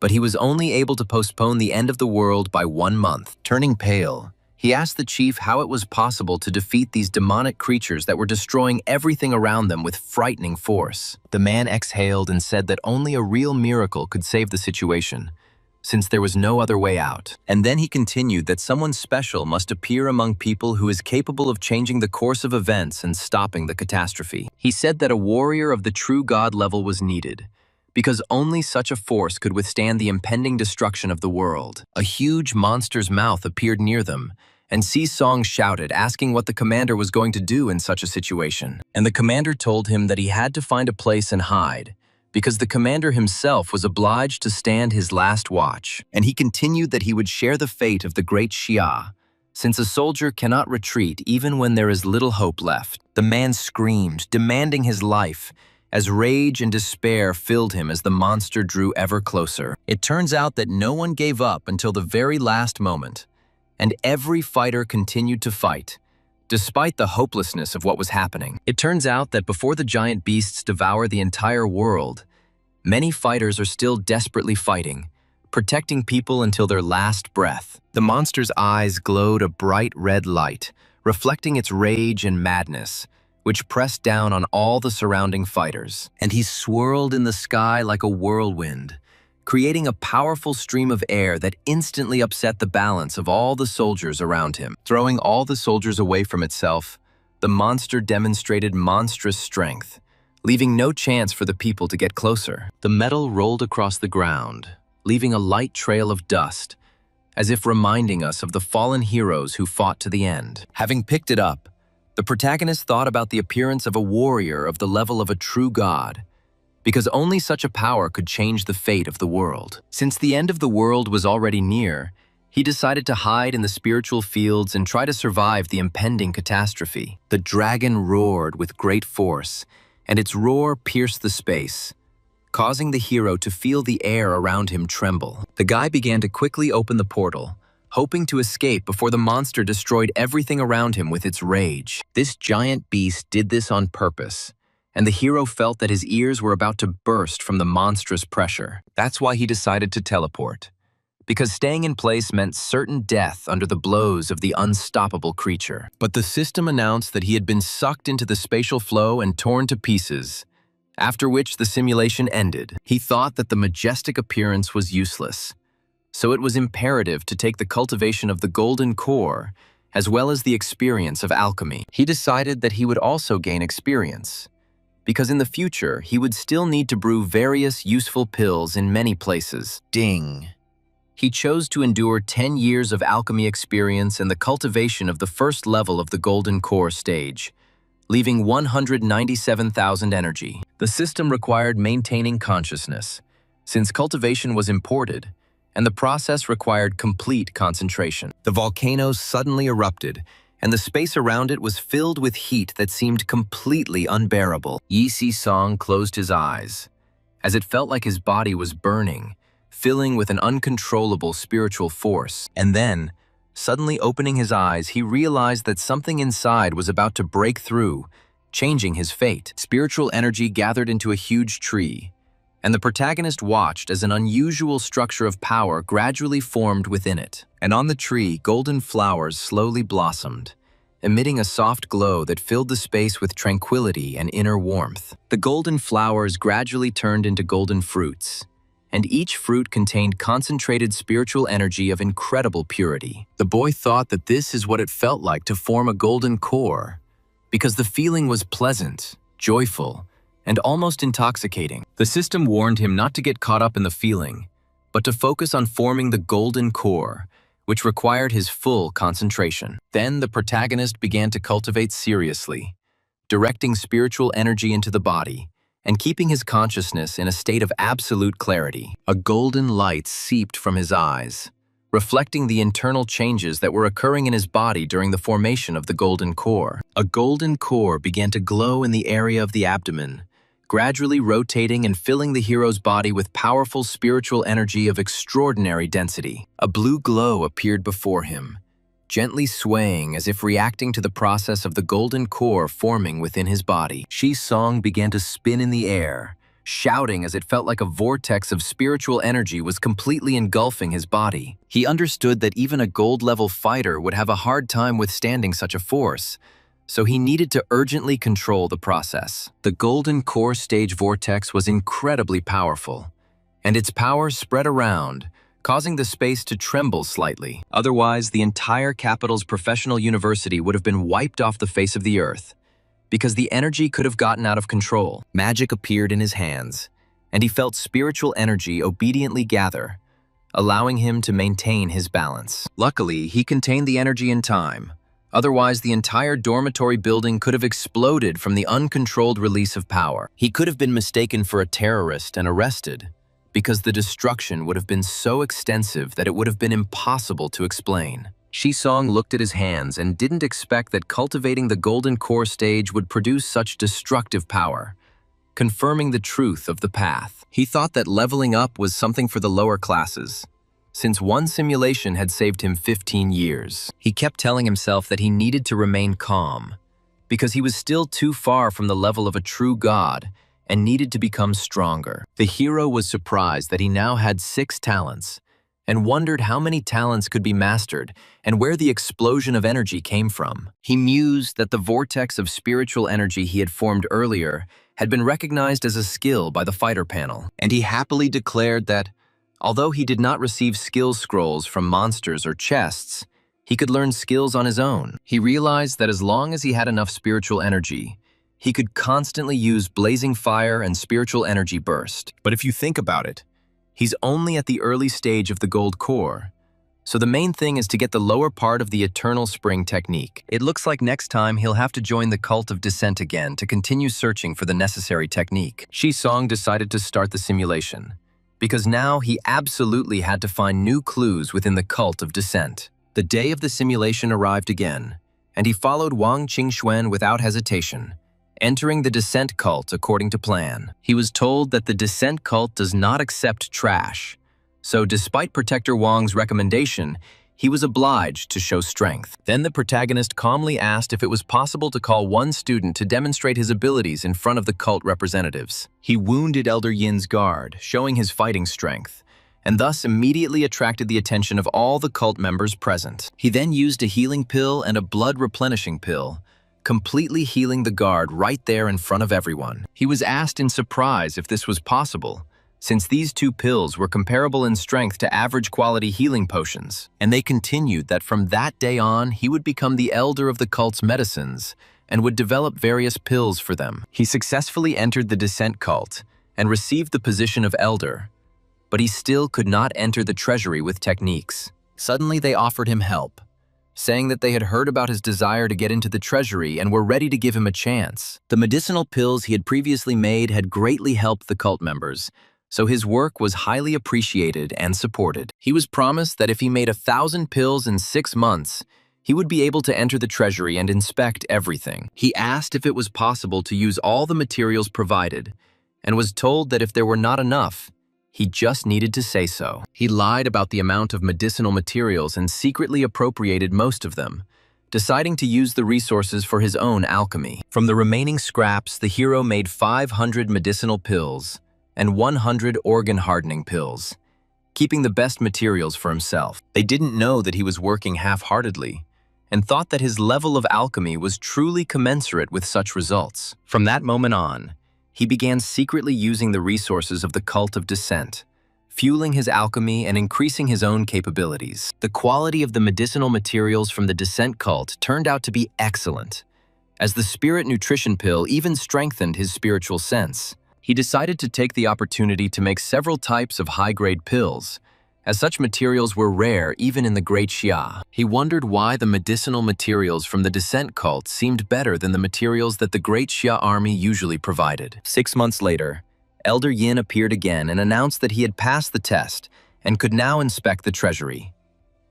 Looking around, he wondered if this eunuch was trying to set him up again, because the situation seemed suspicious and strange. He laughed nervously, because the treasury was supposed to be inside the cult, and he didn't expect to hear anything unusual. They answered him that no one had said that the treasury had to be a building located specifically in this world. The protagonist froze, because he realized that they were talking about another space, and began to suspect a connection between the treasury and the dungeon. It is true that the cult's treasury was not in this world, but inside a dungeon hidden from ordinary people. Shisong realized that this was why the members of the descent cult were considered traitors, because they did not come from this world at all. The hero asked if the dungeon could disappear at any moment, and if they were afraid of losing the treasures along with it. Hearing no answer, he showed his middle finger and thought that this pretend eunuch simply did not want to explain anything. He exclaimed that he wanted to exchange 1 hour of immersive simulation, deciding to act independently and not wait for prompts. And he heard that he was going to spend 100,000 points on an immersive simulation lasting 1 hour, leaving 693,000. He thought that the gates of the treasury looked even more majestic than those he had seen inside his own system. The eunuch turned around and told the elder of the medicines not to stand there like a pillar, but to follow him, as time was running out. The guy began to be absorbed by a multicolored portal, and he felt how the space around him was distorted under the influence of energy. As they began to walk out, Shisong looked around warily, trying to spot any signs of danger or hidden traps. The guy touched the branch and thought that their world, although technologically advanced, was heavily polluted. But here, everything was completely different. The eunuch turned around and asked if the medicine elder would like to join their nature faction, following her beliefs. He explained that the cult of the descent had existed for nearly 1,000 years, and during that time, 3 different factions had formed within it. And he explained that the fanatical faction was made up of madmen who worshipped the Great Lord and dreamed of sacrificing themselves. Chi-Song snorted and said that these were simply radicals who considered the very existence of humans to be original sin and unacceptable. He added that the coexistence faction represented cowards who hoped that the master race would allow part of humanity to survive. The eunuch declared that such hopes were naive, since humans and non-entities had no right to coexist with the great master race. He noted that the coexistence faction at least retained humanity, but their softness made them completely useless. He remembered that he had run numerous simulations and was always devoured by giant beasts, so the faction's hopes were meaningless. Then the eunuch beamed and said that the nature faction strives to get closer to the primordial side of the world, considering nature to be true. The guy admitted that their theory sounded vague, but at least it seemed the most normal among all the factions presented. The eunuch then stated that he knew the medicine elder would understand him, and offered to join the nature faction for purification. The guy was taken aback and asked why people were suddenly considered inferior and pathetic, because such words sounded extremely strange. He was told that humanity had destroyed countless forests and hills, and that people had therefore become the executioners of nature and the destroyers of the world. He added that the great master race is completely different because it is closest to the truth and nature itself. Therefore, people must endlessly approach the main race, because this is the philosophy of the nature faction and its main teaching. Suddenly, tentacles began to emerge from the eunuch's body, and his appearance began to rapidly change under the influence of an unknown force. Chi-Song's gaze became wary and full of disgust, because what was happening looked frightening and completely unnatural. The eunuch admitted that it was a gift from the great master race, as he had already modified almost 1/5 of his body for strength. He listened in fear as the eunuch offered to join, claiming that Lord Yin's body possessed boundless power and strength. The hero tried to catch his breath and thought that the nature faction also had mental problems, as if the cult of descent were a hospital. He continued to say that if the medicine elder joined them, he would report to the organization and select the ideal body of the master race. But the guy changed the subject and asked where the treasure was, because it was time for them to move on further along the path. He speculated that the separate world within the world might be a secret cultivation realm hidden from ordinary people. The protagonist was surprised by the amount of treasure, because any item here could buy an entire country without much effort. The eunuch chuckled and said that this was just the tip of the iceberg, because the cult of the descent possessed much greater wealth. He reported to Protector Long that Su Xing had recently been promoted to cult elder and had come to select a suitable treasure. The boy was amazed and asked if everything around him was really gold, because the glow looked incredibly bright. The eunuch stated that the truly valuable items were the equipment, ancient books, and heavenly treasures for which the cult's treasury was famous. Chi-Song turned pale, realizing that in addition to the giant beasts, the Great Xia also had such a powerful enemy as the Descent cult. The protagonist stated that he would like to look through the section of ancient books, hoping to find rare cultivation techniques among them. They came to a shining room, where the walls were lined with shelves filled with many ancient and unusual books. Chi-Song was surprised because there were so many books here that he didn't know where to start looking. He began searching through a section of ancient books, hoping to discover among them the highest cultivation techniques hidden from ordinary people. After reading one annotation, he suddenly splashed out water, because the content of the book turned out to be completely unexpected and strange. It talked about the story of Elder Feng Yue and his 108 boyfriends, which sounded extremely ridiculous and absurd. The second book described how to practice dual cultivation with a Taoist partner and a Heihuan sect elder.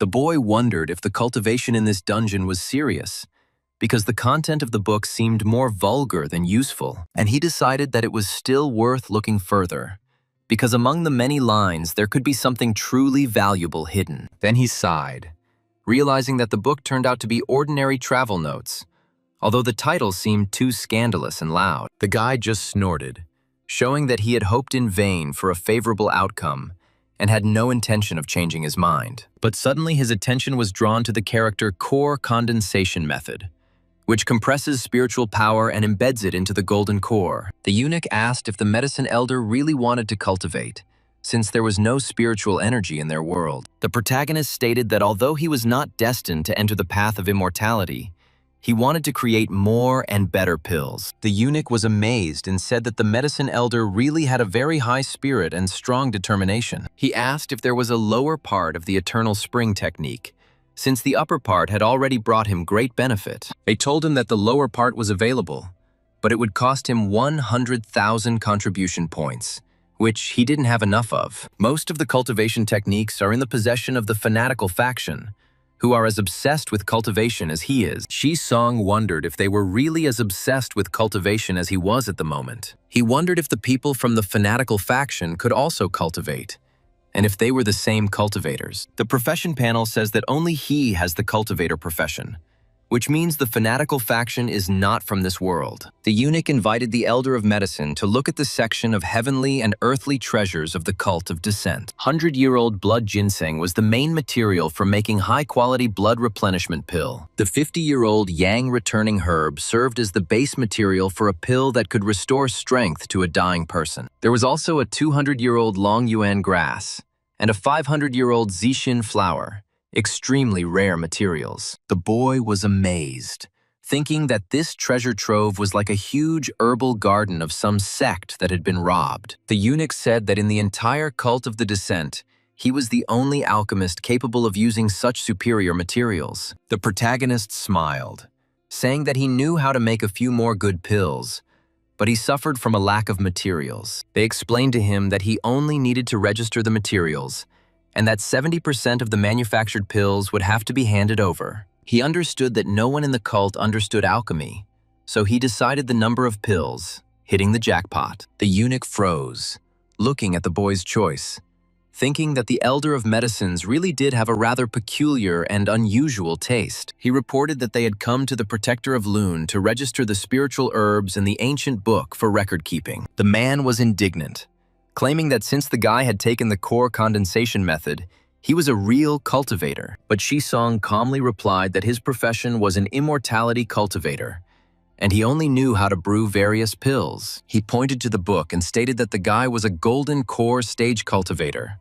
Otherwise, he wouldn't have taken it. The most valuable thing in the book was the method of core condensation, and only a knowledgeable person would spend contribution points on the exchange. The defender barked, demanding to know who he was and how he was able to cultivate to the golden core stage during the era of the end of the law. The protagonist became nervous, realizing that the man was able to see his cultivation level, which was extremely dangerous. The man continued shouting, asking where he got the spiritual resources and spiritual stones needed for cultivation. A eunuch jumped out in front of him, claiming that a medicine elder couldn't be a golden core cultivator without spiritual stones. But before he could finish speaking, the eunuch was pierced through the chest by magic, and he fell, unable to finish his sentence. The boy began calling out to Elder Yin, hoping that he could help or at least answer him. The man grabbed Shi-song by the throat, and he realized that only an extremely strong cultivator could determine the cultivation level. The protector tearfully asked where the spiritual stones were and where he got the spiritual energy,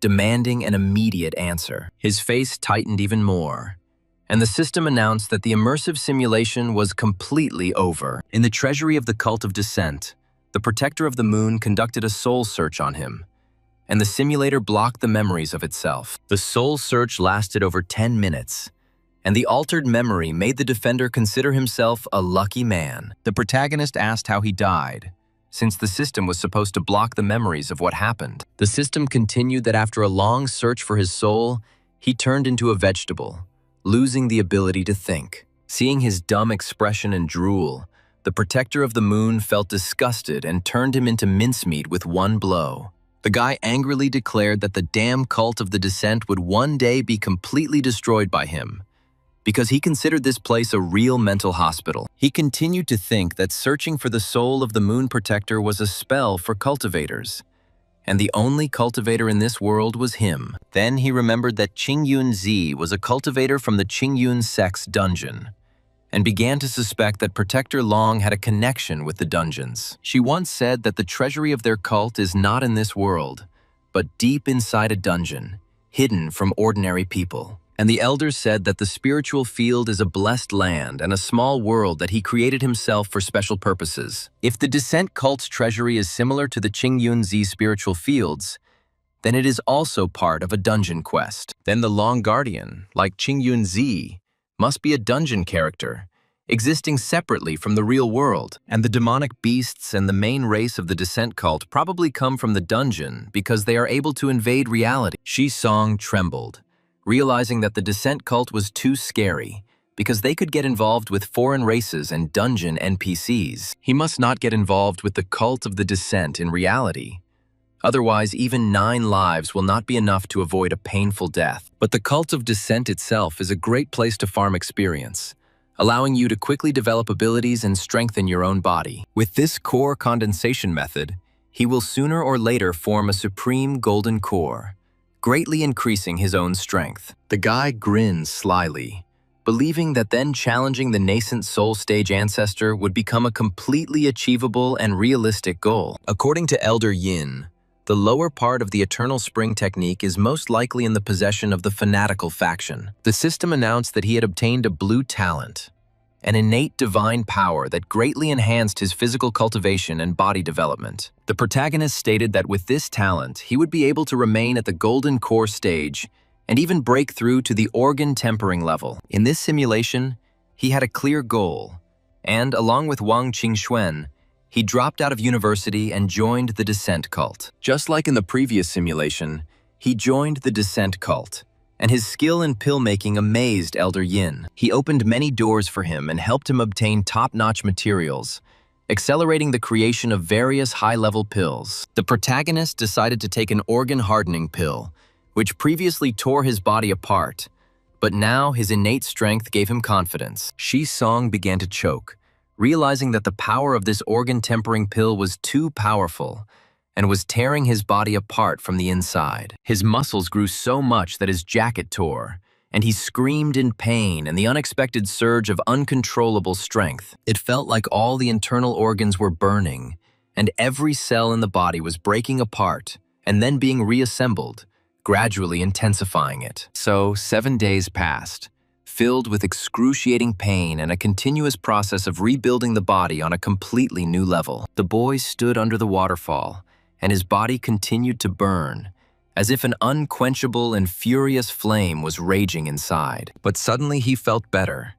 and the fiery sensation disappeared, allowing him to breathe calmly for the first time without excruciating heat and pain. Song's face was filled with surprise, because he did not expect such a drastic change in his condition after long suffering and trials. It seemed as if his internal organs had become much stronger than before, as if they were covered with an invisible protective strengthening layer. The muscles on his body had also noticeably increased, giving him a strength he had never had before in his life. But this was not enough, and he decided to use the resources of the Cult of Descent to break through to the level of organ hardening. Another week passed, and the heart, liver, spleen, lungs, and kidneys seemed to have acquired a life of their own, filling the body with power. He felt his organs breathing freely, working harmoniously and powerfully, as if they had become part of a new, perfect internal mechanism. Finally, one day, he felt an unprecedented vital force awakening deep within his strengthened and renewed body. The power within the body increased several times,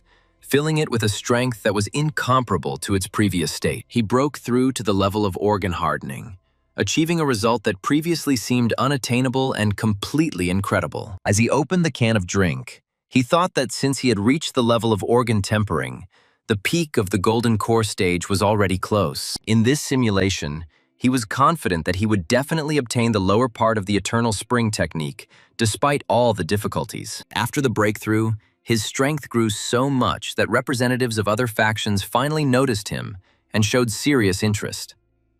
Among them was the Protector Zong from the fanatical faction, who declared that the medicine elders should make medicinal pills. The protagonist thought for a moment, fearing that asking for an exchange for the lower part of the Changchun technique might lead to the exposure of his cultivation. The eunuch said that Protector Zong must take into account that the medicine elder is his person, so any requests require approval. The boy understood that with Elder Yin present, it was impossible to go over to the side of Protector Zong, because the faction would not believe in loyalty. Obtaining the lower part of the Eternal Spring technique had reached a dead end, and soon, something much worse than he expected happened. He heard the news and couldn't believe whether Protector Zong had really died, because it seemed unbelievable. He was briefly informed that the defender had died in battle, without leaving any details about what had happened. Taking off his hood and mask, the eunuch said that Su Xing had never seen his real face before. A beautiful red-haired girl with a purple tattoo on her face appeared in front of the main character, causing great surprise. The protagonist was stunned and blushed, realizing that the eunuch was actually an incredibly attractive girl. The girl declared that Su Xing should go with her to the world of the main race without delaying the decision. She said that the master race would descend in a month, and then all of humanity would be completely destroyed. She added that the only way to survive was to become part of the master race. The boy stated that he did not want to turn into neither a human nor a ghost, rejecting the proposed path. He said he just wanted to remain human, despite the threat and inevitability of the impending disaster. After the refusal, a gigantic creature appeared, covering the sky and earth, and swallowed the entire Great Xia in one bite. After another death, the protagonist began to think that Elder Yin really was a woman. But the end of the world had come earlier. He chose innate divine power and the initial stage of organ hardening, believing this to be the best solution in the current situation. This world proved to be too dangerous, so he decided to first increase his own strength before taking further action. His heart was filled with fire, and he felt the true power of the organ tempering level awakening within. Flames seeped from his eyes and mouth, confirming that his body had indeed reached a new limit of its capabilities. He screamed in delight, for this was the 9th level of organ tempering that he had been striving to achieve. Shi Song said that he was only one step away from Yuan Wu's level, and he felt that a new breakthrough was approaching. He decided that he needed to find a suitable place and test his own strength in order to understand the progress he had made. As expected from a $1 million strength training machine from a capital university, the device looked impressive. The guy was surprised because it was installed in the student hall for free, which seemed like an incredible amount of space for an ordinary room. The heroes discussed why Su Xing was here and whether he really came to test his strength since his profession was considered trash. The protagonist was indignant, realizing that there were too many people around who knew him, so he couldn't reveal his true strength. And he went to the toilet, slamming the door sharply to hide from prying eyes and prepare for the test. Shi Song beamed, happy that he had prepared in advance and could calmly use the necessary means. The heroes began to speculate about where Su Xing had disappeared to, as he had just been here but had suddenly disappeared from sight. And then the girl blushed, pointing her finger forward and drawing the attention of the others to the unexpected sight. Ahead stood a silhouette from which a bright golden light emanated, illuminating the entire hall and causing admiration. It was Shi Song, whose facial features had become perfect, as if he had turned into the flawless embodiment of beauty. All the heroes blushed, covered with loving glances, unable to take their eyes off the changed young man. The guy thought about it, realizing that he had accidentally taken not a camouflage pill, but a beauty pill.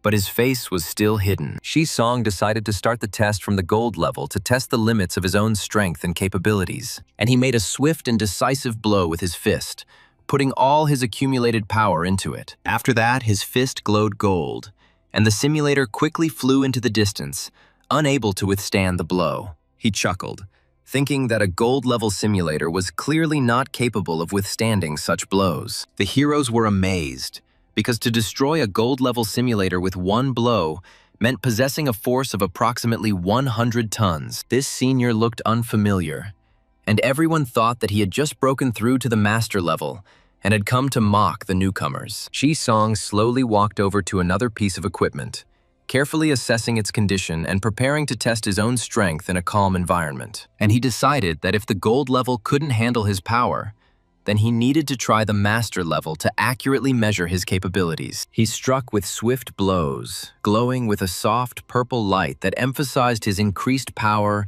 and confidence in his own actions. The girl froze, realizing that even a master-level simulator could not withstand this blow, and her surprise was only intensified by what was happening. Everyone couldn't figure out if there were enough machines in this hall for him to not destroy them, because his power looked frighteningly enormous. He thought that it was university property, and with one blow he disabled the simulator, fearing possible compensation. If we take into account 10% depreciation, then he would have to pay a significant amount, which caused him considerable anxiety. The boy exclaimed that the force of this senior strike had reached 150,000 kilograms, which corresponded to the level of a true grandmaster. The protagonist stated that the simulator was not completely broken, and one measurement was not enough. So he delivered many more consecutive blows. Everyone froze for a moment, watching what was happening, because no one expected to see such a display of strength in an ordinary training room. And then they shouted that such powerful blows and the ability to hit many times in a row makes him a real monster among ordinary students. Shi-song noted that the readings were correct, and his current strength was indeed at the level of a grandmaster, which pleasantly surprised him. He decided to leave only his beautiful back and leave effectively in order to maintain his mystery and not attract unnecessary attention from others. One of the heroes doubted it, thinking that the guy could have used some kind of strength-enhancing skill to achieve such a result. The girl noted that the simulator is not an enemy, and skills are not needed here, suggesting that he simply broke through and is testing his strength. This meant that another Grandmaster-level fighter had appeared at their university, causing quite a stir among the students and faculty. Quickly, post a message on the university forum asking who this god is, because everyone wants to know his identity. The protagonist looked at his reflection in the river, noticing that the effect of the beauty pill had worn off, and he looked completely normal again. It was strange, because when he reached the great completion of bone tempering, his strength had already exceeded 200,000 jin, which seemed logical. But why is it that at the 9th level of organ tempering, his strength only slightly exceeds 300,000 jin, remaining below expectations? He didn't understand whether the main strength of the organ tempering level was not in physical strength, but in some other internal aspect. The first stage of body cultivation is the stage of body tempering, called the stage of opening the meridians. The second stage of physical cultivation is called the stage of bone tempering. At this level, mainly the bones and physical body of a person are strengthened. The third stage of physical cultivation is the stage of tempering the internal organs, which represents the strengthening of the 5 organs and 6 systems. Strengthening his heart increases his endurance in battle. Before, after an hour, he would be completely exhausted, but now he is able to fight for several hours straight. Strengthening the kidneys is associated with the element of water. They store essence and accumulate energy, which is extremely important for a cultivator of the body's path. Strengthening the spleen is important, because the spleen is responsible for hematopoiesis, and only when it is strong does blood circulation become complete. It appears that the organ hardening stage is a transitional level connecting the previous and subsequent stages. Perhaps it would only be after the 4th stage of the Yuan Wu level that a real leap in strength would occur, completely changing his combat capabilities. You need to come up with a suitable way to test your hypothesis to ensure the correctness of your conclusions and evaluate the actual result. Suddenly, the girl screamed that Shi-song thought of her as a secretary, since he didn't deal with the affairs of the Chamber of Commerce and didn't accept equipment. Then the main character laughed, realizing that a way to check had appeared, and now he would be able to confirm his own guesses. He admitted that he had previously only been able to endure it for 1 hour, and now he wanted to test how much his capabilities had changed. The girl's outstretched neck was covered in sweat, which emphasized her tension and participation in the ongoing test. She moaned and blushed, demonstrating strong tension and an emotional reaction to what was happening next to the main character. Noticing his condition, she said that today he was in excellent shape, which confirmed his increased abilities. The protagonist thought that if his guess was correct, then his endurance should increase significantly compared to his previous level. But suddenly the heroine interrupted his thoughts by suggesting that they discuss the affairs of the tarot meeting, which completely distracted his attention. Exhausted, he suggested taking a break, realizing that further continuation was now impossible and required recovery. It seemed that only after reaching the late stage of organ hardening would he be able to deal with this woman who possessed incredible energy. In this simulation, he decided to immediately join the fanatical faction in order to ensure he obtained the lower part of the Eternal Spring technique. The system announced congratulations that he had obtained the 10th level blue talent of the beast language, which allowed him to understand the speech of all spirit beasts. In the spiritual fields, he realized that he was in a simulation, and when he was about to brew the pills, unfamiliar voices were heard near his ear. He thought that there should be only him in the spiritual fields, and he did not understand where this unfamiliar figure came from. He finally discovered that the spirit chickens he had raised could talk, which was an unexpected manifestation of his new talent. He realized that this was how the 10th level of the animal language manifested itself, allowing one to hear and understand their thoughts. The chickens said that one of them would challenge the chicken brother to a duel, demonstrating amazing determination and courage. A chicken appeared before them with a basketball, asking if two weak chickens wanted to challenge her for her place as brother chicken. They stated that all chickens are equal, and each chicken must be responsible for defending its own position. And he replied that now they would see his strength, demonstrating confidence and readiness for the upcoming test. And he started throwing balls, saying that this was his great move. "Chicken, you are too beautiful," showing off an unusual technique. The chickens grabbed each other, telling their brother not to be afraid, because this technique, although powerful, is only used once. And they cackled that they would endure it with their bodies, demonstrating incredible devotion and readiness for self-sacrifice. But suddenly a tiny ball stopped a human finger, which completely changed the course of events in the chicken coop. The protagonist asked the chicken who gave him permission to proclaim himself king in the chicken coop he built, and he ordered everyone to quickly turn back into laying hens and start laying eggs, restoring order. Otherwise, he said that he would start eating the spiritual chickens, which immediately forced everyone to obey his strict order. He prevented a coup in the chicken coop and obtained even more spiritual eggs, strengthening his own resources. A few days later, he went to the descent cult along with Wang Qingxuan as planned, deciding to join the fanatical faction. He hugged the girl, saying that he really needed it,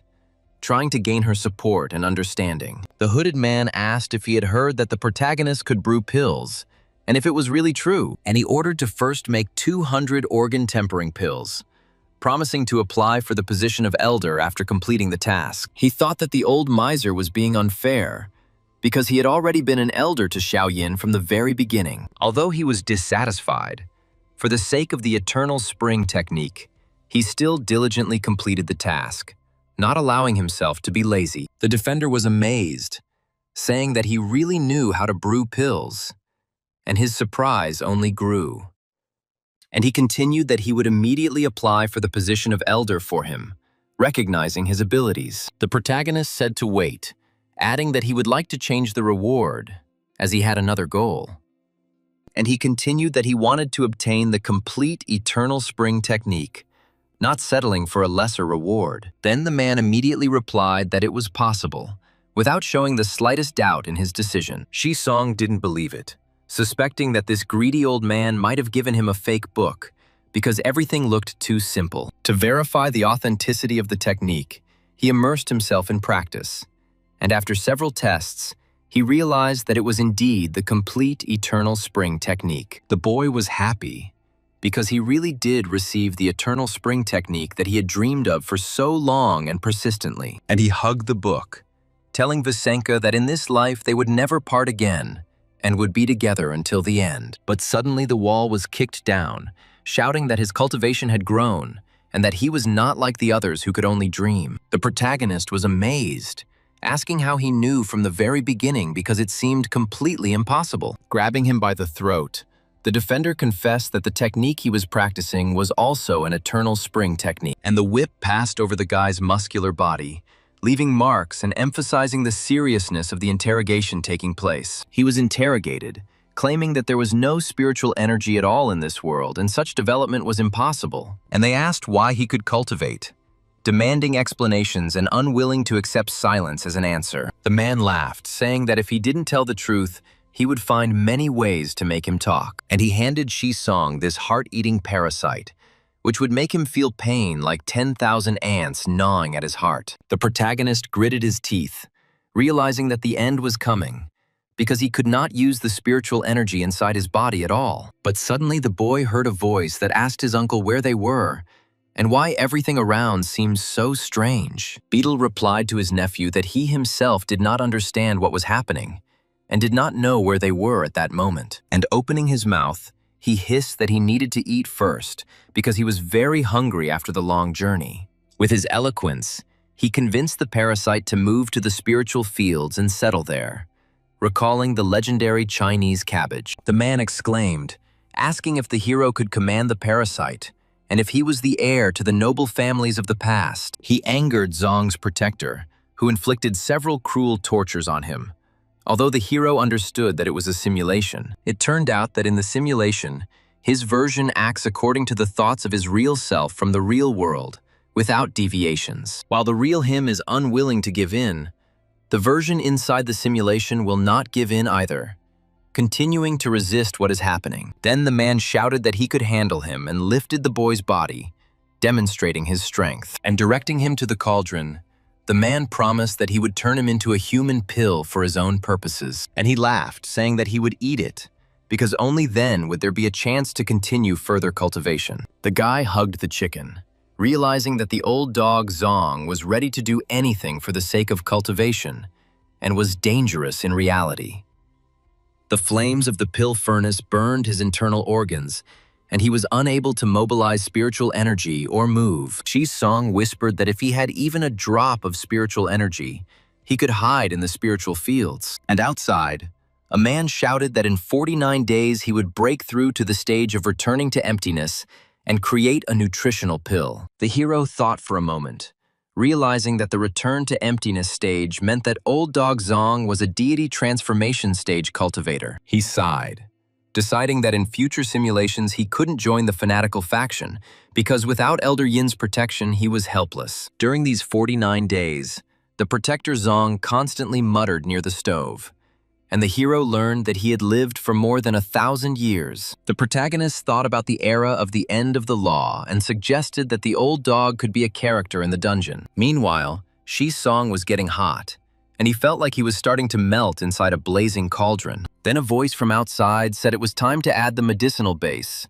and the man's voice sounded confident and calm. And throwing the fruit into the cauldron, the man laughed, claiming that he would extend his life by 100 years thanks to the pill. Drying out completely, Song knew he was dying, his body growing weaker with every second of the excruciating heat. But his gaze was lit by a fruit that fell nearby, and he felt a faint hope of salvation. This was a real spiritual fruit, possessing the power to restore energy and support the life of a cultivator. And he exclaimed that the sky does not block all paths for man, and determination flared up within him. After taking a bite, Song felt spiritual energy appear in his body, restoring his ability to resist. The flames swirled and blue energy appeared, filling the space around with a bright glow. The bitten fruit fell nearby, its remains slowly smoldering, emitting a faint glow among the golden fragments. The man's face was filled with surprise and fear, because he did not expect such a change in the situation. The protagonist just chuckled, saying what it meant to dig a hole for himself, and his voice sounded confident. Song lay on the spiritual fields of the blessed land and muttered that the old dog would not be able to catch up with him. But now he too could not go outside, realizing that he was locked inside the spiritual fields. Well, okay. He decided to calmly focus on cultivation, because time allowed him to strengthen his own strength. The furnace flames destroyed his dantian, and he effectively became a cripple, unable to cultivate using his previous methods. The guy fell to the ground, saying he gave up and decided to sit back, waiting for the next simulation without resistance. A trembling hand searched for something among the golden fragments, hoping to find even the slightest opportunity to change the situation. While he decided to let things slide, the Zong protector outside went berserk, losing control of himself. He guessed that the hero had hidden in the pocket world of the blessed land and vowed to wait in place until he came out. The glass contained a brown drink with ice, a straw, and a lime neatly perched on the edge of the clear glass. Sitting in the hot water, Song said that he had fortunately left behind some rubbish in the spiritual fields and considered it a vacation. So time reached the 14th year, and the days within the spiritual fields flowed slowly but calmly for him. The entire space of the spiritual fields began to collapse, and he felt it, realizing that the alien beasts had finally appeared. The guy decided that since the end of the world had come, the old dog was probably no longer outside near the entrance. But as soon as the protagonist decided to come out, the man hissed that he had appeared, and his voice trembled with tension. Still, this psycho was waiting here, and his persistence was amazing because he didn't leave even in desperate moments. Trembling, the defender asked if the hero had a pocket world, and whether he could wait out what was happening inside it. Song asked in shock if the elder had really been watching him for 2 years, without leaving the destroyed place. He cried out that he had been striving for the great Tao all his life, but now his days were numbered, and he begged for an opportunity. The protagonist straightened up, asking if he really just wanted to take a look, and his voice sounded suspiciously calm. And with a grin, he answered, well, letting the man believe that he was going to fulfill his desperate request. Blood sprayed into the air and scarlet drops scattered around,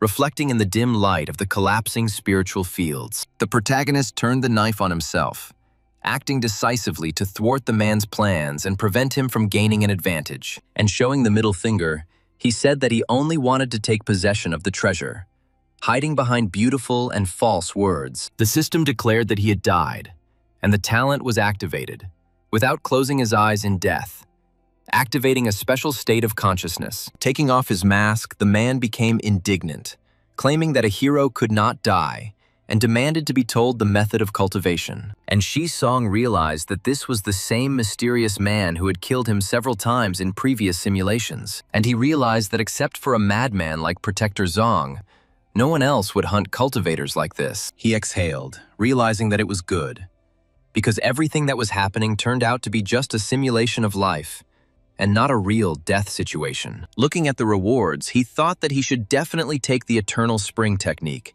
and choose the second reward more carefully. The guy decided that until he broke through to the stage of deity transformation, it would be better for him to stay away from this old dog. The system announced that he had selected the full version of the Eternal Spring technique and had spent 500,000 units of energy. He chose the blue talent, level 10 beast language, spent 100,000 units of energy, and left 93,000. Song was happy because he could finally continue cultivating the Eternal Spring technique, which would open the way to further growth and strength. There were indeed formulas for the nascent soul stage at the bottom, and he believed that he would become stronger than old dog Zong. Suddenly, he heard the Chicken Brothers' request to share some spiritual rice, just 2.5 grains. Chicken told Xiao Heizi that it wasn't that Brother Chicken didn't want to give, it was just that they weren't trying hard enough. Showing his muscles, he declared that this world is a world where the strong devours the weak, and therefore gets significantly more rice. One chicken raised its wing and asked if it was possible to have at least 1 grain, hoping for his leniency. The brother brazenly replied that it was not possible, and his tone made it clear that he had no intention of sharing the rice with others. Song shouted that the speed of evolution of the spiritual chickens had slowed down. It turns out there was a traitor among them. No, a bad chicken. He asked, "So you call yourself Brother Chicken? Do you understand that because of you, the reproduction of spiritual chickens is slowing down? Looks like there will be an extra course tonight, as spirit chicken soup seems like a fitting punishment for the culprit." The main character told them that you are all equal. No chicken brothers exist, and anyone who interferes with evolution will become his enemy. And the hens fell on their knees, declaring that there was only one Brother Chicken, their great master whom they would protect. The protagonist froze, thinking, damn, did he really become a chicken brother? And his position among the spiritual chickens changed. The guy understood that he had few energy points left. He needed to sell more pills and increase his own level as quickly as possible. A week later, he decided that in this simulation, it would be better to follow Xiao Yin again. And once he became strong, he would challenge the old dog Zong. He obtained the blue talent of the true spiritual root of the dual element wood and fire, which greatly surpassed the abilities of ordinary cultivators. The boy exclaimed that the blue's spiritual root talent he had been waiting for so long had finally dropped. He thought that what was missing would come in time. And with this talent, he would quickly break through to the golden core stage. As usual, on Wang Qingxuan's recommendation, he joined the descent cult, hoping to gain more resources. Elder Yin valued him very highly and allocated a lot of resources for his further cultivation. With the strengthening of his spiritual root, he reached the middle stage of the golden core in 1 year, strengthening his own strength. Shi Song stated that after the middle stage there would be a peak, then the nascent soul, and cultivation would proceed remarkably smoothly. A giant beast appeared, blocking out the sky and the sun, and its presence instantly changed the course of events. His cultivation was interrupted, and he died at the age of 32, without having time to prepare. The protagonist jumped up, saying that he was only 32, and the end of the world had come too early. The hero thought that in this simulation he had been in the cult of the descent the whole time and had been benefiting from them. He understood that the cult of the descent were traitors among the people and were acting against the official powers. His pills could increase the power of the descent cult, which meant that their influence and capabilities would be strengthened. He realized that the strength of the official Great Xia forces would decrease if the cult continued to grow stronger. And if the strength of the official forces decreases, then the demon suppression outpost will be broken through much earlier. He decided that simply cutting down the descent cult was not enough. He needed to support the official forces of the Great Xia. In the next simulation, he decided to create a double-agent image for himself in order to maintain the balance of power. A week later, he received the blue talent of beauty like Pan An, becoming the rarest beauty in 1,000 years. Shi Song was indignant, considering this talent useless and believing that he had wasted his energy points. And looking at his reflection, he declared that he didn't know what had changed, but he felt incredibly attractive. The guy closed his eyes, realizing that this wouldn't work, because in this simulation, the hero was going to be a double agent, and Shi Song rejoined the descent cult after he had extracted enough benefits from them for himself. Under the guise of a mysterious man, the hero appeared at a tarot meeting and began selling pills for strengthening organs and vital energy. The highest and most perfect pills were sold at a low price to the official forces of the Great Xia, while the lower ones were handed over to the descent cult. In this way,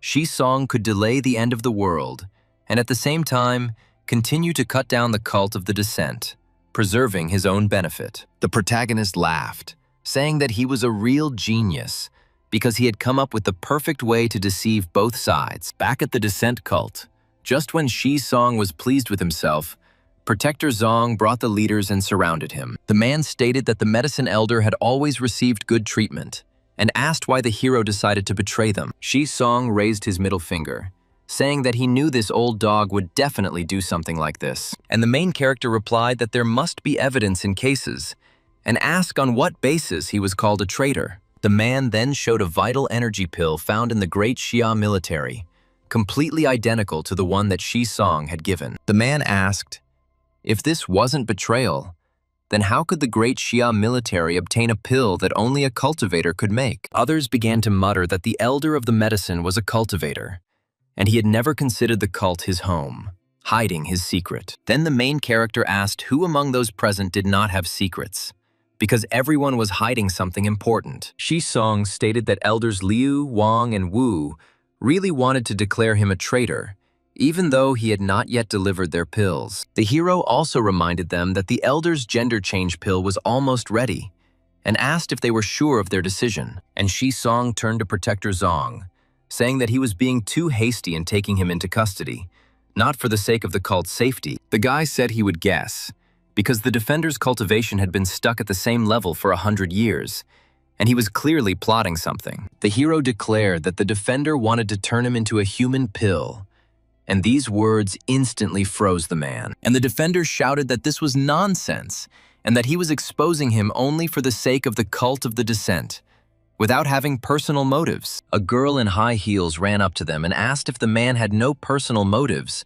why he was slandering his comrade. She asked if they had actually verified that the Great Xia military's vital energy pill was the same as the one Su Xing had made. The heroine stated that Su Xing's talent was limited, and the pills he supplied to the descent cult were far inferior to those of the great Xia military. And the girl screamed that the man, having discovered the problem, did not think about the safety of the cult, but for the sake of profit began to harm his comrade. The difference in the quality of the pills was a trap that the protagonist had prepared for old dog Zong, and it was Elder Yin who had buried this trap. At Elder Yin's prompting, the other elders admitted that they had unfairly accused the hero, as the difference between the two types of pills was enormous. Shisong was told that the boy should keep trying, and in time he too would be able to brew such good pills. And suddenly the girl said that now they were even, which greatly surprised the guy and made him think. This woman, as Shisong realized, still didn't believe him,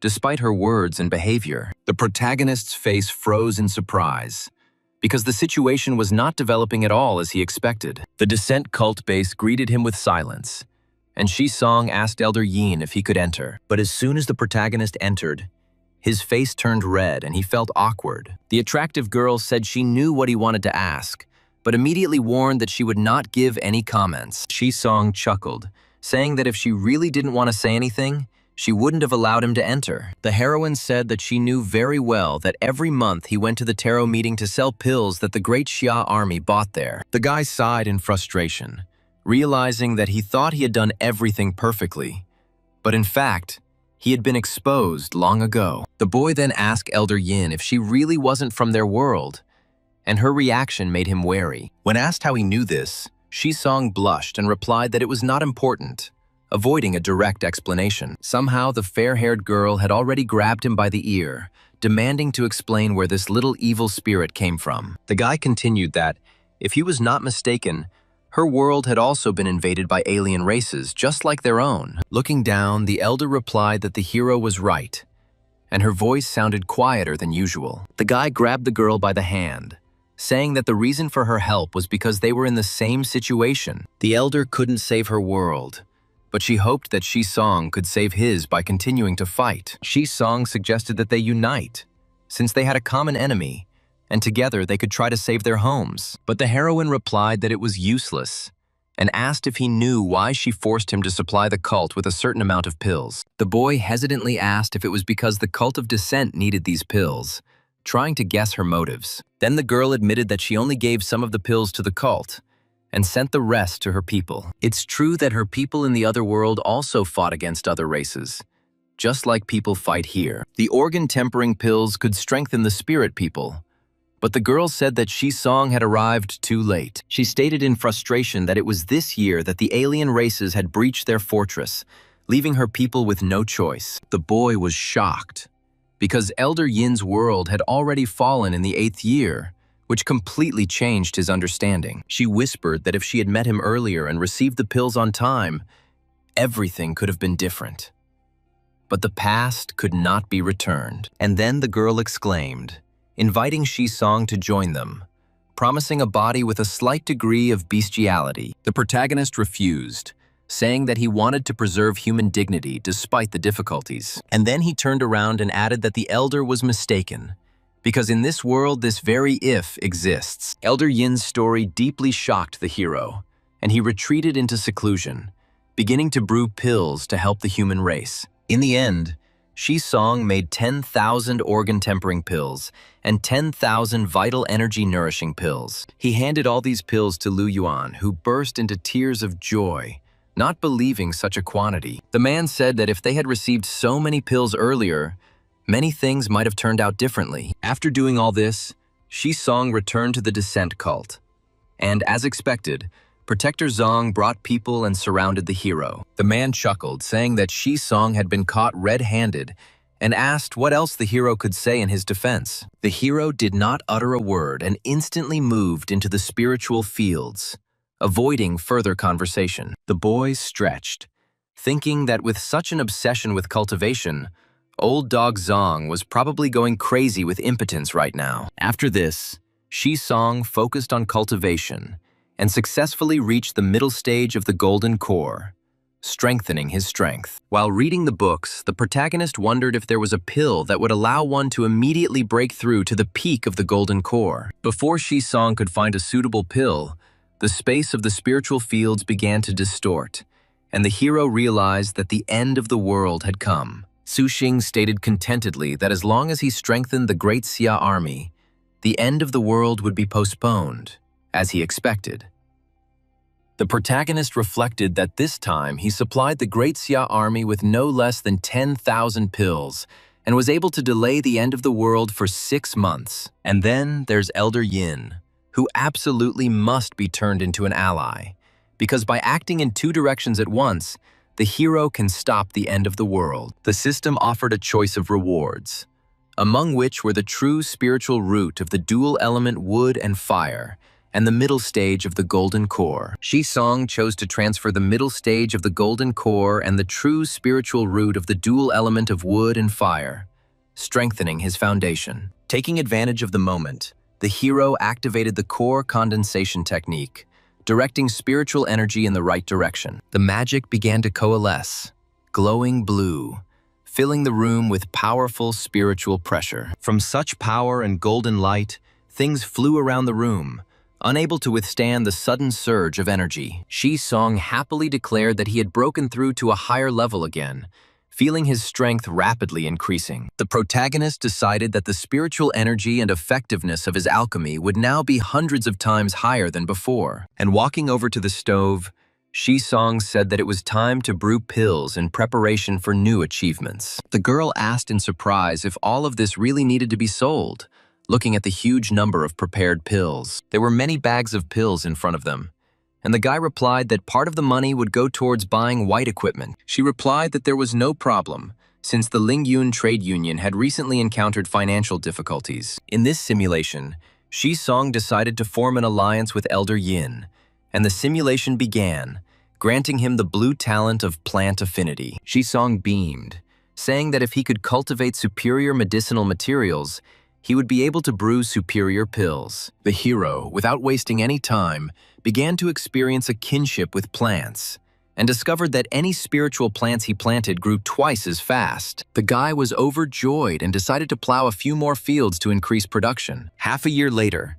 Shi Song reminded himself that tomorrow Wang Qingxuan would lead him to the cult of descent. The protagonist looked at the bottles, confident that with so many pills he would be able to win Elder Yin's trust. The boy told the elder that he knew she was not from this world and understood why she came to his world, and he threw the bottle, saying that this was a vital energy nutrition pill that should be given to warriors below the Grandmaster level and then returned to him. Despite her doubts, Elder Yin still took the pills without asking any questions. Then the girl came again and asked if Shi Song had any more of these pills, clearly interested, and she continued, asking exactly how many of these pills he had, wanting to hear the exact number. Shi Song covered himself with a blanket and said that his sister should at least let him get dressed first. While getting dressed, the guy said that he could make several thousand of these pills in 1 month. The girl turned around, amazed, because 1,000 pieces meant a huge increase in power for her people. The guy said that he was capable of adding 1,000 Grandmaster-level masters to her people in a month if he worked without stopping. And when asked why he was helping,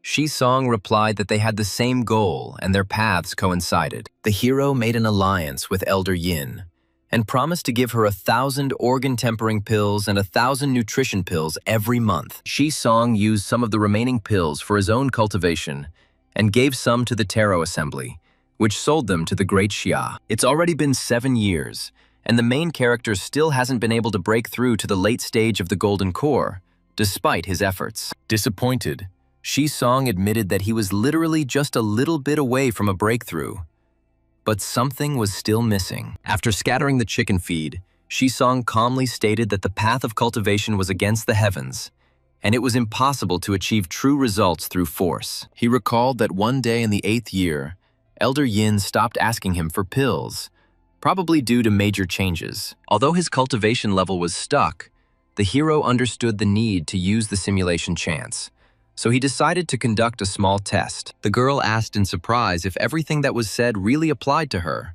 trying to understand the meaning of what was happening around her. Pren replied that there were approximately 30,000 vital energy nutrition pills here that she should take and use. She bowed low, sincerely thanked the hero, and promised that after completing the task, she would certainly thank him generously. The hero chuckled slightly and said that she shouldn't stand on ceremony so much, because he was helping her completely sincerely. In the 8th year, nothing significant happened, and the hero noted the absence of any noticeable changes in the world around him. Shisong noted that Elder Yin had not yet come to him crying, which meant that the power of the pills was indeed bringing tangible benefits. He decided to give Elder Yin several tens of thousands of pills this year to slow down the gradual death of the spirit people. Everything was going in a good direction, and Elder Yin even brought him a special wine from her world, a peach drink.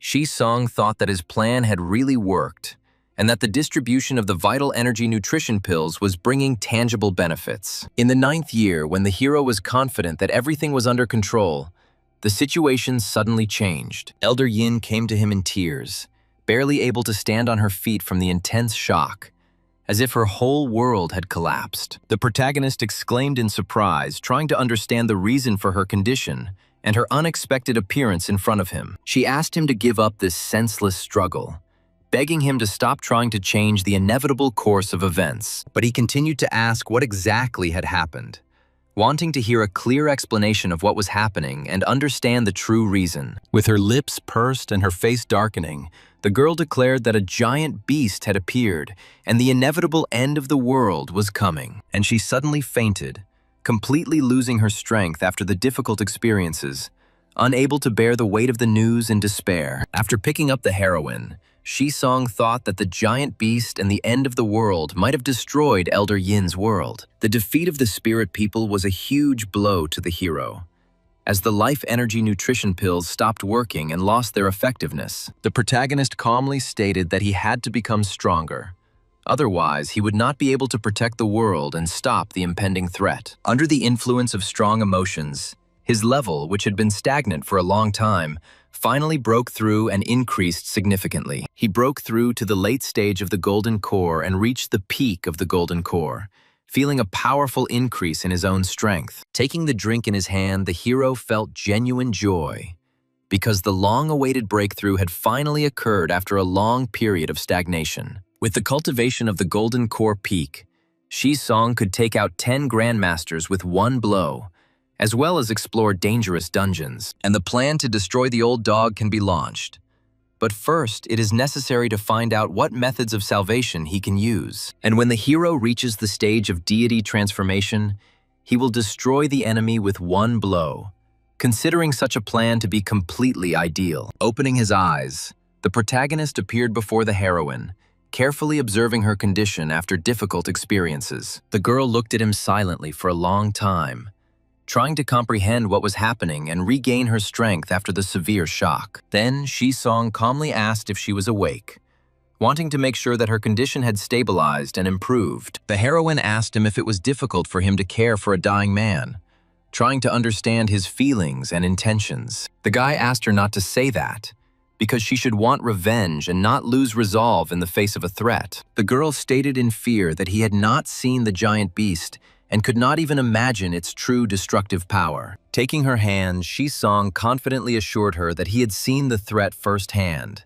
was fully aware of its scale, and understood the seriousness of the situation. He said that he knew the beast's strength very well, so he needed her help, because only together could they prepare for the fight. The hero convinced Elder Yin, and she decided to take revenge on the giant beast by supporting it while it squeezed resources out of the cult of descent. The protagonist stated that the quality of medicinal herbs grown through the talent of plant affinity is in no way inferior to the cult's herbs. Meanwhile, the medicinal plants he planted in the spiritual fields yielded a rich harvest, and he turned them all into useful pills. There are 100,000 vital energy nourishment pills here, and in those carriages there are another 100,000 organ-tempering pills, which will double the number of grandmasters of the Great Xia. The manager replied with a slight smile that this was indeed good, because such successes significantly strengthen confidence. Having done everything necessary, the hero began to diligently cultivate,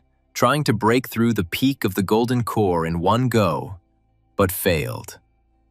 He completely sucked out the spiritual energy from the blessed land, and many spiritual plants degraded to ordinary ones, losing their former properties. But suddenly Shisong screamed, asking where his spiritual energy had gone, because the disappearance seemed completely inexplicable and frightening. The spiritual chickens also stopped talking to him, although he asked them many times not to shit anywhere and to maintain order. The protagonist was angry because Qingyun-si must have left a way to solve the problem, so he needed to carefully search for possible clues. The small spiritual energy collection array could concentrate energy in the cave dwelling, but it required several hundred spiritual stones to launch. The hero had several hundred spiritual stones, but in the later stages of cultivation, the need for spiritual energy increased significantly. It was clear that these stones would not be enough, since further development required a much larger amount of necessary resources. Shisong had read about a spiritual energy gathering flower that,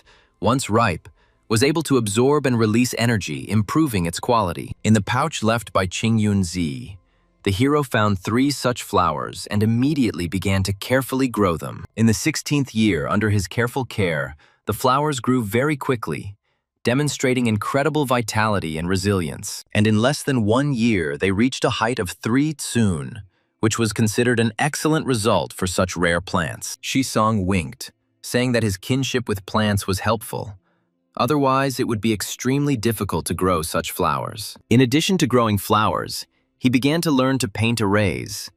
But due to weak spiritual consciousness, he could not achieve significant success. Fortunately, he found a pill that could enhance spiritual awareness, namely the spiritual nutrition pill, which could enhance perception. The protagonist wondered whether he should hand over the spirit nutrition pills to the Great Xia army to significantly enhance its capabilities. After strengthening their spiritual consciousness, their power should increase significantly, and the end of the world was postponed until the 18th year. The guy thought that cultivation was a must, because for the sake of spiritual energy, he would have to grow energy-gathering flowers en masse. Feeling a surge of strength, he wondered if this really was the kinship with plants that had been talked about so much. The guy said that if someone wants to live peacefully, they should wear a little green on their head, hinting at a strange custom. The plant on the windowsill told him that the corpse on the bed should pull back the curtain and asked if he knew how to grow succulents. And it continued, wondering why this corpse today turned out to be so smart and unexpectedly attentive. Then the main character replied that today either the plant would die or he would,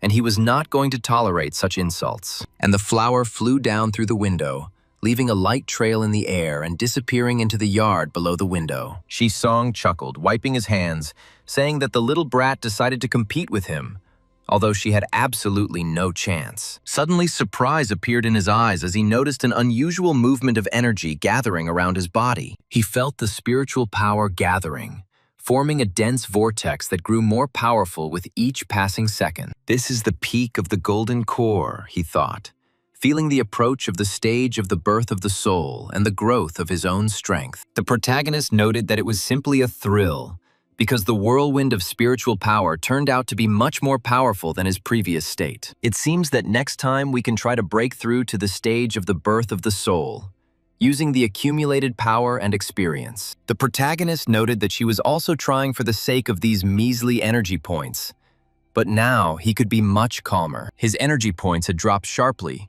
so he would have to brew a lot of pills again to earn money. And he remembered his request to Jin Chongshui. The guy was asked if he had been sneaking around houses at night, and he replied that he had simply been boiling pills for 6 days and 6 nights in a row. The girl crossed her arms over her chest, saying that in this state she didn't even know how to tell him the bad news. The white equipment he requested turned out to be too much, and the required quantity was no longer available on the market, which greatly shocked the hero. But there was good news, because she found the special metal he asked for to make the pill furnace. The protagonist was surprised because a small pile of second-rank metal gave 60,000 points of simulation energy. The heroine replied that the foreign metal was a rare ore from the dungeons, and professionals sold the second rank for 40,000 per kilogram. Shisong exclaimed that they needed to buy more, because any quality would do. The main thing was to have as much metal as possible. She thought about it, saying that first-rank metal is mined much more frequently, is cheaper, and completely meets his requirements. The guy was happy and said that he would take it, because the problem with energy points was finally completely solved. The girl beamed, saying that she had helped him so much that now she wanted to receive some well-deserved reward. Shisong tried to make excuses, saying that he had not slept for several days and had no strength left for anything. But she had already pounced on the guy, not intending to listen to excuses and completely ignoring his fatigue. The rays of the rising sun broke through the sky, softly illuminating the room and reminding us of the beginning of a new day. Getting out of bed, the heroine said that she would go buy some foreign metal, but he needed to get a good rest. The hero lay and cried opposite, completely exhausted, not understanding how he had ended up in such a miserable state. The guy thought that everything happened because he hadn't had a good rest,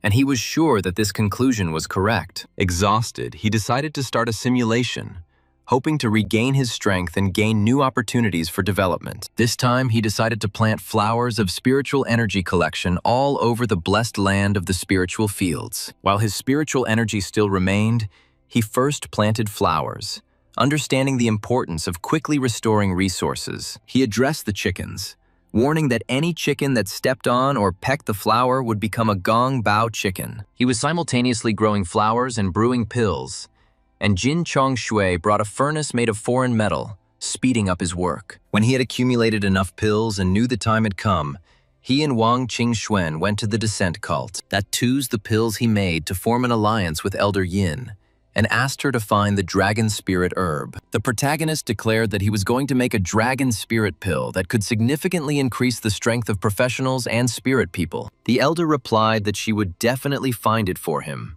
understanding the importance of such medicine for the future. He used the dragon spirit grass Elder Yin found and continuously concocted pills, but the success rate didn't even reach half. The guy thought about it, because 300 bushes of dragon spirit grass produced only one successful specimen, and there were clearly no easy ways. The door suddenly opened and a scream was heard as Elder Yin appeared in front of him, completely overcome with anxiety and despair. He heard that the world of the spirit people had been destroyed, although there was still enough time left until the 8th year, which seemed impossible. The girl didn't understand, asking Shisong what to do, because they could no longer hold their ground against the attacking enemies. She continued, saying that he had given her so many pills and she still failed him at the most important moment. And handing over the pill, the guy told her not to say that, because he knew very well how strong the aliens and their attacks were. He added that it was his newest pill and suggested that she try it,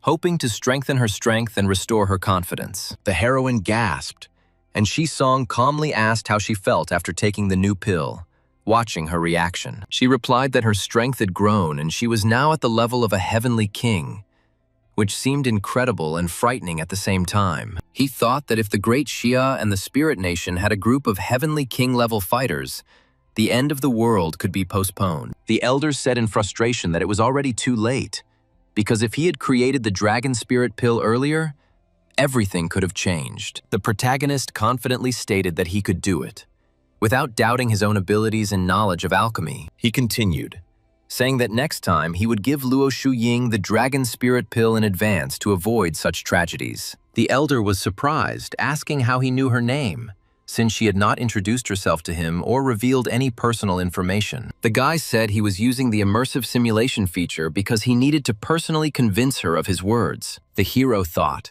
noting that here she was, Elder Yin, and she was even more beautiful than he had previously imagined in his thoughts. Suddenly, she gave the guy a slap on the back of the head, saying that she was talking to him and asking how he knew her name, suspecting deception. Adjusting his mask, Shisong replied that she had told him her name herself, not wanting to reveal the truth about time travel. He added that this is not the first time they have saved the world together, hinting at simulation cycles and repeating events. And he took the girl by the hand, calling her Elder Yin, then Shu Yin, and admitted that he was a time traveler.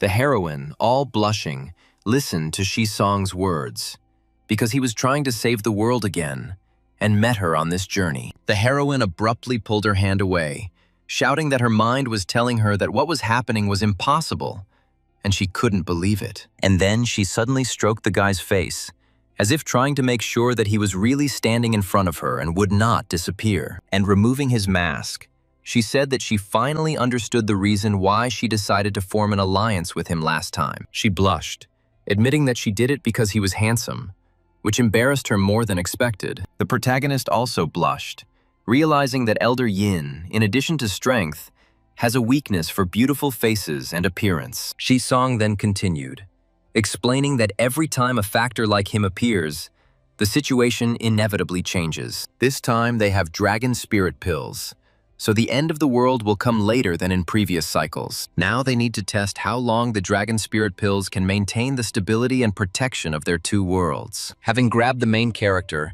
the girls shouted that they should desert. Otherwise, they would not have time to change what was happening. She pointed out that if he wanted to continue refining dragon spirit pills, the way was to rob the descent cult's treasury. The protagonist smiled slyly, saying that since they were not given anything, it meant they would take everything themselves and would not wait for permission. And they high-fived each other, exclaiming with complete agreement on the daring and dangerous plan they had come up with. He and Luo Shuying planned to plunder the treasury of the descent cult, and the cult sent dozens of high-ranking members to pursue them. He and Luo Shuying moved under the protection of the Great Xia army, hoping to escape their pursuers and recuperate. And he handed over to Lu Yuan all 230,000 organ-tempering and vital energy nourishment pills that he had accumulated over the years. The army instantly gained over 40,000 Grandmaster-level professionals, and its strength increased several-fold. The heroine declared that now the army of Great Xia can not only repel strangers,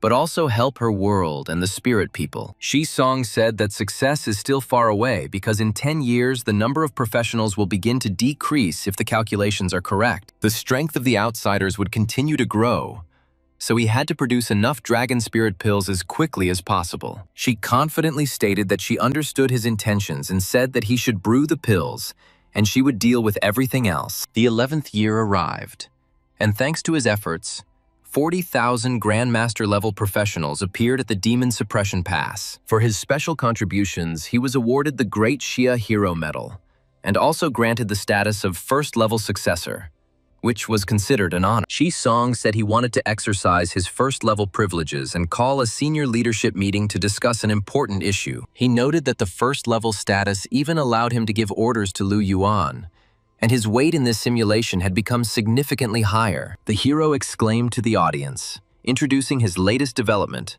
the Dragon Spirit Pill, of which there were only 2,000 so far. He explained that this pill was able to increase the spiritual characteristics and constitution of magic grandmasters, enhancing their capabilities. Professionals who took this pill would have a chance to break through to the Heavenly King level, which could change the course of the war. The manager was amazed, asking if there was such a miraculous pill in the world that could produce such a result. Shi Song continued, looking at the audience, saying that the topic of the meeting was to determine who should receive this batch of pills. The man sighed, noting that 2,000 copies were still not enough, given the scale of the war and the needs of the army. After a rigorous selection process, 2,000 lucky people were awarded the Dragon Spirit Pill, causing a huge stir. But only half of the professionals were able to break through to the Heavenly King level, which was an unexpected result for everyone. Shi Song, who was completely gloomy, asked in disappointment why the pill had not given a 100% breakthrough, since he had expected a perfect result. The manager consoled him, saying that such a percentage was already very good, and reminded him that he had done enough for the world and deserved a rest. The 14th year had arrived, and in recent years his cultivation had still remained at the peak of the golden core, without moving any further. He felt that progress was becoming increasingly difficult, and the main reason was the lack of spiritual energy in the surrounding space. Even after taking one dragon spirit pill a month, he still couldn't break through, which left him feeling extremely frustrated. Sighing, the protagonist said that cultivation is a path against the heavens, and if force doesn't work, one must strengthen one's spiritual consciousness. Spiritual consciousness represents the inner consciousness of a cultivator, which determines his ability to perceive and control energy. The stronger a cultivator becomes, the wider and more powerful his spiritual consciousness becomes, allowing him to reach new heights. The beetle in the field said that he was tired of eating cabbage and wanted to try something else. For example, the beautiful flowers nearby. Uncle Beetle barked that he was living too well, and reminded him that there were chickens sitting nearby who would peck him out piece by piece. The boy was happy, because although his body remained motionless, his spiritual consciousness allowed him to feel every blade of grass and tree around him. He pulled out the cabbage, realizing that the insects did not even notice his presence, and continued to consider what was happening as something supernatural. Seeing the cabbage fly away, the beetles screamed that the cabbage had become a demon and now possessed frightening power. Shisong noted that this feeling was amazing, because spiritual consciousness opened up a completely new way of perceiving the world around him. He regretted that he did not have the appropriate technique, so for now he had to swallow pills to strengthen his spiritual consciousness. After that, he began to take 3 spirit nutrition pills every day, and the strength of his spiritual consciousness steadily increased. That same year, thanks to his help, the Great Xia army gained another 150 Heavenly King-level professionals. The chick couldn't understand why, whenever he came here, a mysterious hand still grabbed him, because this had never happened before. They went to the Demon Suppression Pass with the Grandmasters, and in his 16th year, he continued to train his spiritual consciousness. The protagonist thought that the spirit nutrition pills were too slow, and he needed to create a new, more effective pill. An explosion thundered, and Shisong, who had fallen to the floor, admitted that the spirit concentration pill was indeed very difficult to brew. Suddenly, a portal opened, and its bright glow filled the room, causing the hero to become alert and stand up. And the guy, hearing his name, entered it, realizing that he was being urgently called and the situation was becoming critical. The girl stated that the Demon Suppression Pass had been breached, and Commander Liu ordered her to lead him out of the danger zone. Shisong frowned, thinking, realizing that this moment he had wanted to delay as long as possible was coming again. And he resolutely told the heroine to go with him, because an important event awaited them ahead that could not be ignored. They set out for the final battle together, realizing that the fate of 2 worlds and all living beings depended on their actions. The Demon Suppression Pass became the arena of desperate struggle, and he could not break through for a long time, which greatly irritated him. So he decided to take out all his pent-up anger on the outsiders, directing each attack with maximum fury and determination. The girl also fought alongside him, but she did so less confidently, rather observing his strength with surprise. The professionals were inspired by his courage, and one after another followed him, increasing the pressure and supporting the general impulse. The hero stated that his half-baked sword technique was still capable of much, and he was beginning to understand its potential. A monster appeared in front of the protagonist, huge and ugly, focusing its attention entirely on Shisong. And he showed him the middle finger, demonstrating contempt and challenging the hero to an even more furious fight. Just as Shisong said that sooner or later he would pierce his heart with one arrow,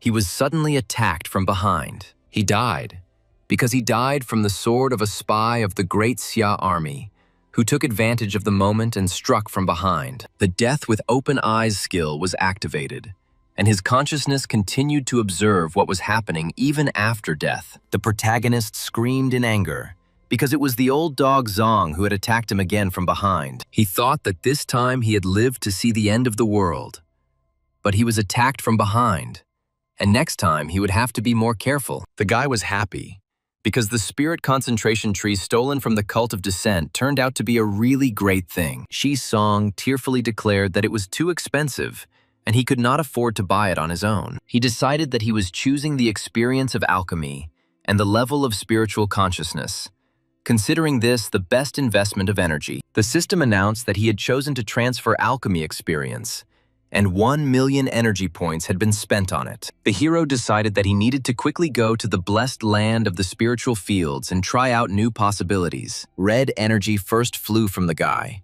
filling the space and causing the air around him to tremble slightly. And then the energy began to turn golden, becoming brighter and purer, as if undergoing a cleansing. The feeling of gaining all the knowledge of alchemy in one go was incredible and completely captivating. Shisong was surprised, wondering if this was the spiritual consciousness he had long dreamed of. He understood that spiritual consciousness could also be used to brew pills, and this opened up completely new possibilities for development and practice. Shisong could now carry out 2 processes simultaneously, combining the operation of his spiritual consciousness and the operation of the pill furnace effortlessly. The chickens screamed in shock as the pill oven itself rose into the air, causing them genuine horror and complete bewilderment. The guy decided that this time he needed to make more pills in order to prepare for future important events in advance. For Jin Chengshui to expand the tarot collection into the largest organization in Kyoto, Significantly more resources and support were required. The heroine told him that she had broken through to the Grandmaster level, and her parents wanted to throw a party, inviting him to come. Shi-song thought about it, because according to previous simulations, she should have broken through only at 40 years old.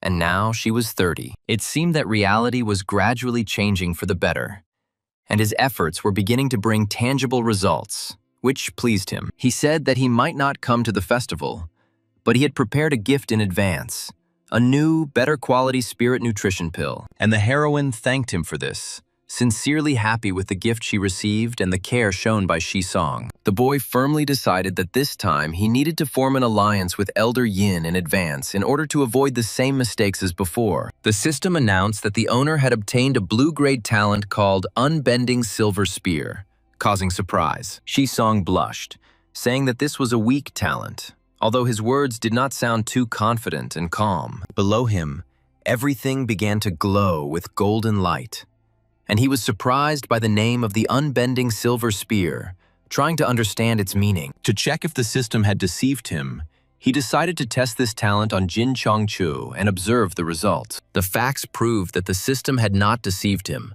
and the effect was fully confirmed after verification. For the first time, he heard words of mercy from Jin Chongshui, which was unexpected and even a little shocking for him. The main character was dripping with sweat and was in a doggy-style position, barely able to maintain her balance after the ordeal. The main character was happy because he grew up and finally felt like a real man after long doubts. The happy time was quickly ending, and he again went with Wang Qingxuan to the descent cult to Luo Shuying. In order to gain Luo Shuying's trust as quickly as possible, he revealed his strength without hesitation, showing confidence and determination. The protectors shouted that Brother Su Xing should join their fanatic faction, because everything that nature gives, they can also give. The protagonist thought that this old dog had too keen a sense of smell, because as soon as he revealed his power, he immediately latched on. The guy replied that it wasn't a matter of disrespect, it was just that Elder Yin wasn't human, and the situation was too complicated. In order to refuse the old dog Zong without making an enemy,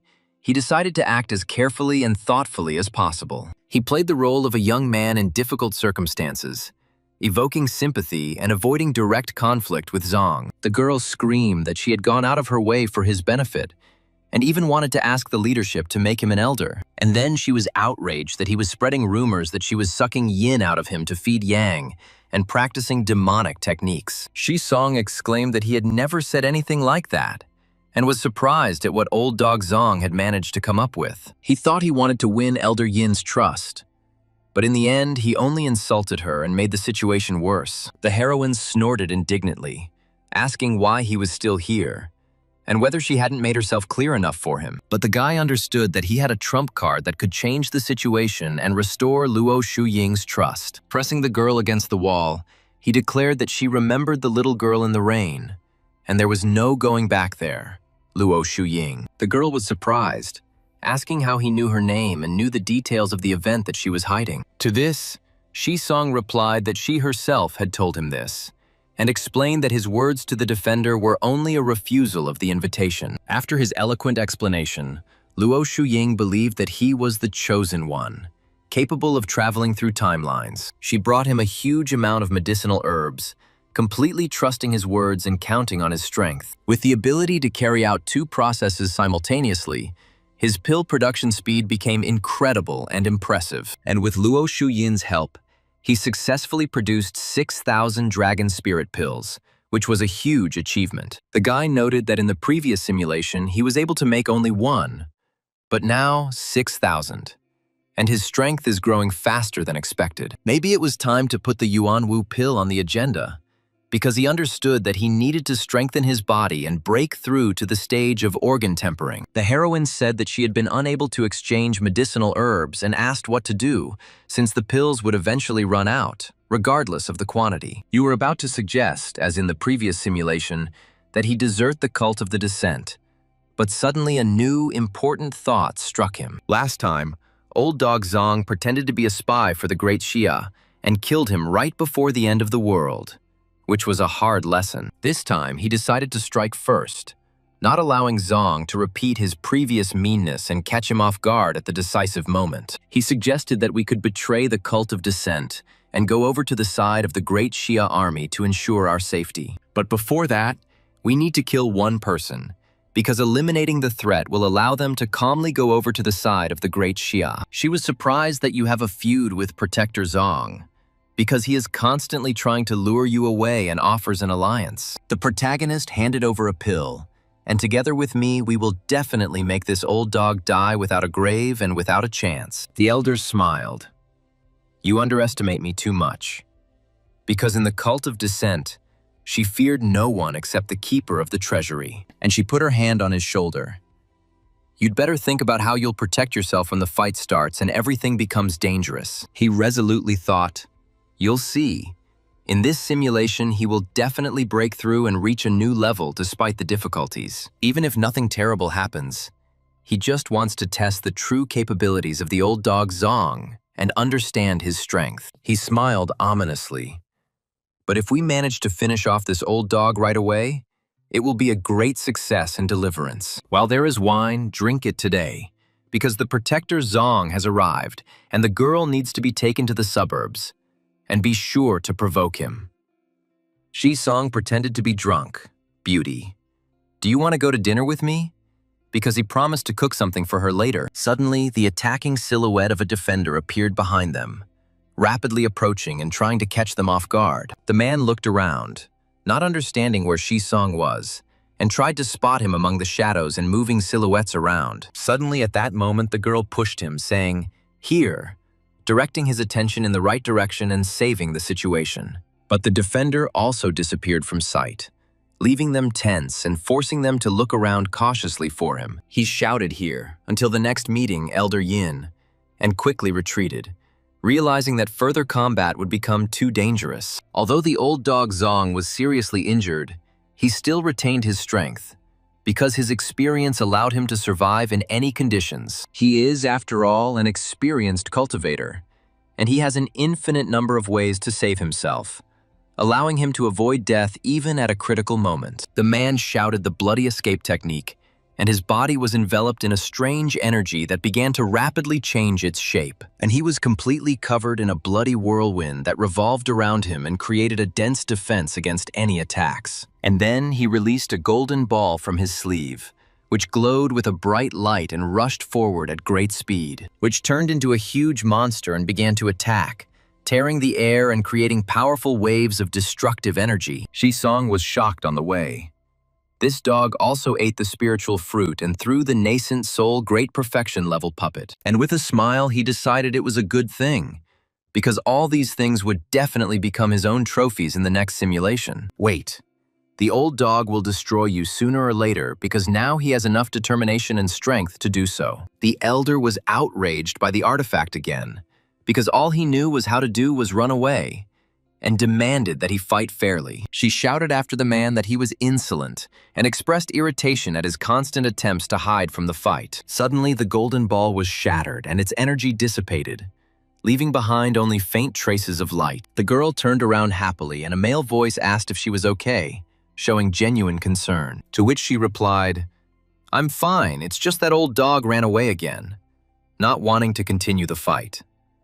Shi-song replied that it was okay, because everything had to be paid for, and he had used so many trump cards that he had lost his vital energy. Luo Shuying no longer dwelled on the fate of Protector Zong, and together with him, she betrayed the cult of dissent and joined the army of the Great Xia. With the help of your pills, Great Xia has gained even more Heavenly King-level fighters, and many grandmasters in a short time. You became the hero of the Great Xia again, and held a meeting of the top leadership, discussing the army's future actions. He wanted them to send troops to help the spirit people from the other world, because their situation was becoming critical. The leader replied that the enemy of his enemy is his friend, and said that as long as the supply of pills continues, they will be able to allocate about 10,000 grandmasters. That night, after receiving news of the help, Luo Shuying came to his room, wanting to discuss the situation and express her gratitude for his support. That night, the talent of the unbending silver spear showed itself brilliantly, and Luo Shuying was unable to resist the power, completely capitulating. On the street, the heroes wondered if this demonic beast looked like a fat village pig, and General Lu said that only part of it could be eaten. The girl stated that from a demonic beast weighing 500 jin, approximately 50 jin of demonic beast flesh and blood essence are obtained. He unexpectedly discovered that consuming this essence strengthened the body, and when combined with the meat of the spiritual chicken, he was close to a breakthrough. It's just a pity that it's not easy to get because there are many demonic beasts on the battlefield. But everyone is busy fighting and doesn't collect the corpses. Shi Song decided that it looked like he would have to go to the battlefield himself to get the necessary amount of essence for further growth. He asked Luo Shuying to extract as much blood essence from demonic beasts as possible, and he himself sat down to meditate in the blessed land. 3 years passed like this, and finally he felt how his body had broken its strong shackles, and how the very nature of life had changed. He successfully broke through and became a Yuan-Yu level cultivator, feeling a significant strengthening of his body and spiritual energy. The guy, all shining with a golden light, declared that this would not be the end of it, because new steps and trials lay ahead. In the golden light, the silhouette of a child was visible, gradually becoming clearer and taking shape within the glow. Could this be the formation of the soul's birth, he thought, watching as the image became more and more distinct and stable. The protagonist screamed, preparing to break through to the stage of the birth of the soul, feeling an incredible surge of strength and rapid development. He was amazed that this was his nascent soul, which was forming inside the golden light and gradually strengthening. And at the same time, he was glad, because breaking through 2 levels at once turned out to be an incredibly pleasant and inspiring achievement for him. He had to tell this good news to Lu Yuan, he decided, believing that such a significant success could not be hidden from his allies. He goes to the battlefield to kill demonic beasts, intending to test his new power in real combat. The system announced a ding. The current simulation was over, and the surrounding space began to gradually dissolve around him. The guy said that he wanted to complete the procedure faster because he already knew exactly what item he was going to pick up today. He decided that he would choose the Yuan-Wu stage and further cultivation of the nascent soul level, completely trusting his inner feeling. The protagonist cultivated and powerful energy of ice and fire, intertwined with each other, gradually burst out from his body, and in his stomach a golden core shone brightly, creating a feeling of extraordinary strength and inner stability, which began to crack and gradually burst, as if releasing something important, long hidden within its essence. And from it emerged a golden copy of Shi Song, repeating the hero's movements and radiating calm confidence. The boy thought for a moment, trying to figure out if what was in front of him was really his own nascent soul, formed through cultivation. She reproduces techniques he knows well, demonstrating precision of movement and a deep understanding of the fundamentals. But why doesn't he plan to continue training further? Because development requires constant effort and attention. Although yes, since he started cultivating, he has hardly practiced martial techniques, constantly brewing useful pills. Actually, in the previous simulation, he was going to go to the battlefield to kill enemies, but the end of the world came too early. Next time, you can't just sit in the blessed land of the spiritual fields and brew pills without a break. Shi Song decided that he needed to go outside to test his own strength and gain new experience. He fought the monsters single-handedly, demonstrating confidence, endurance, and the ability to adapt to unexpected situations. The girls admired him, considering him incredibly handsome, especially when he moved calmly and confidently during the fight. Although he had never seriously trained in combat techniques, he still knew how to kill enemies thanks to experience. Seeing the girl, the protagonist wondered if Wang Qingxuan was really planning to drop out now, which seems strange. The heroine asked that she had previously seen a very rich older sister from the academy come to him, and when Shi Song replied that her name was Jin Song Shui and that she was their graduate,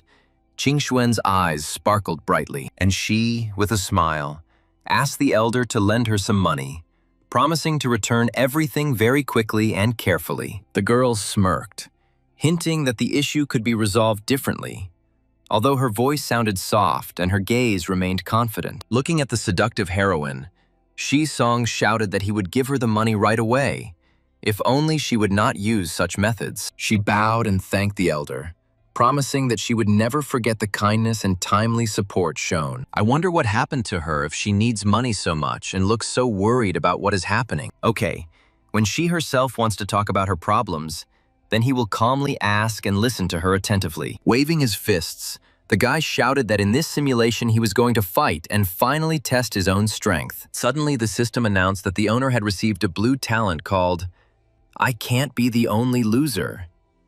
Shi-song yelled that bad luck would get stuck between his teeth and his misfortune would affect those around him, gradually bringing them trouble. But the system window just smiled and informed me that this talent was completely non-refundable and non-exchangeable. He sighed and decided to first see what would happen in the simulation, since it would not affect reality in any way. In the blessed land of the spiritual fields, he realized that he was inside a simulation created entirely by the system, and he began to brew a new batch of beauty pills and healing pills for a week, after which a loud explosion occurred. Shi-song was covered in ash and smoke, barely understanding what exactly had gone wrong during the preparation. The protagonist was shocked because he successfully brewed dragon spirit pills, but ordinary pills always failed. This talent of bad luck turned out to be truly terrifying, causing him to doubt his own skills and abilities. After his failures in alchemy, he decided to do something else to distract himself and restore his inner balance. At first,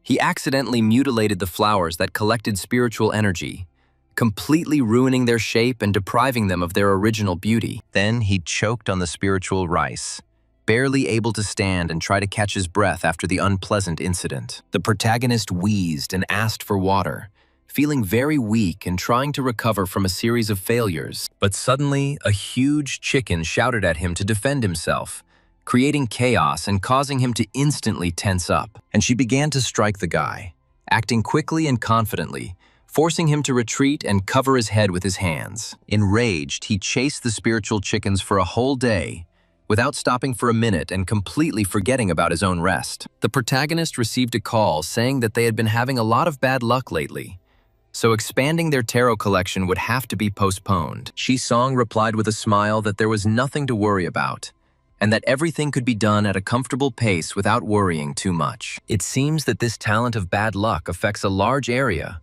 because even Jin Chongshu suffers, although they only communicate online. And if he joins the cult of dissent, or even betrays the Great Shah by going over to outsiders, the consequences could be unpredictable. To test his guess, he went to the dissent cult again with Wang Qingxuan, carefully observing what was happening. His outstanding alchemy skills once again captivated everyone in the dissent cult, and he became a respected pill elder. The heroine asked the pill elder to turn the materials she brought into pills, relying on his skill and precision. She also admitted that recently there had been an especially large number of wounded in the cult, which caused her great concern. Out of curiosity, he checked the list of the wounded and found that most of them had taken the pills he had made. But he was told again that the healing pills were out of stock, so the pill elder was asked to speed up production as quickly as possible. Fortunately, no one connected the two facts, although in the year following his accession, the cult's strength noticeably declined. The guy decided that he needed to go outside before anyone suspected anything,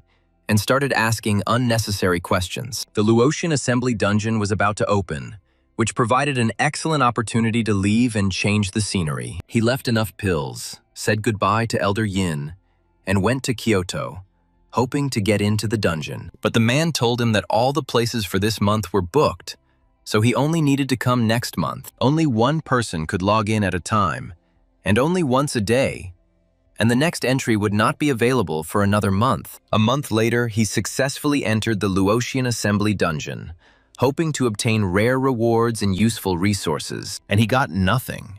So Shi-song was indignant, considering this talent of bad luck disgusting and extremely unfair. The protagonist screamed, indignant that he had received nothing but memories, and did not understand why an important moment had been missed. And he told the system that if it needed energy points, it should say so directly without any hints. Okay, if you don't spend energy points, they will remain just numbers, so you need to save them wisely and in a timely manner. And he received a notification that an intensive simulation had been activated, and 100,000 energy points had been spent. Shi-song stood frozen at the portal, trying to collect his thoughts and decide whether he should enter immediately. And from behind they shouted at him to come in faster and not hold up the line, because people had already been waiting for quite a long time. He thought, wondering what he would get this time, and hoped that he would not be left with nothing again. Looking at the mountain and the river, Shisong inhaled, noting how clean the air and pleasant the atmosphere was. A man approached him and said that his nephew from the Luo school had broken through to the nascent soul stage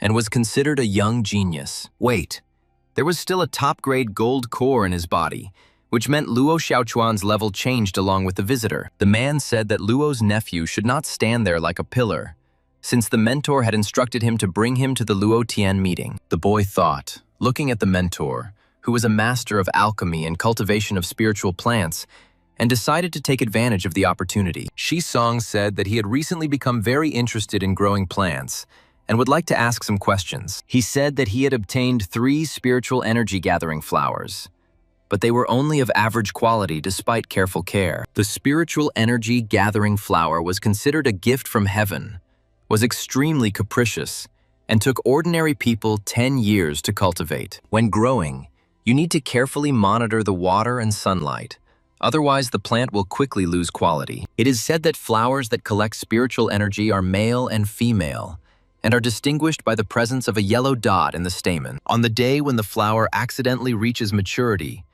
pollination must be carried out between the male and female plants. The man sighed and said that he was too lazy to tell the story further, so the guy could look everything up in his memories. And he put his finger to the guy's forehead, after which numerous hieroglyphs appeared around him, forming detailed images. Shisong was indignant, calling his mentor an old man because he did not immediately convey the memories, which is why the hero took a long time to take notes. He was happy because now that he had the method of cultivating the spiritual energy-gathering flower, he no longer had to worry about the lack of spiritual energy. The man said that his nephew should know that they had arrived in the city of Luochen, where an important part of the journey began. Then the protagonist was pushed and told to go faster to greet the mentor and not delay the others. The protagonist looked up and realized that in front of him was Luo Xiaochuan's mentor, the famous Elder Che. He decided that this man probably had something to gain, so it was worth asking him about combat techniques. The mentor handed him a token from the Golden Book Vault, saying that he had found what the boy had asked for earlier. The guy smiled because according to Luo Xiaochuan's memories, the repository of golden books contained all the knowledge of the cultivation world. The main character screamed indignantly when he saw the huge number of books and did not understand how he could study them all. Then he suddenly noticed a book called The General Canon of Sword Art, which piqued his interest. Although the title sounded simple, this book was written by the famous immortal swordsman Lu Dong, who became famous tens of thousands of years ago. It can be said that, having fully grasped the general canon, it will become much easier to study any higher sword techniques in the future. The canon of sword art divided worldly swords into 3 levels, and by mastering the human sword, one could defeat any enemy. The sword of earth borrowed the power of heaven and earth, forming a sword of creation capable of changing natural phenomena with a single blow. The last stage was called the Sword of Heaven, and by mastering it, a person could enter the path of the immortal sword. If he perfects the human sword, he will be able to fight against the spirit transformation at the nascent soul stage. If everything is really as stated in the canon, then having mastered the first part of the sword art, he will be able to defeat the old dog Zong. In his 9th year, after his failed attempt to create the divine power pill, he focused on training and studying the canon. By the 11th year, after 10 years of training, he had completely mastered 4 categories of techniques and brought dozens of techniques to perfection. For 10 years, he sharpened one sword and was no longer satisfied with basic fencing, because now he wanted to master the sword of murder. At his insistent request, the hero joined the army of the Demon Suppression Outpost, becoming a border warrior under the protection of the strongest fighters. Their order was simple. As long as they were alive, nothing should happen to the hero. So he began the path of an ordinary soldier. In the 2nd month after joining, he killed many demonic beasts of various levels, demonstrating strength and growing combat confidence. In the 3rd month, thanks to his military merits, he became a 1,000-man and received command of 1,000 soldiers, strengthening his own status. He began hunting demon kings. and his success attracted the attention of outsiders, who sent 3 kings to destroy him. As he attacked, Shisong declared that villains die because they talk too much, and continued to strike confidently. With a bloodthirsty smile, the guy declared that he had finally waited for the moment when he could demonstrate his accumulated strength in battle. 10 years at the demon suppression outpost had tempered his spirit, strengthened his sword technique, and made his aura frighteningly bloodthirsty. But even with all his efforts, the hero was unable to change the outcome of humanity's defeat. Watching the world fall, the sword was no longer his comrade, for it had become an instrument of murder, having lost its former meaning and intrinsic value. This had already deviated from his original intention, as he had once wanted to hone the way of the sword for the sake of perfection. One day, when he was almost on the verge of being possessed by a demon, he was killed by an assassin from the cult of the Descent and was unable to resist. The current simulation ended, and his talent to die with his eyes open was activated, ushering in a new stage of development. In the pupil, he saw the old dog Zong, and promised that one day he would use the art of the sword to sharpen his blade on it. The protagonist thought about it, because the art of the sword turned out to be incredibly powerful and allowed him to kill many demon kings. He understood that sooner or later he would kill the old dog and inherit his property, becoming strong enough to fight. The system announced that he had chosen to transfer the human sword cultivation experience by spending 3 million energy points. Shisong thought about it, because this talent, if used correctly, could create a huge problem for enemies requiring caution. It is possible to create a huge problem for one's own people. So the hero decided not to choose for now in order to avoid dangerous consequences. The protagonist finally gained the offensive talent of sword art, and now all he needed was a suitable weapon. Lying on the bed, the hero asked if Sister Shu could get a quality sword, since he had recently started training with the sword. She replied that a sword that suited him might not be available, but she would definitely help him look for one. He thanked her with a smile, and stated that Sister Shu was worthy of respect, so he bowed respectfully to her. A week later, the girl had already found a suitable weapon, demonstrating amazing speed and a serious attitude towards the hero's request. The guy was happy, because in the next simulation, he would be able to go out onto the battlefield with this sword, which was very useful. This sword was called Mo Bing, and was one of the top 10 weapons of the Great Xia, striking in its power. The protagonist was amazed because Sister Shua was able to obtain such a rare sword that it seemed almost impossible. When he held the sword in his hand, it seemed to him that he was standing among icy snows, feeling the cold breath of steel. The system asked if he wished to exchange the discovered heavenly treasure for 30 million energy points. Shisong was shocked, because 30 million seemed like a huge price, which confirmed the incredible power of the sword. The heroine stated that the sword was indeed excellent, but the divine weapon had a spirit that required long-term recognition from the owner. Suddenly, the sword began to glow, and the girl was surprised, because Mo Bin recognized the hero as the master, which happened extremely rarely. She admitted that she did not expect such quick recognition, since even professional swordsmen needed many years to achieve it. The boy thanked Kongshu for bringing Mo Bing and promised to use the sword with dignity, without disgracing her efforts. While tending to the flower, he said that he would marry Xiao Ju to Xiao Ling, so the flower should bloom as best as possible. He dreamed that one day he would plant the entire ravine with flowers that collected spiritual energy,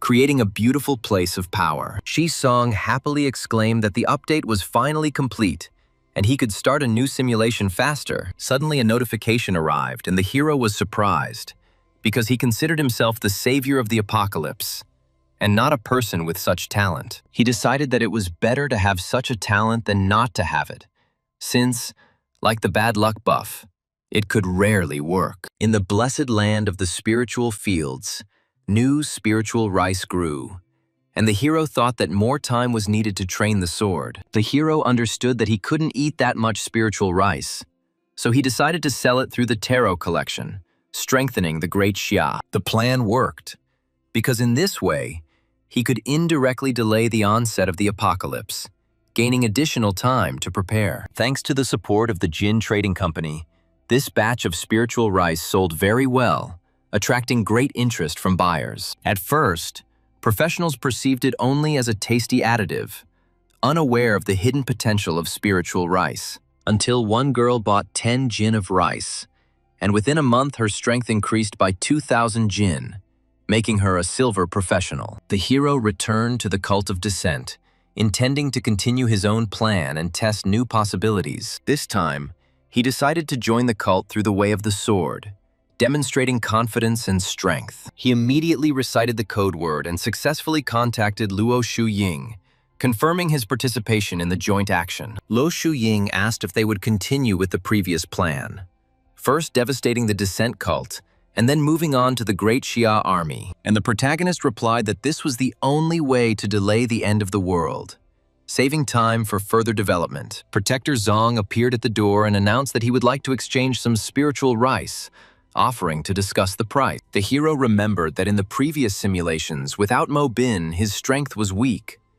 So Zong simply robbed him without hesitation. The boy said he didn't need money and asked Elder Zong if he had any Snow Jade ginseng to exchange. He hoped that a trace of the Snow Jade ginseng would finally appear, since Old Dog Zong might know its location. But his ambitions were not limited to this, because by killing the old dog and inheriting the property, he would receive enormous benefits. With the 10,000 li pursuit technique, he could easily find Zong. But to kill him with one blow, he needed enhancement. This spirit-focused pill had an astonishing effect on the spiritual race, and he assured Shu Yin that she would become legendary. The girl exclaimed that the power of the legendary level felt incredible, as if the whole world was really beneath her feet. The guy declared that his next step would be to enter the spirit transformation stage, and Old Dog Zong would be his next target. And clenching his fist, he said that the old dog must die. Otherwise, the end of the world would be impossible to stop. The hero noticed that the old dog never left the cult and wondered if he possessed a secret technique for foreseeing their plan. The elder replied that even if he knew, according to the rules of the cult of descent, it was necessary to go on missions every 3 months. Shisong used the stalking technique, trying not to miss the slightest trace and watching the old dog's every move. He saw that the old dog had left the cult of the descent, and he realized that the long-awaited chance for hunting had finally arrived. The hero noticed that the old dog kept more than 100 kilometers from the cult, checking his surroundings and showing incredible caution. For 7 days now, he had been moving within 100 kilometers, not allowing anyone to get closer and constantly changing direction. The protagonist laughed, assuring that as a hunter, he was much more patient than the old dog could have imagined. But suddenly, the boy realized that the old dog was about to run away, and the situation could change dramatically in any direction. After 3 months, Elder Zong couldn't take it anymore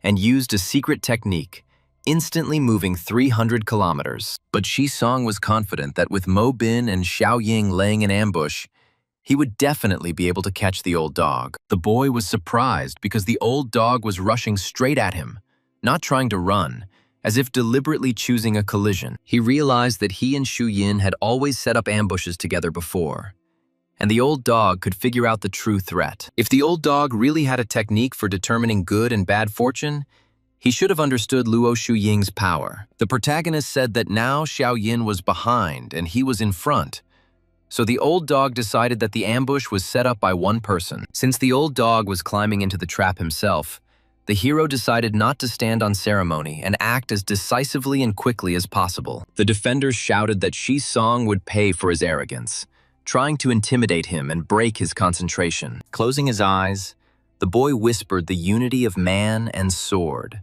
fully concentrating on the technique and his own intention. And then his eyes suddenly opened, showing that he had reached the right state and was ready for the decisive blow. A multitude of swords appeared around him, reflecting his intent and power, creating an impenetrable attack field. And these swords surrounded the defender of Zong, leaving him no escape route and preparing the final blow. The man grinned and said that the hero was quite interesting, watching his actions and assessing his strength with unexpected attention. He summoned a sword of bones and declared that the hero was still too weak to withstand such a weapon. The boy was amazed, because the old dog's sword looked frightening, radiating dark energy and an oppressive presence. The skulls on the sword screamed, asking why the hero wanted to kill them, filling the air with anxious voices. The protagonist screamed, trying to understand how the old dog could even forge such a sword filled with horror. The man claimed that his bone sword contained 49 vengeful souls, fueling the weapon with rage. He mockingly asked if the nascent soul stage cultivator really thought he was capable of killing him. But suddenly the sword of bones fell from the man's hands, as if it had lost its support, and the situation changed dramatically. A girl appeared in front of Shi-song, appearing suddenly and confidently, like heavenly punishment itself. She pierced the protector and asked if he knew what the heavenly abode was, showing true power. The guy laughed and said that the old dog did not expect this, because the situation had completely changed. He explained that Luo Shuyin was not absent at all, but was hiding in the blessed land of the spiritual fields, remaining unnoticed. The hero took the healing pill, restored his fighting strength, and decided to interrogate old dog Zong for information. But instead of a man, there was a stuffed animal, and Shi-song screamed, realizing that the old dog had once again escaped death. The heroine stated that the doubles technique was powerful, but it drained a lot of energy, so the pursuit needed to continue. With the 10,000 li pursuit technique, they easily found old dog Zong's hideout without wasting any time. The man clenched his teeth in anger, realizing that he was being followed and that it was becoming increasingly difficult to escape. As he attacked, he shouted that he had many more trump cards than they thought, trying to intimidate his opponents. The girl was suddenly bound by dark energy, depriving her of the ability to move and suppressing her spiritual power. She croaked that this black energy was absorbing life force, warning Shi-song of the danger. Shi-song smirked, saying that what lay before him was merely the yin energy of vengeful souls, causing him no fear. And the flames around him began to cleanse the space, burning away the remnants of dark energy and suppressing vengeful souls. The defender's gaze turned angry, and he shouted that Shi-song himself had forced him to reveal his true strength. Old dog Zong lost his composure, allowing his rage to completely take over his mind and destroy his caution. He no longer cared about his lifespan, and directly absorbed all the black energy, strengthening his own strength. His strength had reached the peak of the spirit transformation stage, turning him into a dangerous opponent capable of destroying everything around him. The heroes entered the battle, rising into the sky where their blows collided, creating flashes of energy and loud rumblings. This secret technique of his could not last long, because it drained the life force and destroyed the body from the inside. The hero decided to hold out until the old dog ran out of strength, because then he would have a chance to deliver the decisive blow. As Shi-song expected, less than a quarter of an hour later, the old dog was already about to run away, losing confidence. The boy quickly used the heavenly net, trying to stop the fugitive and prevent him from escaping. The old dog constantly revealed his trump cards, fighting directly when he could, and hiding in the blessed land of the spirit fields when he couldn't. After a day of continuous pursuit, the old dog Zong finally resigned himself, realizing that he could no longer escape. Shi-song sighed, admitting that even watching this was tense, as the old dog had lived for over 1,000 years. The protagonist pointed his sword at the man,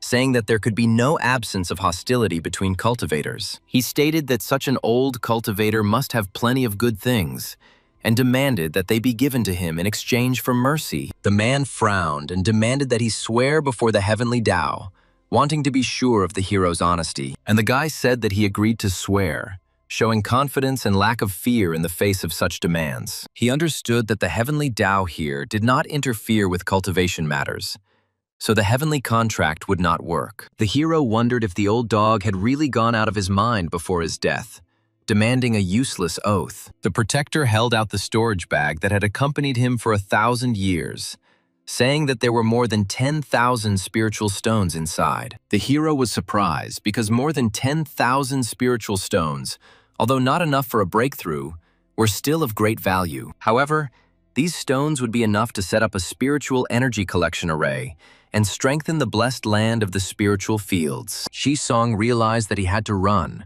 because the old dog probably still had some hidden trump cards that could change the course of the battle. The defender's eyes darkened and he began to laugh, indicating that he was about to reveal another dangerous technique. Everything around was filled with black energy, and he shouted that the hero would not be able to profit at his expense under any circumstances. He laughed, declaring that he had one last trump card, which the hero certainly did not expect to see at that moment. But a weapon suddenly pierced his chest, cutting off his laughter and ruining his attempt at a hidden technique. The protagonist snorted, saying that he really didn't expect this, because the old dog knew how to survive incredibly tenaciously. The body perished, but the original spirit was not destroyed, continuing to exist and trying to find a way to salvation. The original spirit of Old Dog Zong turned into a black shadow and tried to escape, hoping to escape pursuit. The man claimed to know where the snow jade ginseng was and asked to spare his life. The guy said that the storage bag was torn and asked what kind of seeds he could have saved in that condition. He added that he knew very well that snow jade ginseng needed to be stored in extreme cold conditions. The man's spirit began to burn and evaporate,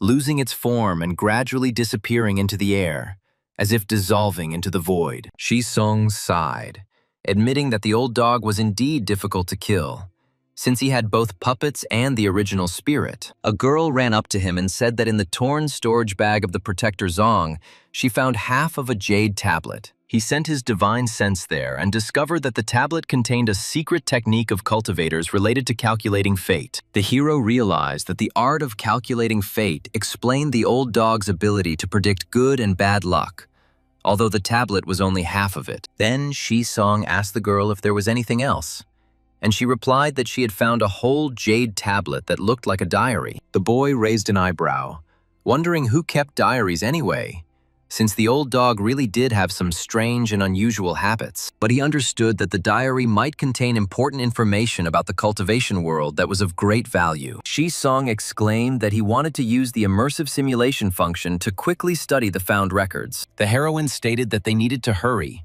because they had been killing Zong's protector for too long, and the cult might notice something. She said that the border of the Great Xia was not far away, so it was better to immediately contact the official authorities for safety. The manager said that Mr. Su and Miss Luo could rest while he distributed pills to those in need. Sitting down on a chair, the hero decided to carefully study the old dog's diary in order to understand his past and hidden motives. He read that in the year 2376 of the Xianwu era, the author accidentally met an immortal and entered the path. The hero remembered that the Great Xia had a dungeon from the Xianwu era, and guessed that the old dog might have come from there. The entry stated that in 2398, the author broke through to the foundation stage and visited the Flower Fairy. In the year 2434, he reached the great completion of the foundation and saw the fairy with another elder brother. In anger, he poisoned them, took the treasures, and betrayed his own sect,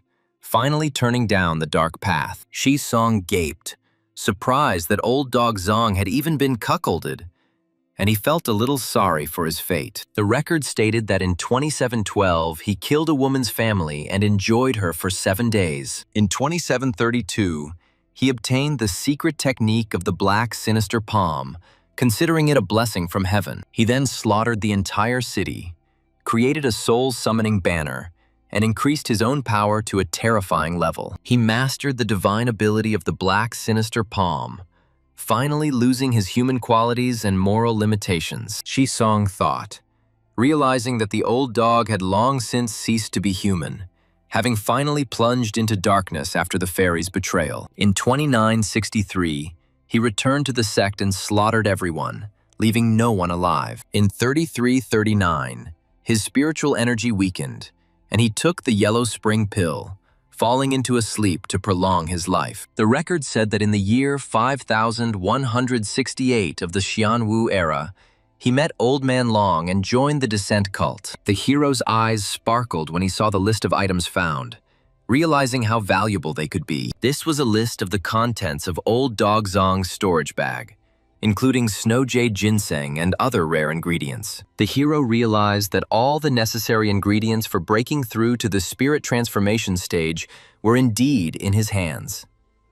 The soul-summoning banner and bone sword turned out to be mid-rank treasures accumulated by the old dog over 2,000 years. The boy giggled, imagining how in the next simulation all these things would become his property and strengthen his path. Having dealt with Old Dog Zong's supplies, he focused on strengthening the Great Xia army, obtaining an entire mountain for growing plants. He transplanted 3 spiritual energy-gathering flowers from the blessed land of the spiritual fields, creating a foundation for future growth. The guy said that one flower through the array is capable of concentrating spiritual energy on 1 mu of land, ensuring the growth of rice. But he noted that if other living beings get there, the spiritual energy will not be enough for full development. Grabbing the chicken, the leader declared that he would monitor the spiritual field and would not allow anyone to disrupt its work. With the support of the Great Xia army, his task, in addition to alchemy, became cultivating as many energy-gathering flowers as possible. Soon, the first harvest of spiritual rice appeared,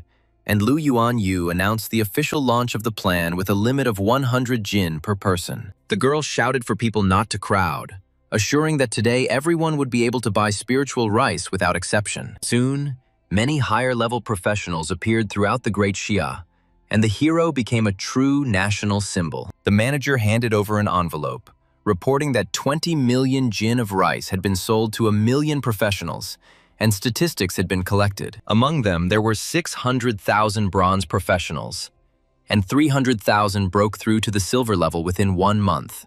The man smiled as he said that the overall probability of a successful breakthrough had exceeded 99%, which was a record. Shi Song thought about it, realizing that spiritual rice grown in reality was no worse than rice from the blessed land. He calculated that in the next 10 to 20 years, the number of silver and gold professionals would at least double throughout the country. More professionals meant more grandmasters and heavenly kings would emerge, which greatly strengthened the human race. For the overall strength of humanity, this represented a colossal boost, capable of changing the balance of power in the coming war. After the success of the spiritual rice plan, the hero focused on training his divine consciousness, seeking to expand his own capabilities. After many years of practice, his divine consciousness reached 1,000 zhang, opening up new horizons of perception of the world. He led the people and launched a counterattack against the alien races, using his accumulated experience and strengthened army. For the 25th year,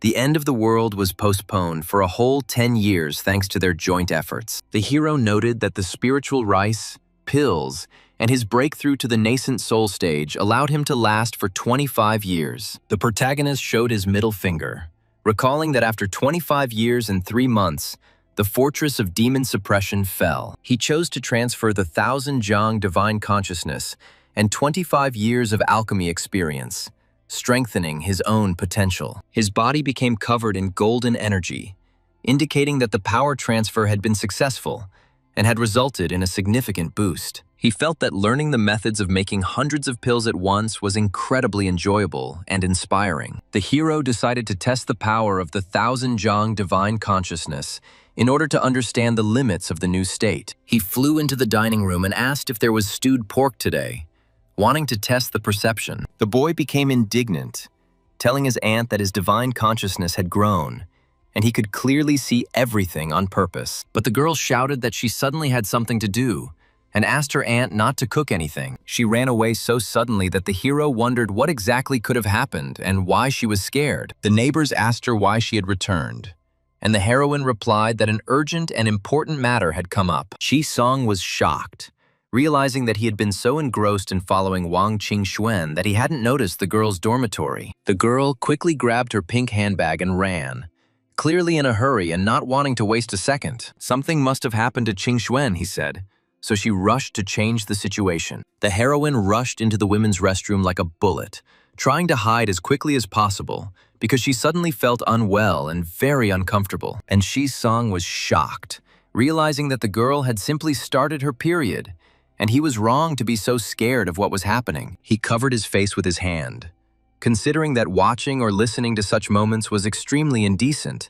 so he decided to turn away. But he thought that the distance between the dormitories was great, yet his divine consciousness still reached there without the slightest effort. He wondered how terrifying the radius of his divine consciousness would become at the spirit transformation stage, as its capabilities would increase many times over. Moreover, among the people of the blue planet, he is the only cultivator, so professionals are unable to notice his consciousness, which makes him stronger. The girl said with disappointment that she had planned to go to see the elder Su Xing later, but the guests had arrived too early and disrupted her plans. Shi Song was indignant and said that it had nothing to do with him, because her thoughts seemed completely strange and incomprehensible to him. Sitting on the bed and yawning, the guy asked Sun Shui if she was ready, because they needed to have time to complete their planned tasks. He didn't understand why it was taking Sun Shui so long to get ready, since he still had to return to the university to continue the simulation. And, letting out his breath, the guy decided to check what she was doing in order to understand the reason for her long preparation and possible anxiety. The heroine wondered what type of appearance Shi-song might like, because it was difficult for her to choose a suitable image for the meeting. He realized that before each weekly meeting, Chong Shui really prepared very carefully, trying to look as neat as possible. Kong Shui came out beaming and said that she had just changed her clothes, so she was a little late and did not have time to come out right away. She asked why there was so much to do this week and noted that Su Xing's strength had increased again, as she expected. She said that she had received the pills and suggested that they continue the work that they had planned to do together in the near future. The protagonist gently placed his hand on her shoulder and asked her to rest a little to regain her strength before work. Falling onto the bed, the heroine said that he looked unusually collected and confident today, which surprised her a little. And the guy said that she worked hard, so he learned a new relaxation technique and wants to help her recover. The girl began to stroke his hand and asked why he decided to take such care of her, wanting to understand his true intentions. She calmly sat down next to him on top of the bed, trying to maintain her balance and continue the conversation without rushing. He was invisibly protected by luck, so misfortunes passed him by. And even in danger, he most often remained completely unharmed. For example, if a plane crashes, he might accidentally hit a tree and escape serious injury through sheer luck. If a huge ship sinks, it will be saved by chance by a killer whale that appears nearby at the right moment and pulls it to the surface. The system warned that this talent only works when the owner is faced with a real threat or dangerous situation. Shi-song thought about it, realizing that he could create danger himself to test the talent's work and gain additional benefits. He went to the pharmacy on purpose, bought 2 gins of arsenic and drank it in one gulp, after which the pharmacist in horror called the police. He was so overcome with arsenic that his vision went black, and testing showed that the arsenic was expired, and the pharmacist paid compensation. The protagonist was delighted, believing that even deliberately risking his life could bring him profit. Since the purple talent was truly beneficial, he went to the bank to withdraw money and ran into a robber. But he forgot to load his gun, and the hero neutralized him in one move. He then went swimming in the river and was bitten by a non-venomous snake, which turned out to be a species that had been extinct for 2,000 years, earning him a reward. After numerous confirmations, he realized that seeking out danger really did bring benefits. So he went to see Old Dog Zong. His provocation enraged the old dog, who forcibly activated the evil energy of the bone sword, receiving a powerful blowback. Although he did not obtain all of the enemy's equipment, he managed to take one storage bag, which contained rare and valuable pills. Shi-song stated that everything happened effortlessly, because all the ingredients for breaking through to the spirit transformation stage were inside. He decided to blow up one pill furnace first to test the quality of the ingredients and his own alchemy skills. There was a huge explosion and the room filled with thick smoke, showing how unstable the pill-making process was. The guy with the bushy hair and the missing tooth exclaimed that he had succeeded despite the chaos and destruction around him. He picked up the pill and realized that it was a nascent soul tempering pill that allowed one to break through to the spirit transformation stage. The protagonist was overjoyed, realizing that he could now finally break through to the spirit transformation stage and significantly increase his strength. A spirit with a golden core began to emerge from it, gradually appearing in space and filling the room with a soft glow. The boy was at peace and said that he felt warm, feeling calm and an even flow of spiritual energy. But suddenly he opened his eyes, not understanding why his body was not glowing, although the process should have gone differently. Shi-song's soul embryo appeared before him, slowly forming and swaying in the golden light. It seemed as if the embryo of the soul had even fallen asleep, swaying slightly, as if resting after a long day of work. The guy couldn't figure out whether re-gilding was taking place because the process looked unusual and unconventional. He thought that it was a good thing he had planted several mu of spiritual energy collecting flowers in advance, because the energy consumption was enormous. His soul embryo began to shine with golden light again, gradually strengthening and stabilizing its internal structure. He immediately swallowed the second embryo tempering pill and began the second round of spiritual core strengthening. Watching the process, Shisong mentally repeated words of encouragement, trying to speed up the opening of the soul embryo. He rejoiced, realizing that destruction for the sake of rebirth really works, and his soul embryo begins to grow. The first step of the transformation of the spirit was achieved, and the perfect embryo of the soul was formed completely and stably. The protagonist proudly declared that he was now half a step away from the spirit transformation stage and was ready to pass the 5 trials. He stopped, deciding not to waste the chance of simulation, since cutting out false thoughts required complete concentration. In order to pass the trials without distractions, he and Luo Shuyin once again betrayed the descent cult and revealed the plan of the spiritual rice. His betrayal angered the cult of descent, but old dog Zong was dead, and the luck boost protected the hero. In the 6th year, the strength of the Great Xia's official structures had grown significantly, and he left tens of thousands of pills to Lu Yuan. The system declared that the first test was about overcoming inner desire, requiring stability and clarity of consciousness. The protagonist's face was covered in shock, because he did not expect that the first test would be so difficult. Shisong thought about it and decided to prepare first, so he hung up a ladder and went online to search for information. He was surprised, not understanding why he needed to go to foreign websites to test his inner desire, because it seemed strange. The boy knew that he had a weak will and was easily distracted.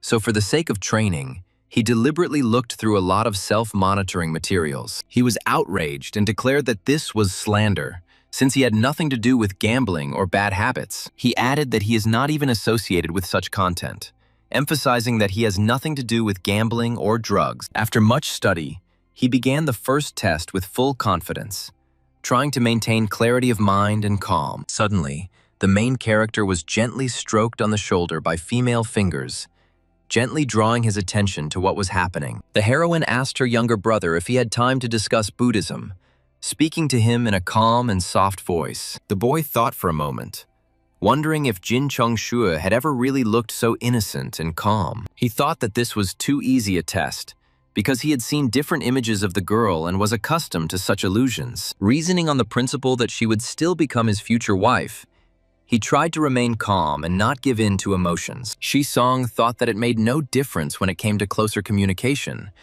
and he accepted Jin Chongshue's invitation, trying to maintain a clear mind. The protagonist stated in frustration that it was not he who made such decisions, since the situation was completely out of control. The happy days seemed wonderful, and he sank deeper and deeper into them, forgetting about reality and his own goals. At that time, the girl again called him to her, trying to distract his attention and keep him inside the illusion. She sometimes appeared in a bunny costume, creating a look designed to distract and have an emotional impact. She then conducted a rigorous interrogation in a police uniform, attempting to break his concentration and disrupt his mental stability. Shisong mentally shouted to himself that he needed to wake up, because he would still have time to spend time with his future wife, but not now. Suddenly, the guy realized that what was happening was not reality, but a carefully created illusion of a test. He noticed that the girl looked unreal, because her movements and facial expressions seemed too artificial. And as soon as the hero realized this, the illusory figure instantly evaporated, showing that the test was still ahead. The hero understood what exactly the test of inner desire was, and acknowledged that such a test could indeed be terrifying. After that, no matter how the illusion tried to seduce him, Shisong saw through its false nature at first glance. The system announced congratulations, stating that the hero had successfully passed the test of inner desire and had retained complete clarity of consciousness. She asked how the owner managed to pass the test, since it is considered one of the most difficult of all tests. Shisong thought for a moment and said that he imagined himself as a monk, and Jin Songxue as a nun, which helped him stay calm. The system announced a second test, related to fear, requiring the hero to have fortitude and the ability to maintain sanity. The protagonist did not understand what exactly he could be afraid of, because it seemed to him that such feelings had long been overcome. The elder reported that a giant monster had appeared, and the situation required an immediate response and full concentration. The hero did not understand how this was possible, because now it was only the 6th year, and the monster should not have appeared. The giant monster did indeed appear, defying all expectations and appearing well ahead of schedule. It appeared ahead of schedule, completely destroying the calculations and forcing the hero to doubt the stability of the surrounding world. The blonde heroine said that she completely entrusted the safety of her grandfather Lu to Shi-song, counting on his strength. The protagonist sobbed out the name of Tsun Shui, feeling intense anxiety and fear for her fate in this difficult situation. The giant monster destroyed everyone dear to the hero,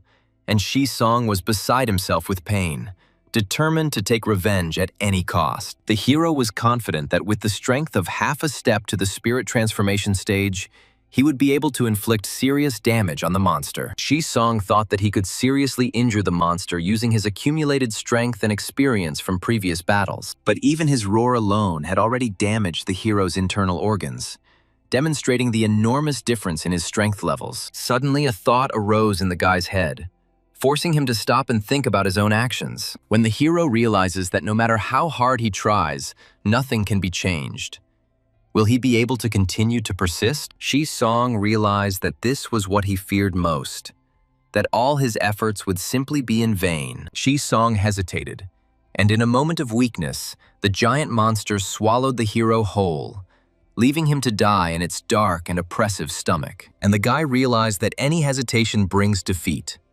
So he decided to face each challenge head-on, confidently, and without unnecessary doubts. And the hero chose to attract luck, avoid disaster, and cultivate at the half-step level to the spirit transformation stage. He noted that his control over spiritual energy had become freer, allowing him to create a vortex of any size, completely subordinate to his will. He was surprised by the emergence of a new sensation, because he had not previously experienced other levels of cultivation or deep internal insights. Then Shi-song realized that the memories of going through the trials of lust and fear were surfacing before him. The 5 trials of the spirit transformation stage were a direct confrontation in illusion with the deep part of one's own essence. This allowed one to understand the true inner self and to come closer to the completion of the complex and demanding stage of spiritual transformation. The guy exhaled and admitted that the simulator served as a cheat, because without it, he would have failed the first of the 5 tests. So the hero continued selling pills,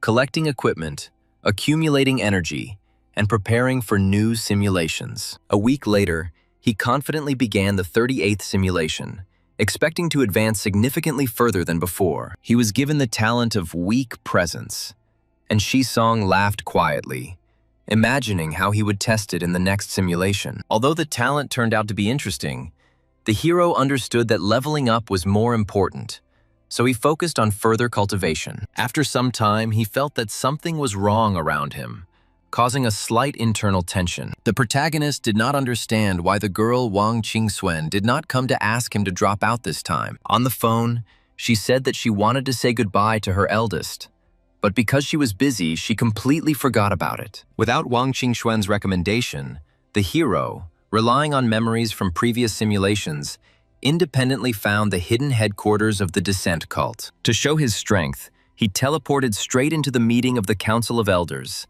but no one present noticed him. Shi-song was shocked, because the Grandmaster level elders had not noticed the hero's intrusion, which seemed completely impossible. But finally, one of the elders noticed the hero and sternly asked who he was, how he got there, and why he dared to invade. After such a public display of power, the Cult of Descent was pleased with the hero's abilities and warmly welcomed his official accession. But after the meeting, no one allocated a room for the hero to live in, as if his presence had completely disappeared from everyone around him. Shi-song was upset because the talent was powerful, but the side effect was too strong and could lead to disaster. But there was also joy, because now the robbery of the treasury should go much easier thanks to the peculiarities of his talent. In the 3rd year, the hero, together with Luo Shuyin, robbed the treasury, and thanks to the talent of a passerby, the people of the Descent cult did not notice the betrayal. At the same time, Lu Yuanyu also didn't notice that the hero had come to him and was calmly standing right in front of him. The man admitted that he constantly subconsciously ignores the existence of the hero, although he does not understand the reason for this feeling. To save the world, the hero had to turn on the old woman's Xianglin mode and repeat important words 3 times in a row. Song knew that if there was a test of patience, he would pass it instantly and without the slightest difficulty. The hero shouted that he was ready to face his fear and was no longer going to retreat before his inner demons. And with one movement, he cut the monster's face apart, demonstrating the determination and confidence accumulated over many years of preparation. Having experience from the previous simulation, the hero successfully broke through the test of fear, completely overcoming internal doubts and hesitations. Even if the body dies and the path dissipates, the hero will not regret it. Because a real man should fall only on the battlefield. Song exclaimed that after understanding the test of fear, he was no longer afraid of death and was ready to move on. The next test was one of greed, so the hero needed careful preparation to avoid giving in to his inner desires. The hero returned to the real world and, thanks to the successful implementation of the spiritual rice plan and the pill plan, became a national hero. To better pass the test of greed, the hero decided to release the evil desires hidden deep in his heart. The hero began to madly collect all the treasures he ever wanted, and countless jewels filled his hands. He also collected a huge number of legendary weapons, using them only to decorate the walls of his own luxurious palace. The girl said that the gentleman wanted to buy a life-extending pill from Song, and the hero calmly named the price at 1 billion. In just 1 year, the hero became the richest man in the Great Xia. And with enormous power, he gradually turned into an arrogant ruler. The hero said that his words should be conveyed to the Bailey Trade Union, because if they wanted the pills, they should hand over their guild to the Tarot organization. The girl replied that the Bailey Union was a large trading guild with a 100-year history, representing the life's work of its owner. He smashed the table with his fist and shouted that the owner should beg him, since the hero had already shown mercy by giving him the opportunity to show himself. The heroine sighed and replied that she understood his words, although her voice betrayed weariness from what was happening. Gradually, voices against the hero began to appear in the country. People said that he had become arrogant and greedy, having lost his image as a protector. But the hero still had loyal supporters who believed that he had done too much for humanity and deserved to enjoy life a little. The girl stated that she was heading to the Demon Suppression Outpost and that the hero should hand over the affairs of the Tarot organization to someone else. She said that she didn't need his permission because Song was becoming a stranger and she could no longer tolerate such changes. The boy looked around and realized that greed, arrogance, and irritability had gradually consumed him, turning him into a completely different person. He couldn't believe he had become like this.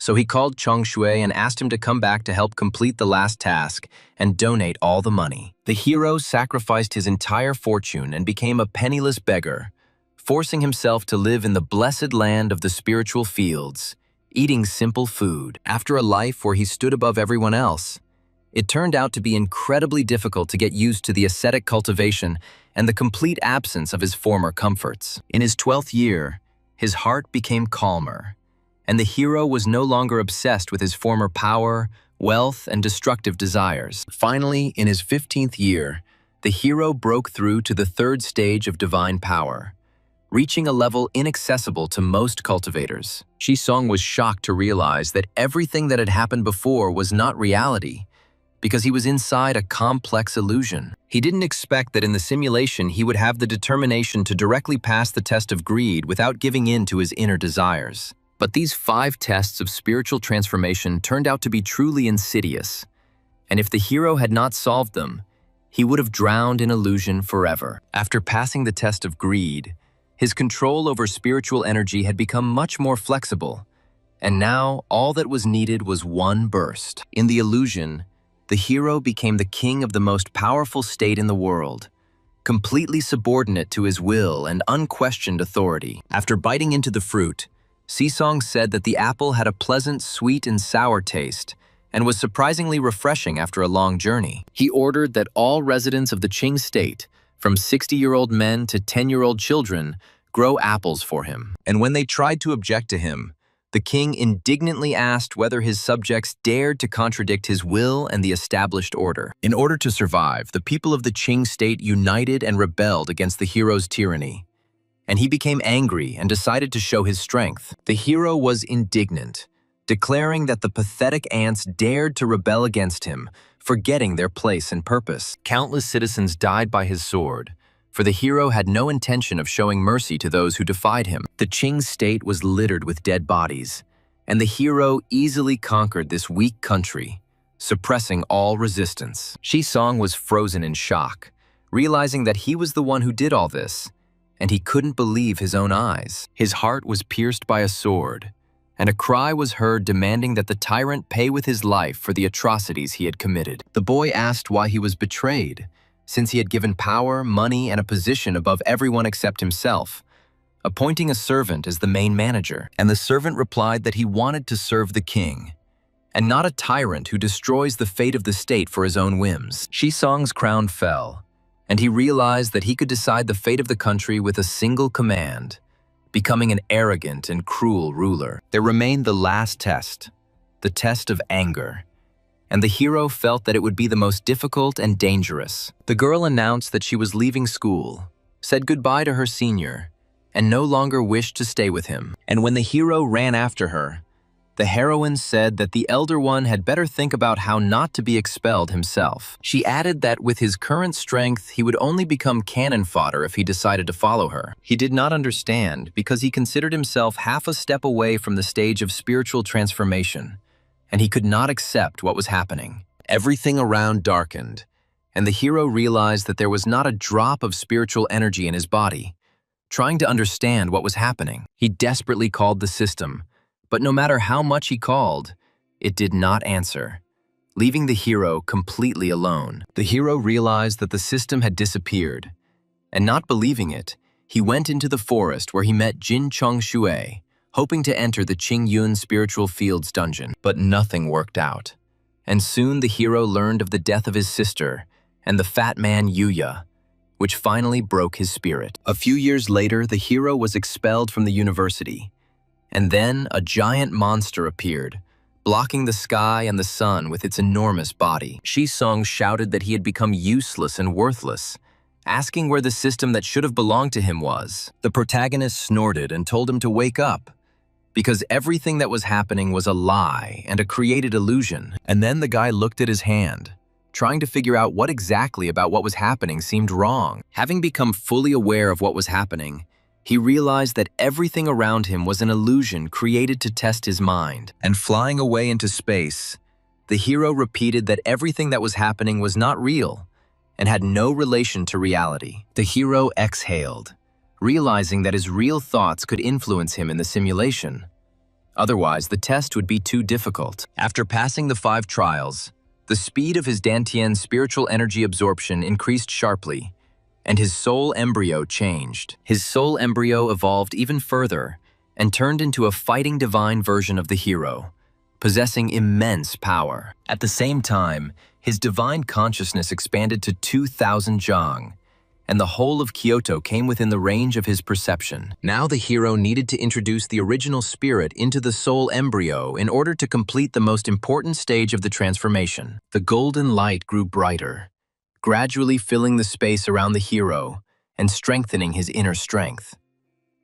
The hero realized that even if the physical body perished, as long as the divine consciousness did not dissipate, he would be able to continue to exist. If a suitable body is found, the hero can be reborn, occupying someone else's shell and restoring his lost form. Now it has become clear why everyone strives to reach the stage of spiritual transformation, because it literally gives a second life. Finally, the hero fully grasped all the insights and officially entered the stage of spiritual transformation, completing a long journey. In the dry field, Shisong froze, not understanding where his flowers, which were supposed to grow here, had disappeared to. They turned back into ordinary chickens, as the spirit transformation had completely depleted the spiritual energy needed to maintain their form. The boy chuckled, because although he no longer had the spiritual stones, old dog Zong still had them, and in the next simulation he was going to shear the wool. After breaking through to the spirit transformation stage, Shisong himself went to the battlefield at Demon Suppression Pass and destroyed the enemies. And he said that he wanted to know how many years his spirit transformation stage power could delay the end of the world. His fearless will inspired the professionals of the Great Xia, and thanks to their joint efforts, humanity was given a chance to survive. In the 25th year, hundreds of legendary demonic beasts invaded the Demon Suppression Pass, where countless human soldiers perished. The hero noted that the end of the world had been postponed for 10 years. And during this time, the Great Xia would become even stronger. He successfully advanced his cultivation level to the 4th stage of the Divine Power realm by spending 30 million energy. The first stage of Divine Power, then the 2nd, 3rd, and finally the 4th stage was reached, significantly strengthening his body. The main character gained enormous muscles as he went through 3 transformations from the 1st to the 4th stage, almost doubling his strength. At low levels, body and energy cultivators had different advantages, although the physical strength of body cultivators was always higher. But the energy cultivators' techniques allowed them to attack from afar, and ordinary body cultivators could not get close to them. Now, at the Divine Power stage, the growth of the body cultivators' strength allowed them to put energy cultivators in their place. The boy muttered that his divine consciousness had reached 3,000 zhang, which was significantly higher than his previous levels. If you convert this into modern units, it comes out to about 10 kilometers, and all of Kyoto was under his observation. He could compress his divine consciousness to 30 zhang, approximately 100 meters, instantly sensing any danger around him. The hero laughed, declaring that he now surpassed the old dog Zong, not only in cultivation level, but also in the power of consciousness. Suddenly, in a back alley, he noticed a girl and was surprised, because in front of him stood Qing Xuan, looking extremely suspicious. He wondered if Qing Xuan had already made contact with the descent cult at this time, hiding it from everyone. The spirit shouted for the hero not to sigh and to tell what exactly had happened, because the situation was becoming increasingly alarming. The hero decided to wait until the girl explained everything herself, realizing that hasty conclusions could lead to mistakes. The protagonist thought about it, because the technique of eternal spring supported him only until the great completion of the stage of returning to the void, requiring a new method. The hero had a dual spiritual root of wood and fire, but he had only learned the wood method and had not yet mastered the fire method. There were currently 3 ways to obtain new cultivation methods, each with its own advantages and disadvantages. The first method was the Luotian Assembly Dungeon, which required repeatedly entering the simulation to memorize the techniques. But this path required too much simulation energy and effort, because without inspiration, it would have taken at least a dozen attempts. The second method was associated with the old dog Zong, who lived for 2,000 years and probably possessed high-level methods. The third way was to travel to the dungeon of the End of Law era, where cultivation methods could be found literally at every step. Slamming the notebook shut, Shisong said that he would first rob old dog Zong, and then go explore the era of the End of the Law. And suddenly the hero received a call from Qing Xuan on his phone, which immediately caught his attention and made him wary. The hero thought that the girl was finally going to tell him everything,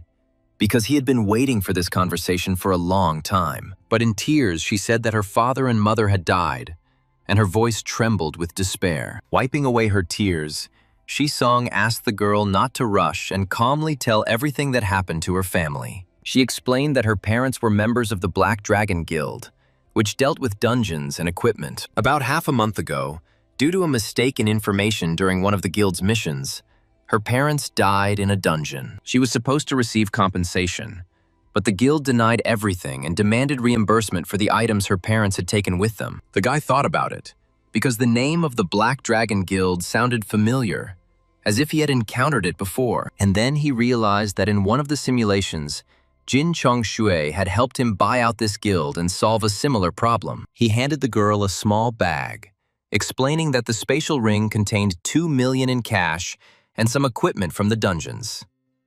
The hero said that he considered it a favor, but asked the girl not to tell others under any circumstances that the help came from him. The girl rushed to hug him, saying that the elder treated her incredibly kindly and supported her in difficult times. Xingxuan definitely didn't belong to any extremist organizations, and her connection to the Cult of Descent could be linked to the Black Dragon Guild. The hero wondered if the Black Dragon Guild was really connected to the Cult of Descent and was involved in their secret affairs. On the phone, the hero asked Sun Sui if she knew anyone from the Black Dragon Guild and could help. He admitted that he wanted to discuss an important matter and offered to meet and give the girl the pills for the current week. The girl asked the hero about her image, asking if he liked her appearance and chosen style. But Shi Song replied seriously that there was no point in testing him with such things, since he had come to talk about something important. Then the girl handed over an envelope and said that after yesterday's question she had found out a lot, because the Black Dragon Guild turned out to be scum. At first,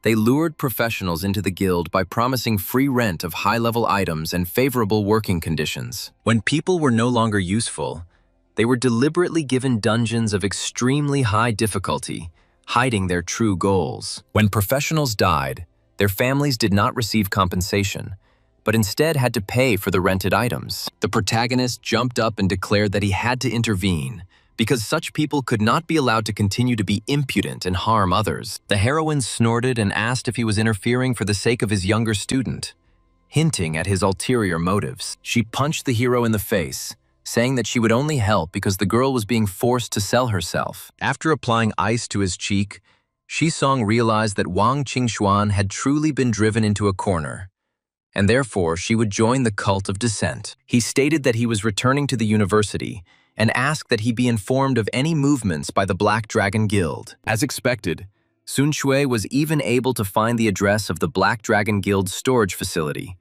demonstrating incredible efficiency. The guy released his golden spirit, preparing to inspect the area and further penetrate the vault. He decided to first examine everything with divine consciousness in order to understand the location of objects and possible traps. Flying inside, he opened his mouth and froze, amazed by what he saw and not believing his own eyes. Inside, everything was shining, because in front of him was a huge amount of white equipment neatly laid out on the shelves.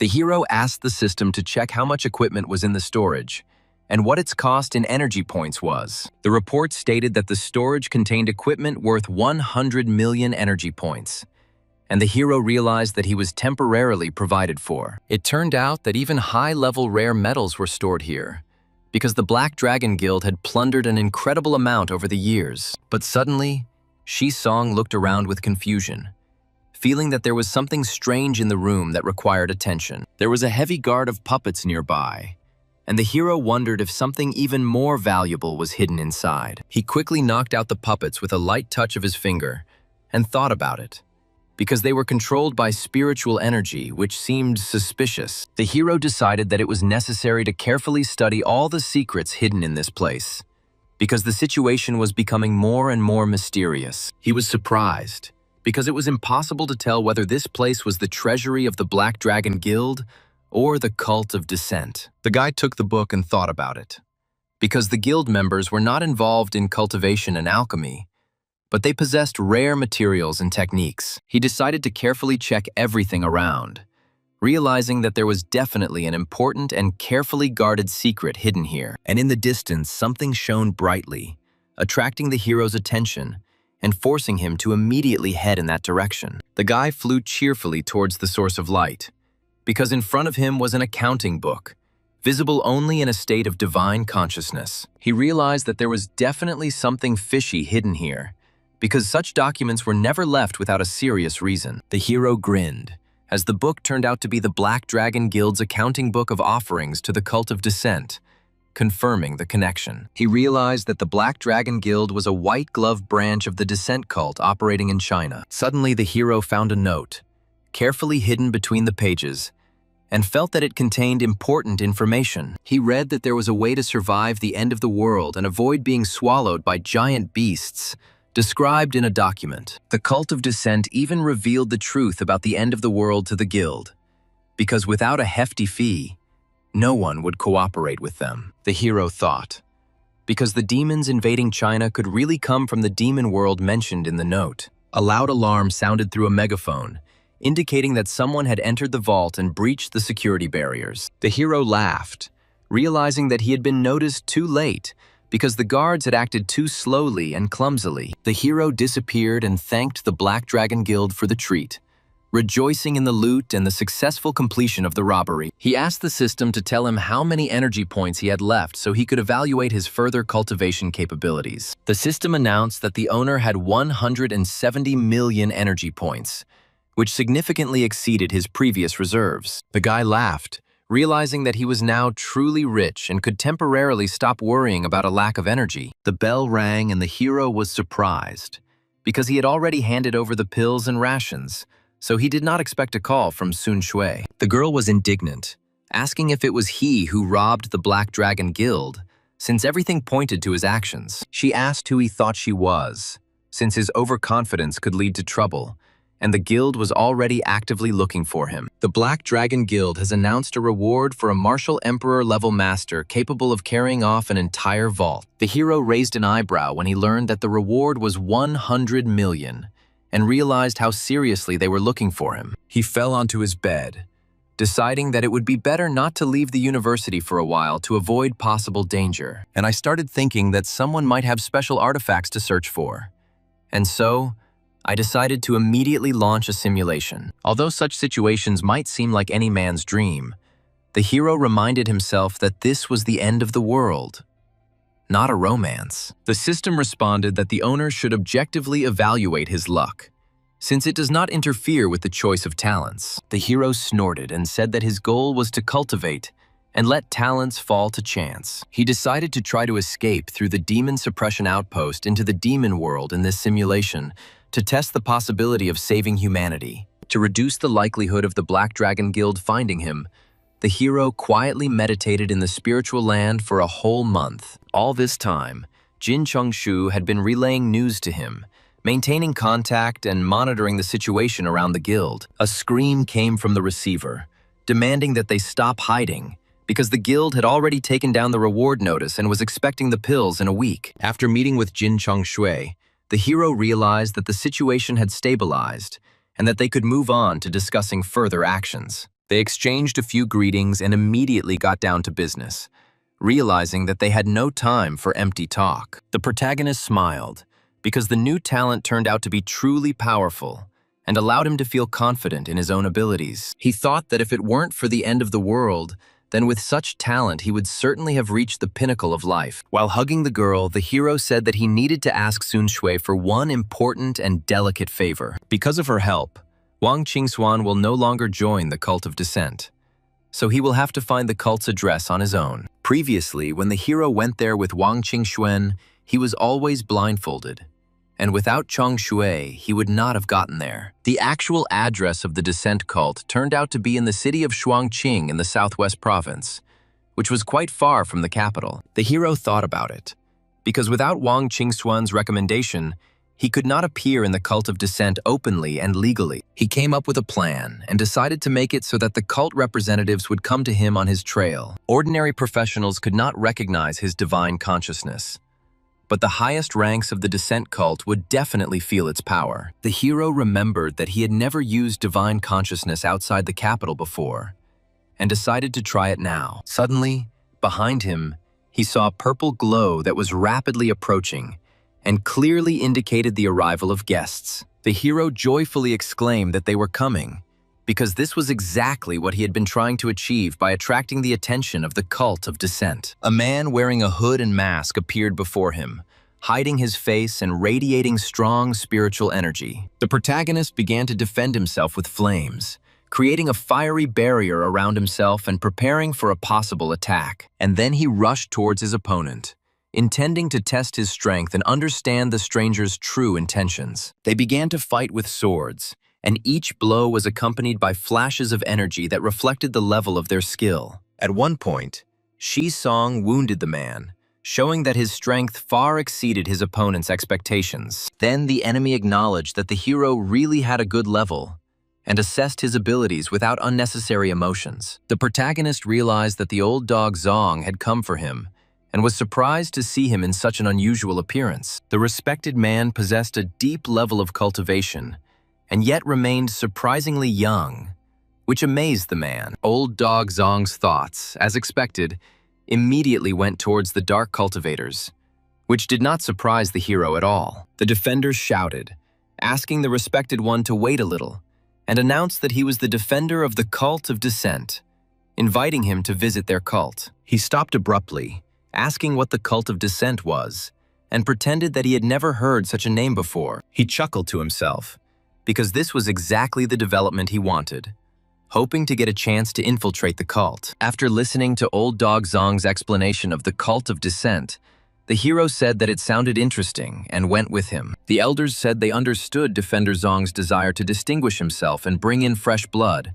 but they considered his actions hasty. They were hesitant, as picking people up right off the street seemed too risky and could arouse unnecessary suspicion. The man shouted that there was no rush because this gentleman was a great master of body capture techniques and possessed rare knowledge. Since Old Dog Zong had created too high an image for the hero, he had to get a suitable pill to earn his trust. Everyone was shocked, because in front of them was a life extension pill that could extend life by 100 years, regardless of level. The protagonist proudly declared that the elders were well-versed in such things and were able to appreciate the rarity of the pill. He said that he only got this pill after 99 exploding cauldrons and mentally scolded Old Dog Zong. He was told that he had been officially accepted into the cult and was now free to attend their meetings and participate in their affairs. After joining the cult of dissent, the hero, on the one hand, fraternized with the Old Dog Zong, maintaining friendly relations. On the other hand, he secretly contacted Luo Shuying using prearranged signals, hiding his actions from the cult. In the third year, he and Luo Shuying again robbed the treasury and betrayed the cult of dissent, continuing their plan. The girl suggested trying to win over the defender Zong to her side, since he had brought the hero into the cult and could have suffered. As he wanted, the Old Dog Zong was persecuted by the cult of dissent because of him, and he again took to flight. The guy twirled red napkins in his hands, enjoying what was happening and considering today to be a particularly successful and pleasant day. Jumping and dancing, he said that the day was really good, because even for an old dog such a moment had come. Shi Song joined the Great Xia army, prepared enough pills, and resolutely headed to the Demon Suppression Outpost. To pass the Demon Suppression Outpost and enter the demon world, he had to cut through hordes of demonic beasts. The guy understood that he needed to level up as quickly as possible.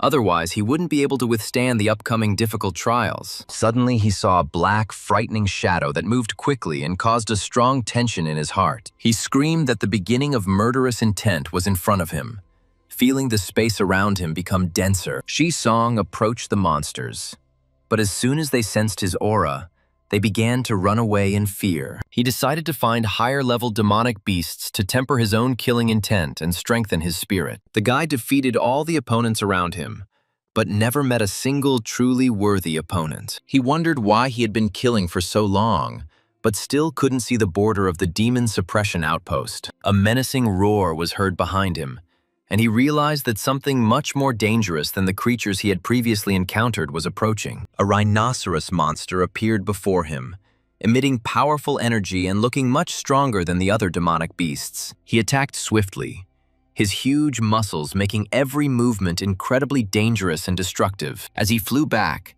Shi Song realized how strong his opponent was, and was delighted to have met a truly worthy opponent. Flames erupted from the rhinoceros's horn, spreading through the air and leaving behind trails of hot energy. While defending himself, the protagonist realized that this was no ordinary fire, because he sensed an unusual, destructive force in it. He realized that this was Mo Bing's fire, which could burn spiritual energy, and he realized the danger of what was happening. The guy decided that if ice wasn't enough, he would have to use fire to fight the attacking monster. He assumed a defensive stance, concentrated, and began to accumulate spiritual energy for the next decisive blow. The boy shouted forward and rushed towards the enemy, putting all his accumulated strength and determination into the movement. This demonic beast was different from the others, as its strength and behavior indicated a much higher level. He wondered if the opponent had really reached the level of a demon emperor, as his strength seemed incredibly terrifying. As the rhinoceros evaporated,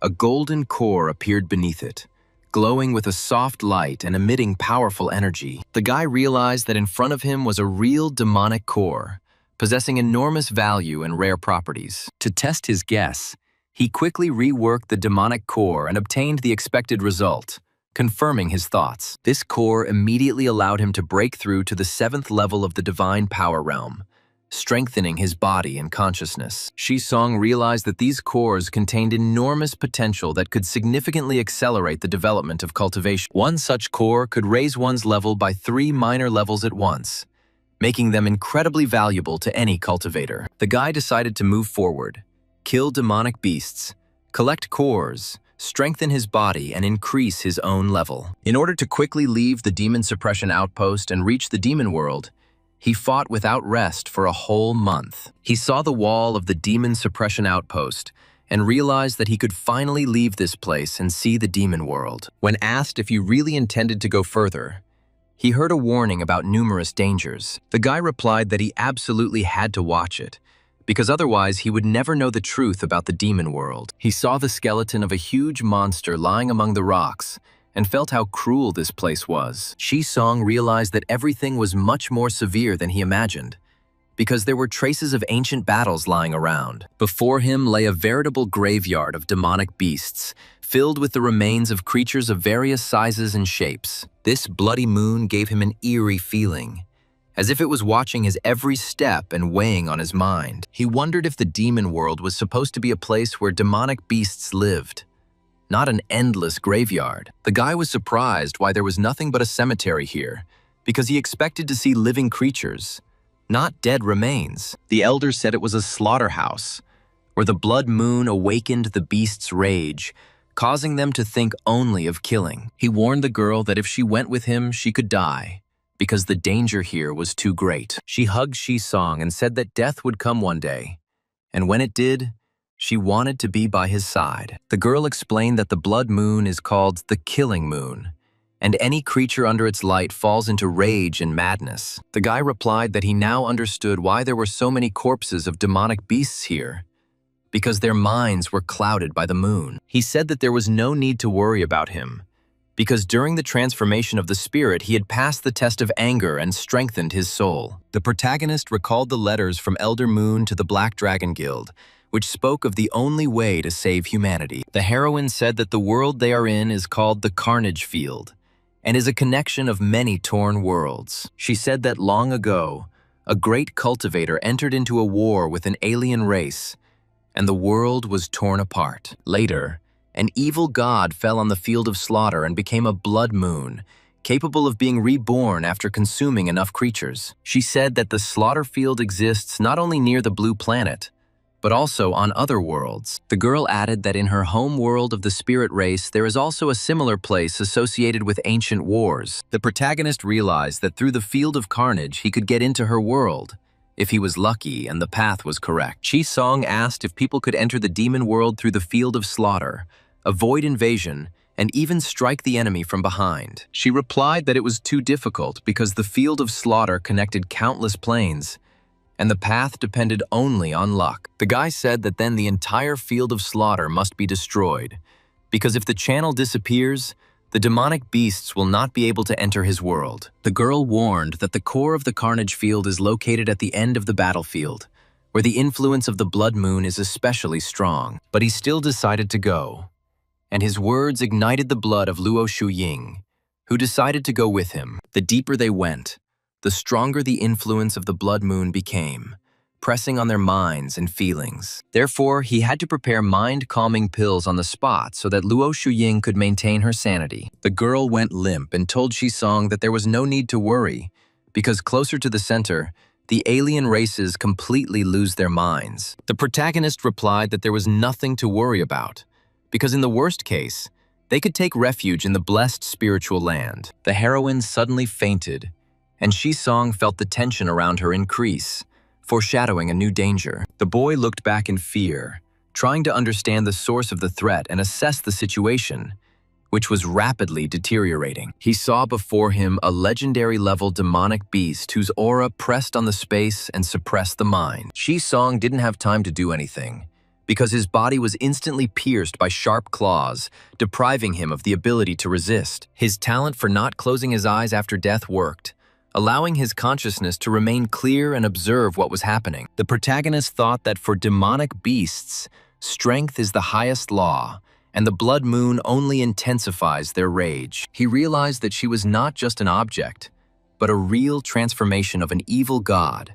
capable of influencing the world and creatures. The boy admitted that his strength was still insufficient, as his encounter with the legendary beast ended in instant death. He decided that when he reached the peak of the spirit transformation stage, he would definitely return to explore this dangerous place. The reward received included a cultivation level of the 7th stage of the divine power realm and 20 years of combat experience. Shi-Song happily stated that he felt as if he had returned to the demon suppression outpost again, experiencing the familiar sensations. All the memories came alive, and he clearly felt every detail of the past experience, as if everything was happening right now. The guy confidently stated that he had fully absorbed the knowledge he had received, and his mind had become much calmer and more collected. He thought that the increase in level was manifested in better control of the vortex of spiritual energy. But where did the combat experience go? It was 5 o'clock on his phone and his alarm rang, reminding him that it was time to feed the chickens. As he approached the chicken coop, the protagonist shouted the names of the chickens, calling Xiao Heizi, Da Zhuangzi, and Liu Ma to eat. The chickens ran as fast as they could, screaming forward and rejoicing that it was finally time to eat. They stopped abruptly and begged the rooster not to kill them, promising not to think about rebellion anymore. In tears, they declared that the idea of the rebellion belonged to the second one, Xiao Heizi, and asked for a fair hearing. Shi-Song was taken aback, as he had no intention of killing the chickens, and asked them not to add unnecessary drama. He couldn't understand what exactly he had done, since they began to foam at the mouth with fear and behave so strangely. The guy realized that the culprit was the germ of murderous intent that he had unknowingly released. He realized that combat experience manifested itself in just this way, because even strong enemies could be intimidated by aura alone. As expected, everything the system gives as a reward is a real treasure that can significantly enhance development. He decided to accumulate more energy points and level up as quickly as possible in order to receive 3 rewards at once. The boy approached the house of the Bailey Tu family, whose wealth was comparable to that of the influential Jin family. He stood on tiptoe and thought that perhaps this very place was the home he needed. He was sharply asked what business he had come for, whether he wanted wealth or whether he had come for someone's life. Shi-Song replied that he did not need wealth because the old man would die soon anyway, and he had come to make a deal. He threw the bottle to the old man, showing his seriousness of intentions and offering to discuss the terms of a future agreement. He told the old man to open the bottle and look carefully at the contents to ensure its authenticity and potency. The old man opened it with disbelief, and a shining pill, emitting a soft, golden light, fell into his palm. He exclaimed that before him was the legendary life-extending pill, which had long been rumored among the strongest families. The guy replied that the richest family in China recognized it immediately, because this pill can extend life by 5 years. The man couldn't believe Shi-Song's words, because such miracles seemed inaccessible even to the most influential people. He fell to his knees and admitted that after his cancer diagnosis, he had tried everything, but even divine objects only gave him months. He banged his head on the ground and begged that if his life were extended for 10 years, he would give up all the property of the Bailey family. Shi-Song said that his pills could extend life not only by 10 years, but also by 100. But there was a condition. He stated that he needed the dungeon items that Bailey Chi's son had collected for many years and carefully preserved. The old man asked again if he really wanted that useless junk from the dungeons that no one considered valuable. The old man thought that masters can be strange and decided that the pill could be a fake. Otherwise, why exchange it for trash? He coughed and asked to first take the life-extending pill and then call his son to discuss the deal. When Shi-Song gave permission, the old man drank the pill, hoping that it really had the power it claimed to have and would help him. His body trembled sharply, and he felt a powerful energy coursing through his veins, awakening long-extinguished life force. His muscles tore through his clothes, and he cried out that he felt the return of the strength he had been deprived of for many years. He looked at his hands and saw that the calluses had disappeared and the skin had become smooth and youthful, as if it were that of a person of a different age. Looking in the mirror, he realized that he had looked at least 10 years younger, and he could not hide his shock at what he saw. The old man thanked Shi-song for saving his life and promised to immediately call his ungrateful son for a talk. The guy shouted that he would not give up the items because even though they were not of a high level, they were unique treasures. The old man slapped his son, saying that he was almost dead, but he still didn't want to part with this junk. The son scratched his head awkwardly and said that he didn't mean it that way. He just thought his junk wasn't worth such a high price. The protagonist admitted that young Master Bailey was too modest because these things were of great value to him. The guy sighed and offered another way of dealing, saying that he could pay with money instead of dungeon items. The man said that the son must decide what is more important to him, the underground junk or the life of his own father. Shi-song stated that in addition to equipment, he needed rare metals that could be regularly exchanged for life extension pills. He asked if any amount would do and seemed willing to comply with any condition to save his father. The guy thought that now he could stop worrying about energy points for a while, since he had enough resources. The son cried and asked the elder to take care of them properly, realizing that he no longer had any other choice. Shi-song said he would come next week, and the second life extension pill depended on their efforts. Suddenly, the old man ordered Fubo to follow him and be sure to find out who he was and where he came from. The boy told his father not to complicate things, because his objects contained tracking devices that would allow him to find out everything automatically. He said that his son had finally done something worthwhile, and for the first time, he seemed pleased with his actions. The full moon shone in the sky, illuminating the city with a soft light and creating a sense of calm after a busy day. And Shi-song flew around the city and asked the system to calculate how many energy points he would get this time. The system reported that energy objects have been detected, and their total value is 480 million points. He was shocked by such a huge amount and did not expect to receive such a significant reward at one time. The guy happily stated that he knew that getting rich overnight was nice,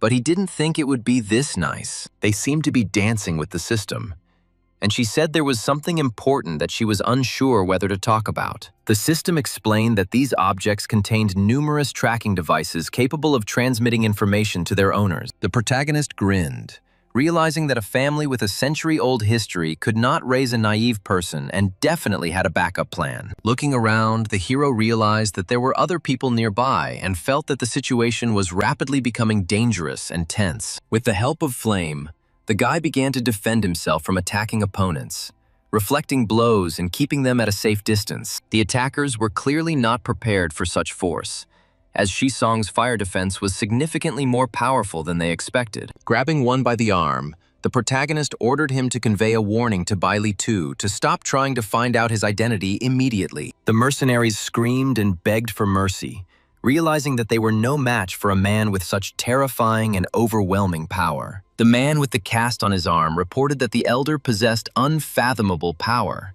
and the Bailey family could not become his enemy. He said that all of his subordinates were martial emperor-level masters, but none of them could withstand even one blow. The old man thought for a moment and decided that this man's level was already close to legendary, and was surprised by his appearance in China. The boy ran into the room and told his father that all the tracking devices in his subjects had stopped working at once. The man told Fu Bo that the Bailey family could not offend such a person, and ordered them to urgently purchase rare metal ores. The system announced the start of the simulation, and reported that the main character had received the purple talent of a blacksmithing genius. The guy was pleased, because this talent could bring in money and open up new opportunities for future development. Shi-song lay on the bed and regretted that he did not have the knowledge to create artifacts and the appropriate manuals to teach him. After the simulation began, the hero was about to go to the blessed spiritual land, but suddenly received an invitation from Fatty Yu. The fat man said that Shi-song shouldn't sit in the dorm because graduation was coming soon,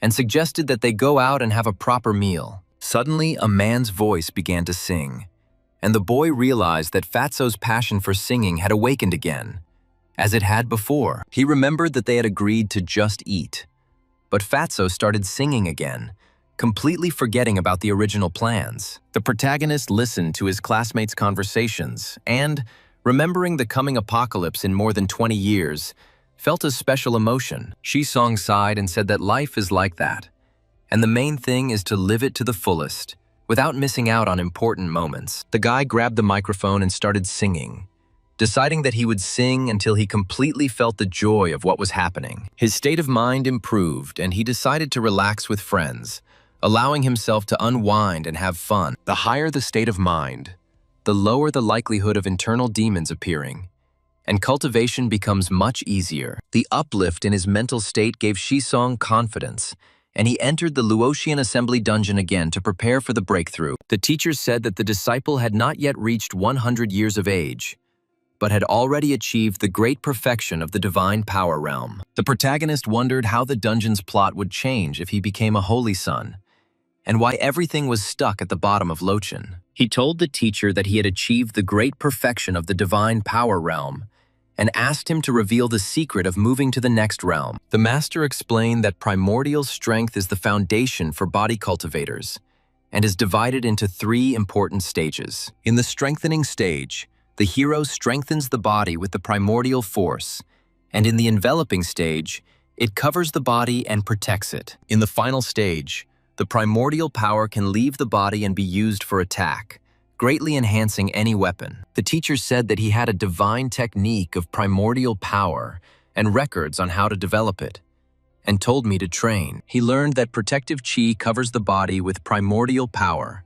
granting divine power and protection from any techniques. The protagonist bowed and thanked the teacher for his favor, promising to live up to his expectations and train hard. The old man smiled and said that after developing the original strength, he would be able to enter the limits of extremes to temper the body. The boy realized that after developing the original power, he would have to seek death in order to find a chance to live and reach a new realm. Shisong sighed and said that it sounded extremely difficult, but the Luotian assembly was a true treasure for cultivators. The protagonist was glad, because if he had entered here with the power of a holy son, the reward would have been even more significant. After leaving the Luotian assembly, he again used Old Man Zong to infiltrate the descent cult. In order to frame the old dog Zong, the hero forced him to swear brotherhood before the elders of the cult of descent. A year later, he and Luo Shuying fled the cult again, and Old Man Zong was wanted for his actions. The guy told the girl that the ring contained enough pills for 10 years of cultivation,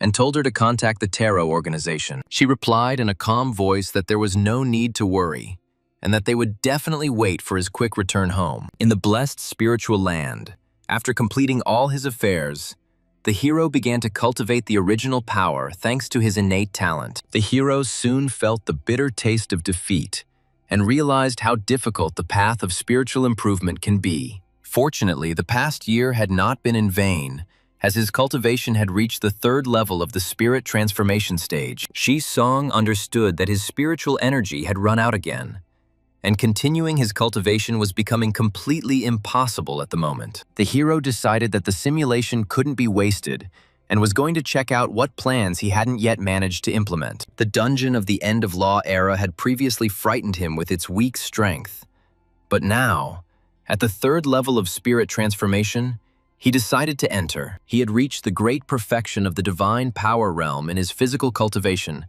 and thought it was time to give it a try. The era of the End of the Law appeared before him as a deserted and lifeless place, which looked extremely unusual and gloomy. The hero released his spiritual consciousness to better perceive the surrounding space and understand the hidden features of this strange mountain. He then began to carefully examine the entire mountain, trying not to miss any important detail or possible danger. At the foot of the mountain, he found 3 sects, including the Changchun Gate, the Xuanhuang Teaching, and the Fusheng Gate, located nearby. The protagonist recalled that the Changchun Gate was probably the place where one could obtain the Eternal Spring technique, known to many. He also remembered Old Man Zong's sect, and decided that it would be better for him to wait a little longer on this matter. The hero went to the Xuanhuang Teachings to establish contact with the agent of the Great Xia and complete the necessary task. He remembered the expression about the heavenly king who covers the earth with a tiger, and felt a surge of self-confidence. Shisong said with a slight smile that he was going to climb the mountain to defeat the tiger and strengthen his spirit. The boy joyfully exclaimed that the elder had finally arrived,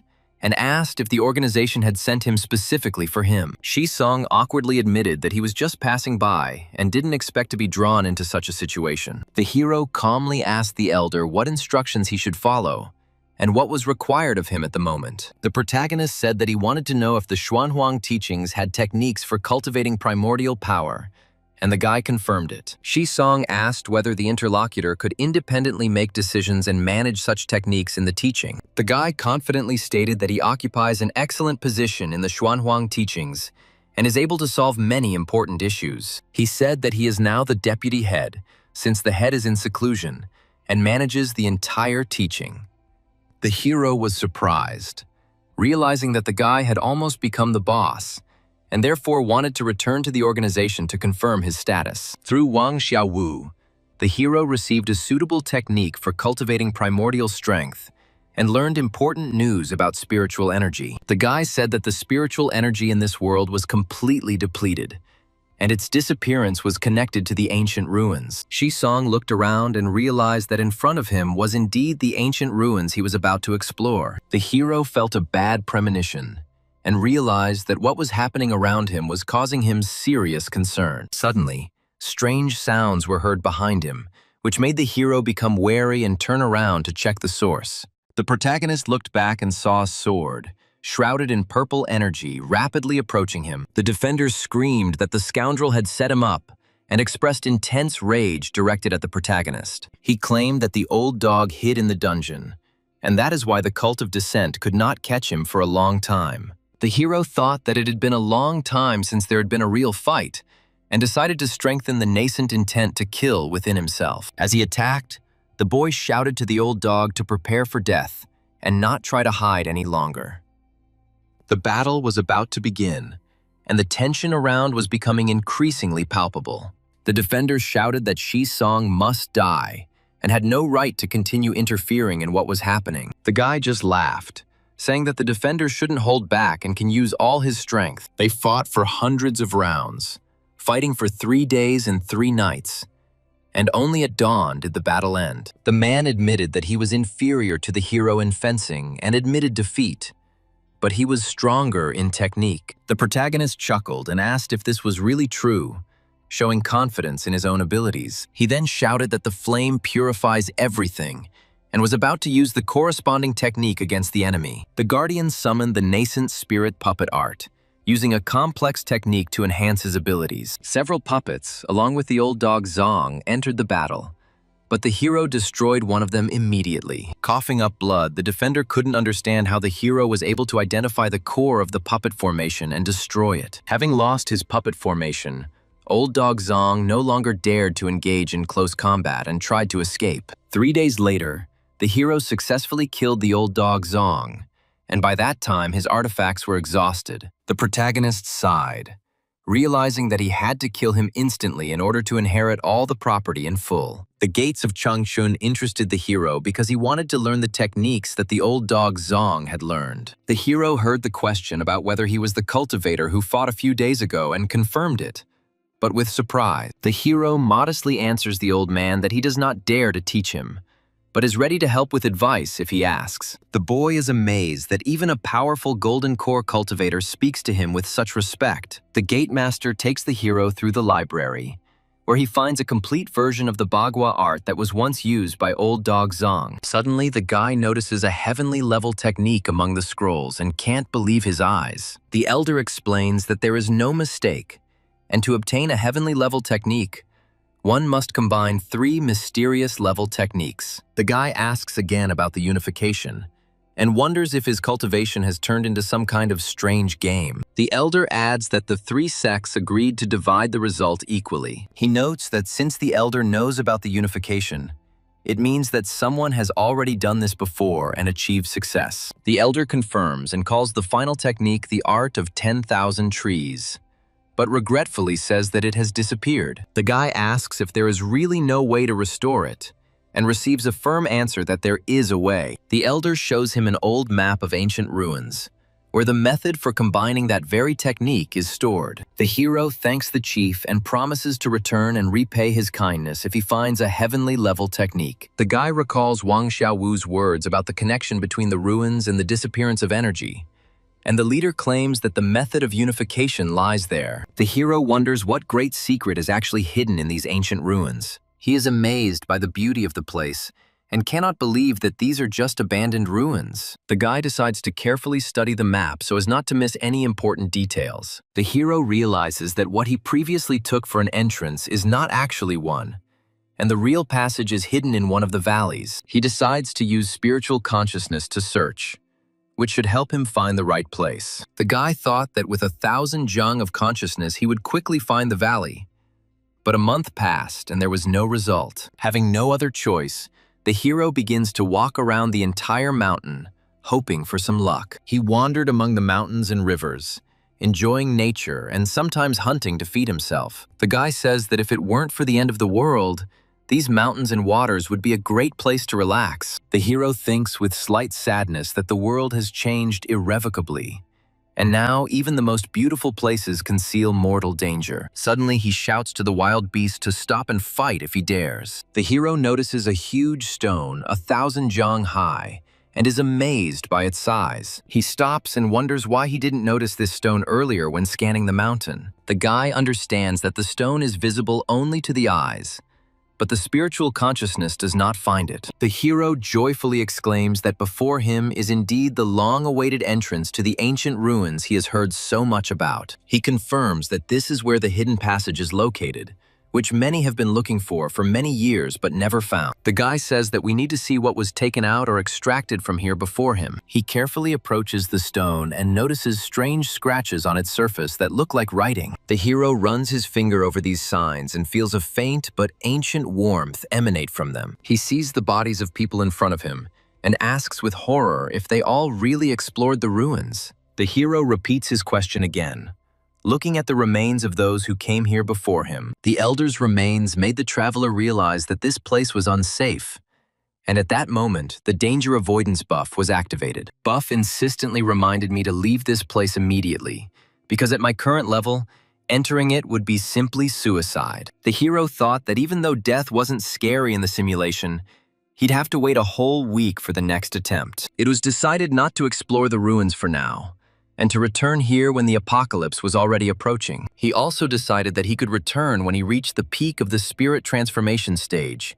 and not waste this simulation. Attention was focused on cultivation, and through the technique of strengthening the meridians, they finally began to understand the basis of primordial strength. The hero exclaimed with delight that the envelopment of the primordial force had finally succeeded. The boy thought that a good start was half the battle, and in his 18th year, his practice became more and more confident. He noticed that it was time to water the flowers because they had already begun to dry out. The hero sighed, realizing that constant watering was taking too much effort, and decided that it would be a good idea to hire an assistant to take care of the plants. The boy was surprised to discover that the irrigation liquid was actually a spiritual liquid. One drop of it is incredibly valuable, because in terms of strength and richness, it is equal to 100 spiritual stones, which makes it a truly rare treasure. It became clear to him why his cultivation had been progressing so quickly lately. He realized that the concentration of spiritual energy in the blessed spiritual land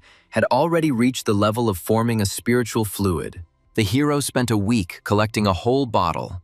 He decided to try the power of this liquid and drank it. The moment the spiritual liquid was drunk, a powerful stream of spiritual energy struck the hero. It became clear to him that it was absorbed better than spiritual stones, filling the body with energy faster and more evenly. He became confident that with this resource, he would be able to reach the peak of the spirit transformation stage before the apocalypse. In the following years, the boy repeated the cycle of collecting liquid and cultivating. And finally, in his 25th year, he regretfully concluded that the peak of the spirit transformation stage was not so easy to break through. Although there was no breakthrough, under the influence of the spiritual fluid, his strength increased significantly. Seeing that the apocalypse was near, the hero decided to explore the ancient ruins again. He noticed that after so many years, the bones still glowed. The hero realized that before his death, This man was at least at the great perfection of the nascent spirit stage. The boy mentally said that cultivation was the path against the heavens,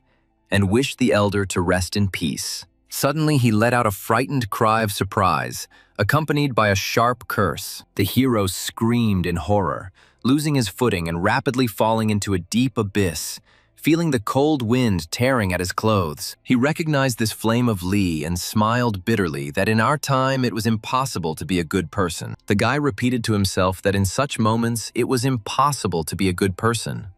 Otherwise, he simply would not survive in such circumstances. He muttered something unintelligible, confused, trying to comprehend what he had seen and understand how everything that had happened was even possible in reality. The hero realized that this was a pit of 10,000 bones, and he thought deeply about what had happened here. He noticed the extraordinary density of these bones and was amazed. The guy realized that they all belonged to void destruction stage cultivators. He wondered what these ancient ruins might hide, and why there was such an unsettling silence around them. The hero was surprised to realize that even cultivators of such a high stage had died here, leaving behind only traces of despair. Suddenly, the protagonist felt a faint spiritual energy, barely noticeable but still different from the surrounding emptiness. He realized that the energy was weak, but this was not a drawback at all, but rather a feature of its nature. The boy realized that this meant the presence of a spiritual vein that had somehow survived in the ruins to this day. The boy exclaimed with relief that he had finally found what he was looking for,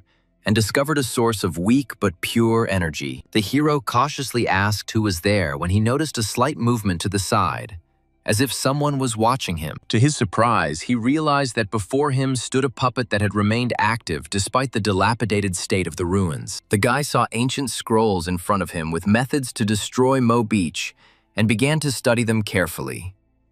He realized that this required at least the power of the void destruction stage, and this made him very wary. The guy decided that this was a great moment to test his original strength fist in practice. He took a deep breath, gathered all his energy into his fist, and delivered a powerful blow to the puppet. However, after the blow, the hero realized with disappointment that his attack had not produced any results. As expected, the puppet didn't even flinch, and he himself felt only the return of his own efforts. He admitted that the void destruction stage puppet had dealt him one blow, causing him to die instantly, ending the simulation. The guy thought that these ancient ruins were full of hidden secrets and probably full of treasures. When he becomes stronger, he will definitely return there again to finish what he started and reveal the secrets that still remain inaccessible. From the rewards, the hero chose the 4th level cultivation of the spirit transformation stage and 2,300 flowers of spiritual energy collection. He calculated that nearly 3,500 of these flowers would be enough for the spiritual land to evolve into a cave sky. A friend came to the guy and said that he had found an apartment, asking when he could move in. The protagonist was surprised and asked again why he needed to move at all, since it seemed to him that the current place was quite sufficient for a quiet life. A friend explained that graduation was coming soon, and freshmen would be moving into his room, and he probably wouldn't want to live with a stranger. The hero remembered that the fat man did not repeat a year, but firmly decided that Peking University was the safest place in all of China. He asked the fat man if the university could give him a separate room. His friend replied, unless he became an employee. This idea about an employee seemed brilliant to the guy, and he exclaimed that he could definitely get a job as an employee. He asked his friend to help him find some simple job at Peking University. He explained that the school year would start in September, and he absolutely did not want to live with younger students. The girl agreed to ask her friends, but put forward one condition in response. The hero was surprised and asked again what this condition was. The girl demanded that he leave the door open every night, even if he himself did not come. The hero reluctantly agreed, but set a counter-condition, that she first find him a job. Soon a message arrived with news about the job, and an offer to meet for dinner to discuss the details. The hero thought that if he went now, he would lose a lot of time, and decided to first conduct another simulation. After completing the simulation, he was congratulated on acquiring a process talent called Green Fort Mash. He regretted that he didn't have any books on formations yet, and he didn't feel any particular need for money. Therefore, he decided to keep this talent for formations in reserve for now, In the new simulation, he decided to start with collecting spiritual liquid. He once again used Old Dog Zong to enter the cult of descent, trying to exchange spiritual liquid for resources. As expected, the old dog remained an old dog.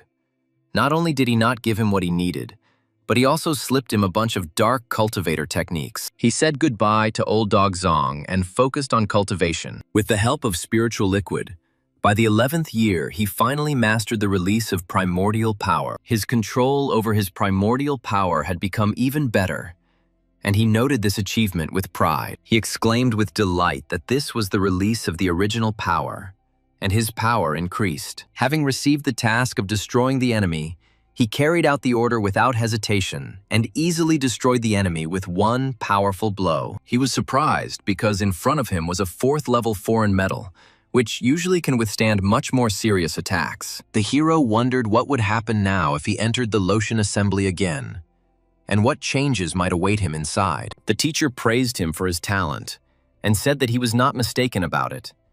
And the hero modestly replied that it was all thanks to the teacher. The teacher said that since he had already mastered the envelopment of the primordial force, it was time to give him a real weapon. And the hero thanked the teacher. He thought to himself that he knew it.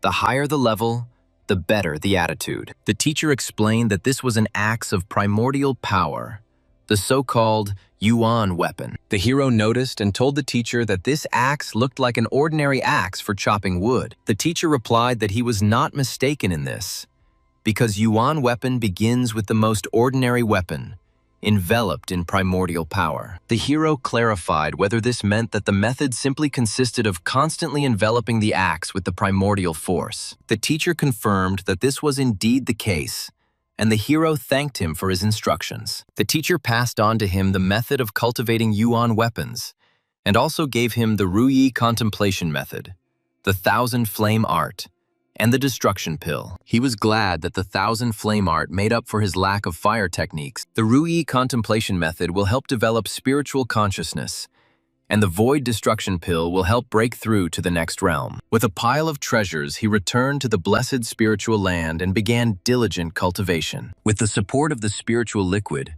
he advanced very quickly, his spiritual consciousness reaching 6,800 jang. Most importantly, his cultivation had finally reached the peak of the spirit transformation stage. He realized that to break through, he needed, firstly, the void destruction pill, and secondly, a place of extreme conditions. To make the pill, he went to collect pure spring dew, knowing that only it had the power to create a quality medicine. He knew that pure spring dew is the first drops of rain on Jingzhi Day, and it is they that preserve natural purity and special energetic saturation. To collect the dew, he hid in the clouds beforehand and was subjected to lightning strikes of 100,000 volts. He exclaimed with annoyance that this rain had started too quickly and had disturbed him. To catch the drops, he dived into the deep sea, enduring enormous water pressure. He dove into a red-hot volcano, enduring an endless sea of fire and monstrous temperatures that would have incinerated anyone else. Although it was a difficult test, it was not in vain, because he managed to gather everything he needed, overcoming the heat and pressure. To avoid wasting the dew he had collected, he began to develop spiritual consciousness, reducing the complexity of alchemy as much as possible. At the same time, he continued to fight in the Blood Moon region, trying to find the location of the ultimate conditions. He heard shouts and realized that people were coming, and he was glad of the opportunity to fight. He boldly shouted for them not to run, but to surround him and drive him into a hopeless situation. The cowardice of the demonic beasts greatly upset him, and in order to find the ultimate place, he began to enter the dungeons more and more often. He even bathed in a lava lake, hardening his body in the boiling mass and testing the limits of his own endurance. The hero meditated in a sea of fire, trying to achieve the desired state and absorb every particle of fiery energy. The boy slept on a bed of nails, forged from a foreign metal to increase his endurance. After a year of effort, he still hadn't gotten close to his limit, but he had significantly strengthened his body. He asked himself bitterly whether being smart was really a bad thing now, and whether he really had to look for that limiting place. He thought that the ancient ruins seemed to fit the criteria, but they killed him there faster than he could do anything. The day came when he realized that all his suffering was not in vain. This is because,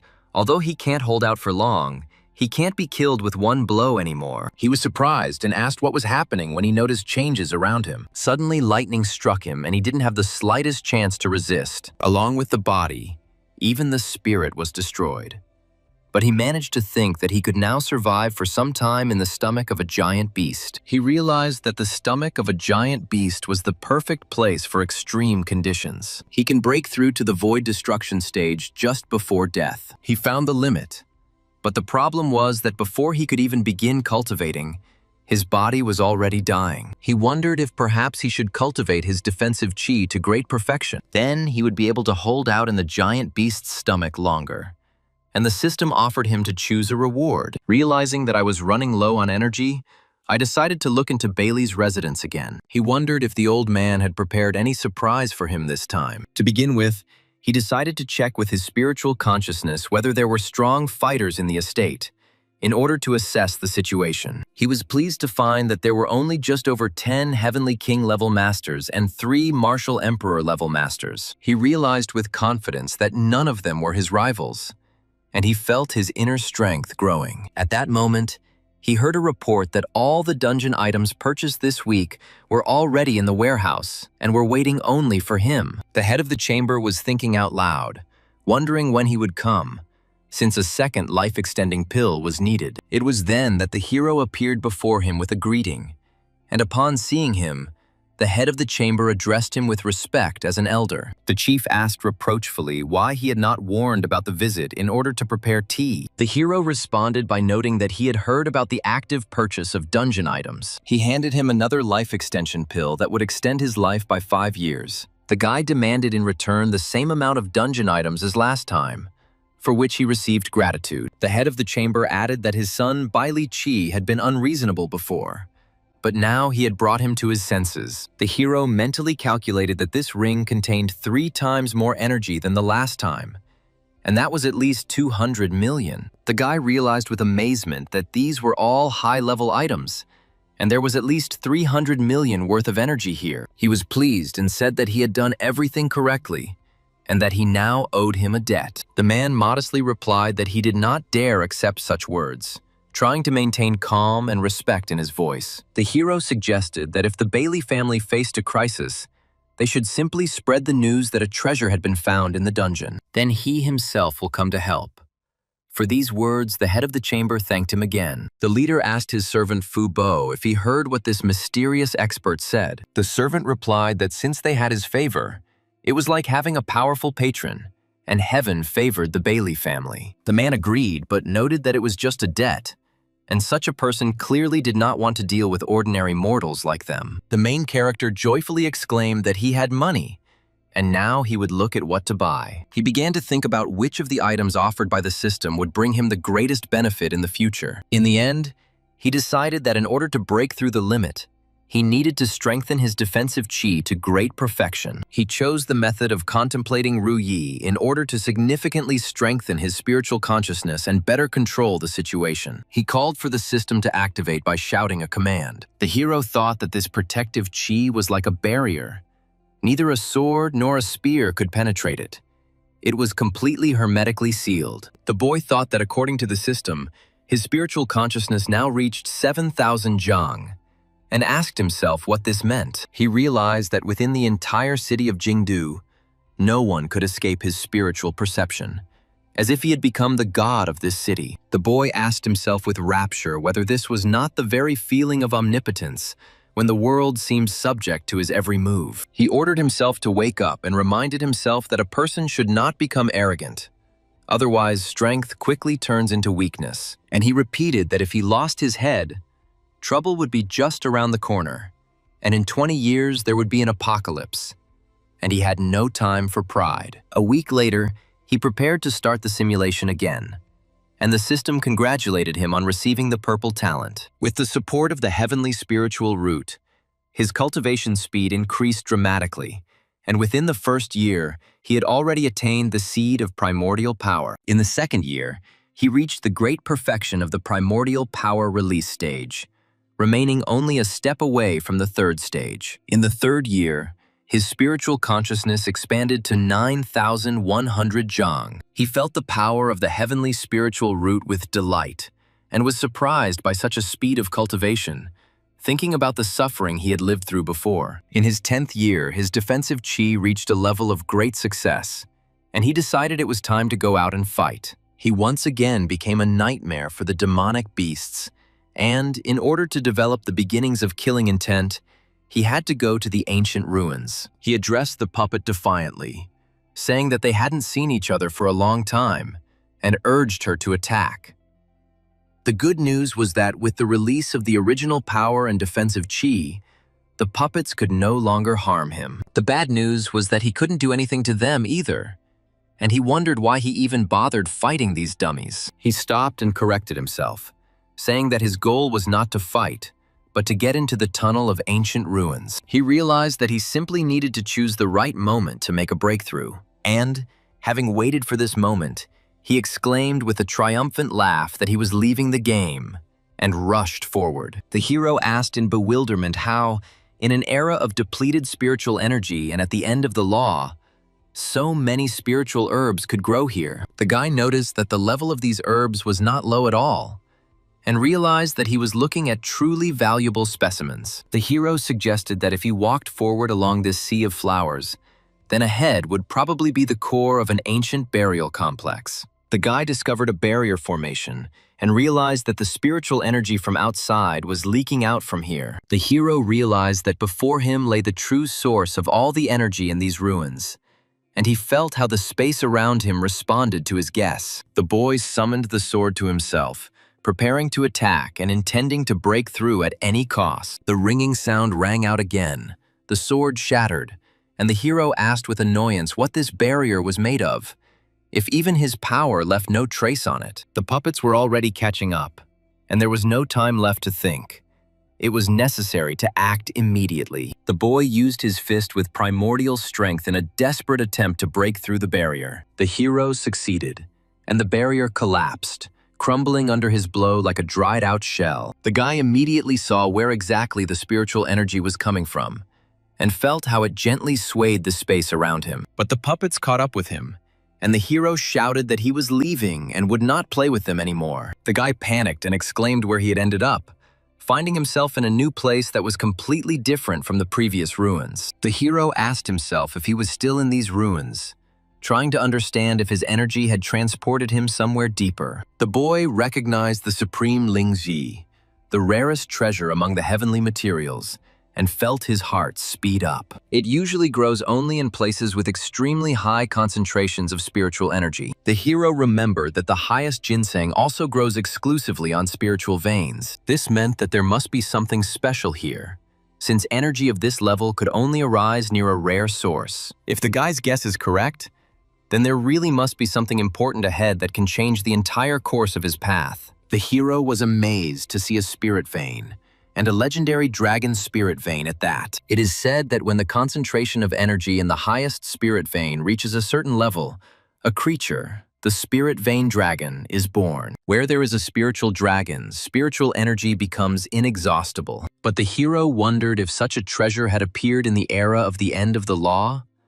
Why had the world fallen into decline in the first place? The guy heard a strange sound and cautiously asked who was there, feeling the tension growing with each passing moment. The hero repeated his question, looking around carefully and trying to catch at least some movement. The voice told the boy to look up, sounding calm but not tolerating any objections, and he asked the hero to remove the coffin, as if it were something self-evident. The boy realized that this blue coffin was suppressing the dragon's spiritual vein, and it was because of it that the spiritual energy had almost disappeared. The hero offered to help break the coffin, and in return asked to recognize him as his master. The voice replied that it was necessary to break it first, as if hinting that without destroying the old, the path to the new would not open. The boy realized that it was not so easy to deceive even at a young age, and he would have to show real strength. The hero once again used his fist of primordial strength, bringing down a blow on the coffin and feeling the space tremble from the power released. The boy looked at the blue coffin and thought,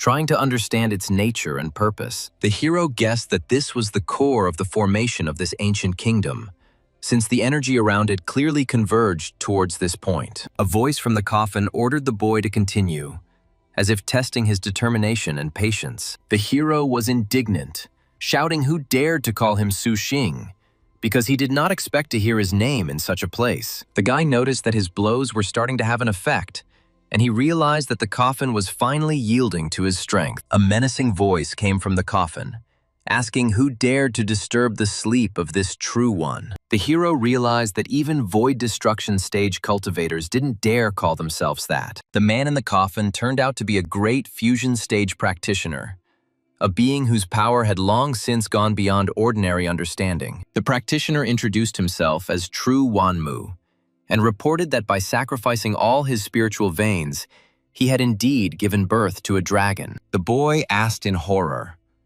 So it was he who destroyed all the spiritual veins and turned the entire cultivation world into the era of the end of the law, depriving everyone of a future. True Wanmu replied that since the boy had managed to wake him up, he had already earned the right to hear the truth. He even said that the path of cultivation is the path against the heavens, and ascension requires the destruction of the world. Otherwise, the heavens will never allow one to rise higher. He added that not only the entire cultivation world, but even the hero himself would become fuel for his ascension. For such is the law of power. The boy's soul was completely destroyed, and the simulation ended, cutting off as abruptly as it had begun. The hero indignantly called the old bastard a creature who repaid good with evil, and felt everything boiling inside. But he admitted that he was simply still too weak, since fusion stage practitioners live for at least 7,000 to 8,000 years and possess unimaginable power. At first, the guy decided to choose the rewards, making sure to take the heavenly spiritual root of the two elements to strengthen the foundation. The second one he chose was the third stage of the original power at the level of great perfection, seeking to strengthen his combat potential. As expected from the heavenly spiritual root, the speed of spiritual energy absorption doubled, making every breath rich. The hero felt within himself the seed of primordial power, like a quiet source that was gradually awakening. The boy realized that releasing the primordial force gives enormous power, capable of turning the tide of battle. The hero thought that in the next simulation he would most likely be able to bring everything to complete perfection if he didn't make any mistakes. The boy wondered if he could withstand the pressure in the giant beast's stomach with such force, because this test does not forgive weakness. The hero thought that it was too early to think about a breakthrough now, and it would be better to focus on making pills this week to strengthen the base. The girl said that this week the hero took a whopping 4,000 pills and became stronger again thanks to this persistence. The guy replied that no, he had simply been eating a lot of spiritual rice recently and had been recovering well, which was what had produced this result. The interlocutor said that this was excellent and said that she had some business with him, to which the hero calmly asked what it was. She explained that the plan for spiritual rice had already been launched, and that the military had now contacted them, wanting to obtain the coordinates for its production. The guy told me to say that the Qinyang dungeon was temporary, but the military wanted the association to supply 2 million jin a year. The hero was worried that the military might find out that he really had that much rice, and this would create additional problems. He was told that in exchange they were willing to grant him the rights to purchase 4 first-tier mines, which sounded too generous. The guy asked in amazement about the 4 mines and immediately asked the system how much energy the ores from the first-level mine produced. The system responded that it was impossible to estimate precisely, but conservatively, it was about 100 million energy from 1 mine, and the hero agreed to the exchange. The guy told himself that without risk you can't catch prey, and with his current strength you can take the risk. And she understood and agreed. The hero said that was all for today. He had things to do, and they would contact in a week, after which he said goodbye. The guy was surprised that she let him go so easily today because it was not like her, and he suspected that she was hiding something. The hero set himself a small goal in this simulation: to break through to the void destruction stage in order to get closer to the top. The simulation began, and the boy, without wasting any time, quickly found the old dog Zong and joined the cult of descent. The hero then contacted the people via a prearranged signal, robbed the cult's vault, and defected to the military, changing sides without hesitation. The boy then went into seclusion, using the resources of the military and the cult, and so 8 years of continuous training passed. As expected, progress cannot be achieved without real battles, and training alone in solitude will not get you very far. The hero was about to head to the demon suppression outpost, but in the capital he encountered the old dog Zong, which came as a surprise. Old dog Zong shouted indignantly that the guy had ruined his whole life and looked like he was ready to pounce. The hero wondered if he could kill him with one blow, assessing the difference in strength. As expected, no. This old dog proved too hard to kill, and he got away alive again. The boy took out all his anger at not being able to take his legacy on the demonic beasts at the outpost, without holding back. Suddenly, someone called the guy's name, and he turned around, ready to fight. The hero joyfully exclaimed that the fat man was alive, and was surprised at his success, because he looked much stronger than before. The fat man boasted that he had already become a fighter at the level of the Heavenly King, and the boy mentally rejoiced that he hadn't run the simulations so many times in vain. He started to tell his story, but the hero stopped him, saying that if he didn't want to tell it, then he didn't have to. The fat man thanked the guy for these words, clearly feeling relieved, as if a heavy burden had finally been lifted from his shoulders. The story with Yu Yan reminded the hero that simulations have already changed the destinies of many people, and the responsibility is growing. The boy thought that his youngest was still at school and would go to the outpost in a year, and rice alone would not be enough to save her life. In order to strengthen humanity, the hero developed the rebirth pill using the blood of demonic beasts as the main ingredient. The rebirth pill improves physique and accelerates development, and the guy immediately decided to select people for testing. The effect of the pill was powerful. After taking it, the masters permanently increased their strength by 30,000 jin, which was astonishing. The hero thought that if he used the blood of a demon king, humanity's strength could increase tenfold. Then, perhaps, the guy will be able to withstand the invasion of the legendary beasts in 20 years when their turn comes. In his 18th year, the hero felt a change in his original strength, as if something had awakened inside him. The seed of primordial power began to restore energy twice as fast, and both the strength and the total amount of energy increased twofold. The guy felt excited that he was finally breaking through, and his heart began to beat faster. The hero announced that he had reached the full completion of the 3rd stage, taking a huge step forward. Now his original strength was enough for 3 days of battle, and his protective chi could last for 10 hours without interruption. But the guy realized with bitterness that this was still not enough to break through to the limit, where the demands were much higher. The hero set out for the demon suppression outpost again, determined to seek new opportunities for growth. He was stopped by Lu Yuanwu, who said that the boy had already become a legendary fighter, and there were things he should know. The hero calmly asked which ones, feeling that the conversation would be very important. Lu Yuanwu asked why the limit of humanity's strength was the emperor level, and why no one rose above it. The guy confirmed that he had indeed always heard about the existence of emperors at the outpost, but had never seen them. He said that 1,000 years ago, humanity had not only emperors, but also beings higher than them, on the level of saints and almost gods. But in one night, they all disappeared. And the hero asked in horror, "They disappeared? And what force could erase such creatures?" The hero explained that it was unknown what had happened, but all the strongest on Earth had disappeared, and those who were in the dungeons had not. He added that the demon suppression outpost is essentially a dungeon of an alien race that hides its secrets. However, they are not sure if this will help, so they avoid contact with people on Earth so as not to interfere. Lu Yuanwu said that this was precisely why he was telling him this, and he directly asked the hero if he was ready to enter the world of the strongest. The hero asked whether, after so many years, they still hadn't found a way to preserve the strongest people, since the disappearance of such masters seems strange. The guy was told that now the Huaxia emperors are forced to suppress their development, just to avoid disappearing. Chi Song noticed that there was an invasion of the demon suppression outpost in front, and the mysterious disappearance of the strongest people behind him. And there was clearly a conspiracy. The protagonist understood that everything ahead was shrouded in fog, but he still devoted most of his energy to battles and cultivation. The boy firmly decided that no matter what lay ahead, he had to become stronger. Otherwise, the coming storm would simply sweep him away. The hero saw how, on the 25th year, the outpost fell.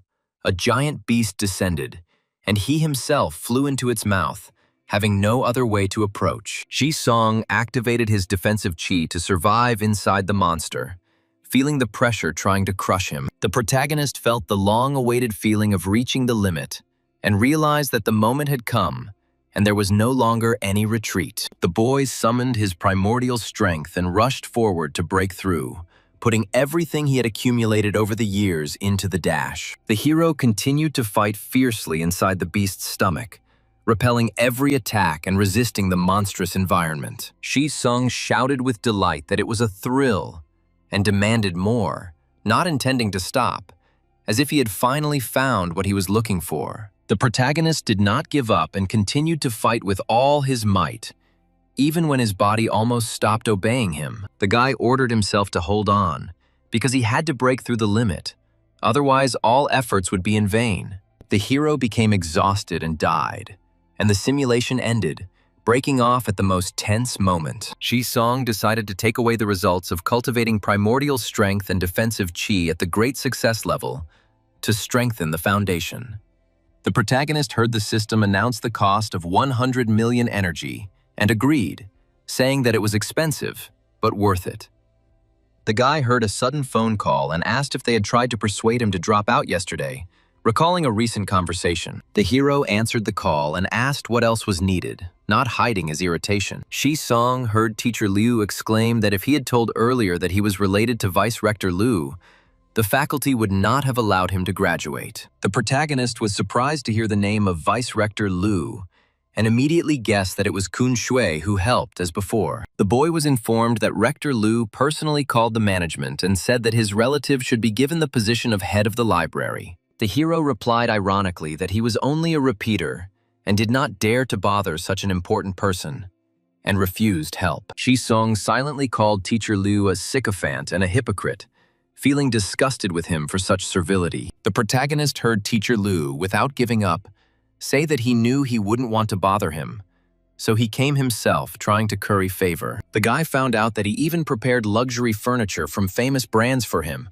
so that he could live comfortably in the service dormitory. The hero sarcastically refused, and Teacher Liu began to apologize and say that he simply did not see the talent in him, begging for forgiveness. Ji-song coldly replied that the teacher had not made a mistake back then, that he was indeed a repeater, and that there was nothing to apologize for. The protagonist heard Teacher Liu scream in panic that he was wrong and promised to transfer the scholarship immediately. The guy replied that the money was not needed and that they should transfer it to professionals in the mountainous regions, where help was really important. The hero looked around his new, luxurious office dormitory and thought with satisfaction that in reality, life was gradually getting better. Ji-song enjoyed the evening, washing down spicy snacks with red wine, and felt perfect. Relaxed for the first time in a long time. The main character suddenly heard a suspicious noise in his room, as if someone had moved. The guy became wary and asked menacingly who was there, and ordered them to come out, preparing for a possible threat. The hero realized that someone really was there, and was outraged that someone dared to sneak into his room, violating his personal space. Ji-song repeated threateningly that someone had dared to break into his place and was ready to act. The protagonist stepped forward decisively, ready to use force at any moment to teach the impudent offender a lesson. The boy was surprised to recognize the guest and asked if it was Sun Shui, not believing his eyes. The guest indignantly replied that he couldn't wait until she went out, since she wanted to give him a surprise. The hero sarcastically asked what other surprise required hiding in the bathroom, and apologized to her, realizing the awkwardness of the moment. Ji-song heard her playful laugh when she said that the change of location made everything more interesting. The protagonist protested, reminding them that this was a university and that something like this could cause problems. The guy heard an inner voice urging him to hold on, reminding him that their goal was to become stronger, and women only slowed down the speed. The guest asked again if he was sure he wouldn't approach her, as if testing his resolve. The hero hesitated and could not utter a word, torn between duty and temptation. Song decisively cast aside his doubts and said that it didn't matter. First the sword and then talk, choosing the path of strength. The protagonist let out a cry and rushed at the girl in a fit of passion, succumbing to his emotions. The guy noticed that under the girl's mocking gaze, his confidence wavered slightly. But he didn't stop. The next day, the hero heard the girl say that he would not have time that week and asked him to simply leave the pills at the Tarot Association. Song briefly replied that it was fine, and that was the end of the conversation. The protagonist noted that with the spiritual rice, Sun Xue's progress was also very fast, and next time he definitely needed to hold on. The guy announced that it was time for the simulation again, and this time he would definitely break through. The hero heard the system congratulate him on receiving the purple talent called Master of Success. Song asked what kind of talent it was, and the system explained that his speech had amazing persuasiveness and charisma. The protagonist enthusiastically declared that he would give 1 million to those who betrayed him, and several million to those who would remain faithful. The boy was warned that the consequences of this talent were impossible to predict, and that he needed to be careful. The hero thought with relief that he knew it.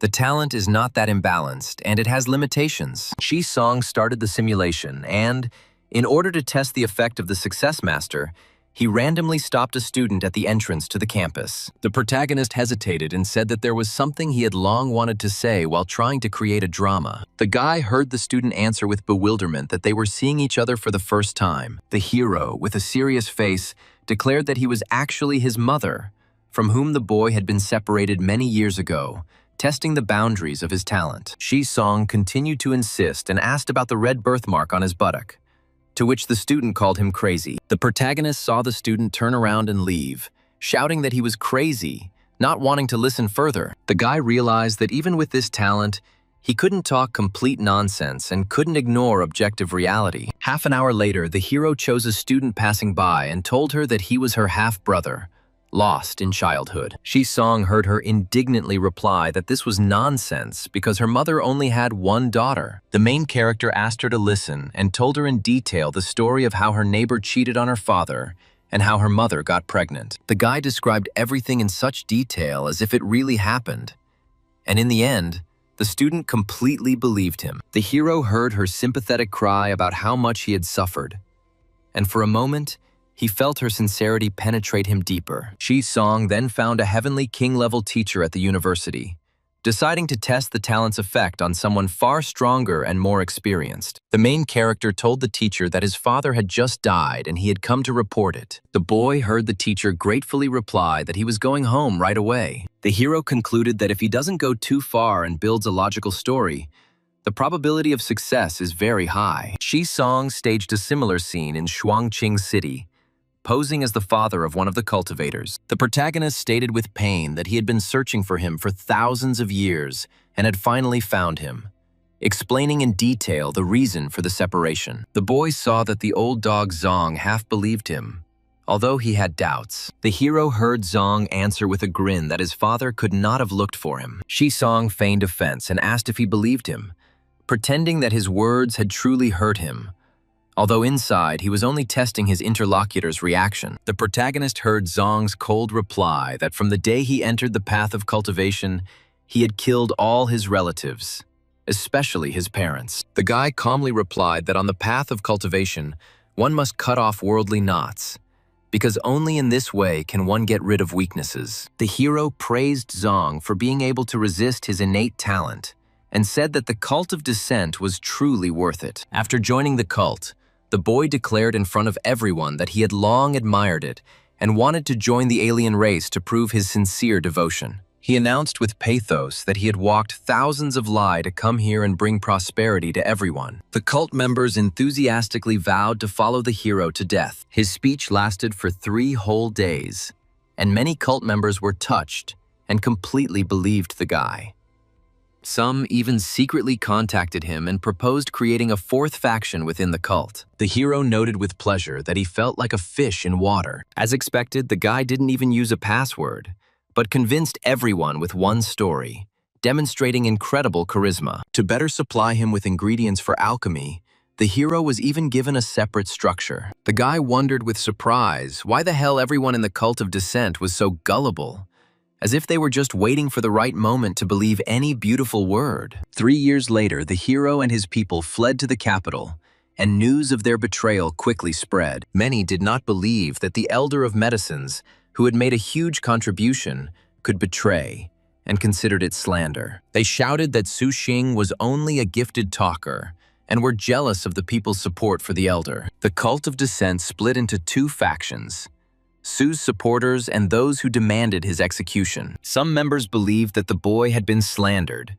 and that he was on a secret mission, trying to infiltrate the military forces of the Great Xia. The other part, about 20%, was convinced that the hero was originally a spy and came for resources. The guy suggested they stop arguing and go to the capital to ask the truth in person, since this was the only way to finally dispel all doubts. The boy was surprised to learn that nearly 1,000 cult members had arrived in the capital just to see him. The guy was confirmed that from the elders at the Heavenly King level to ordinary members, everyone had come. The hero realized that this was an excellent chance to destroy these traitors to humanity at once. He simultaneously prepared an ambush with the Great Xia military and continued to convince them of his rightness. The guy indignantly asked why they didn't notice that the cult had long since changed, and that the 3 factions were acting in disarray. They countered that if he was not satisfied with the current situation, it could be reformed. They would have supported him, but he betrayed them and plundered the treasury. The hero proudly replied that he did this because he had chosen a new path: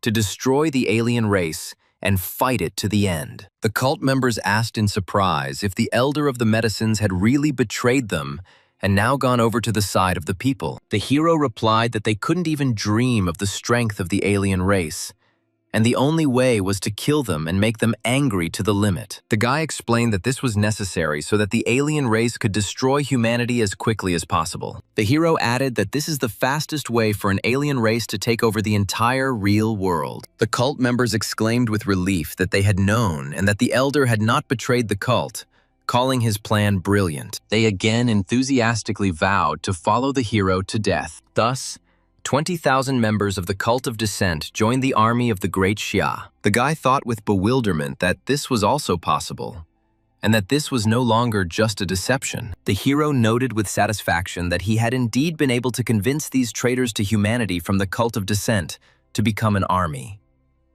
Having dealt with the cult, the guy again focused on cultivation and began developing the rebirth pill. After years of hard work, accompanied by the sounds of impacts and explosions, the hero finally created the rebirth pill in the 8th year. He had obtained 10,000 rebirth pills and knew that every 100 pills would increase the strength of 30 masters by 50%. He wondered if such valuable pills were likely expensive, but he himself replied that they were not at all, since the cost price was extremely low. The thirst for power led countless professionals to flock to the demon suppression outpost. He realized that this was a deal that was beneficial in all respects, since it both increased the strength of humanity and weakened the enemy.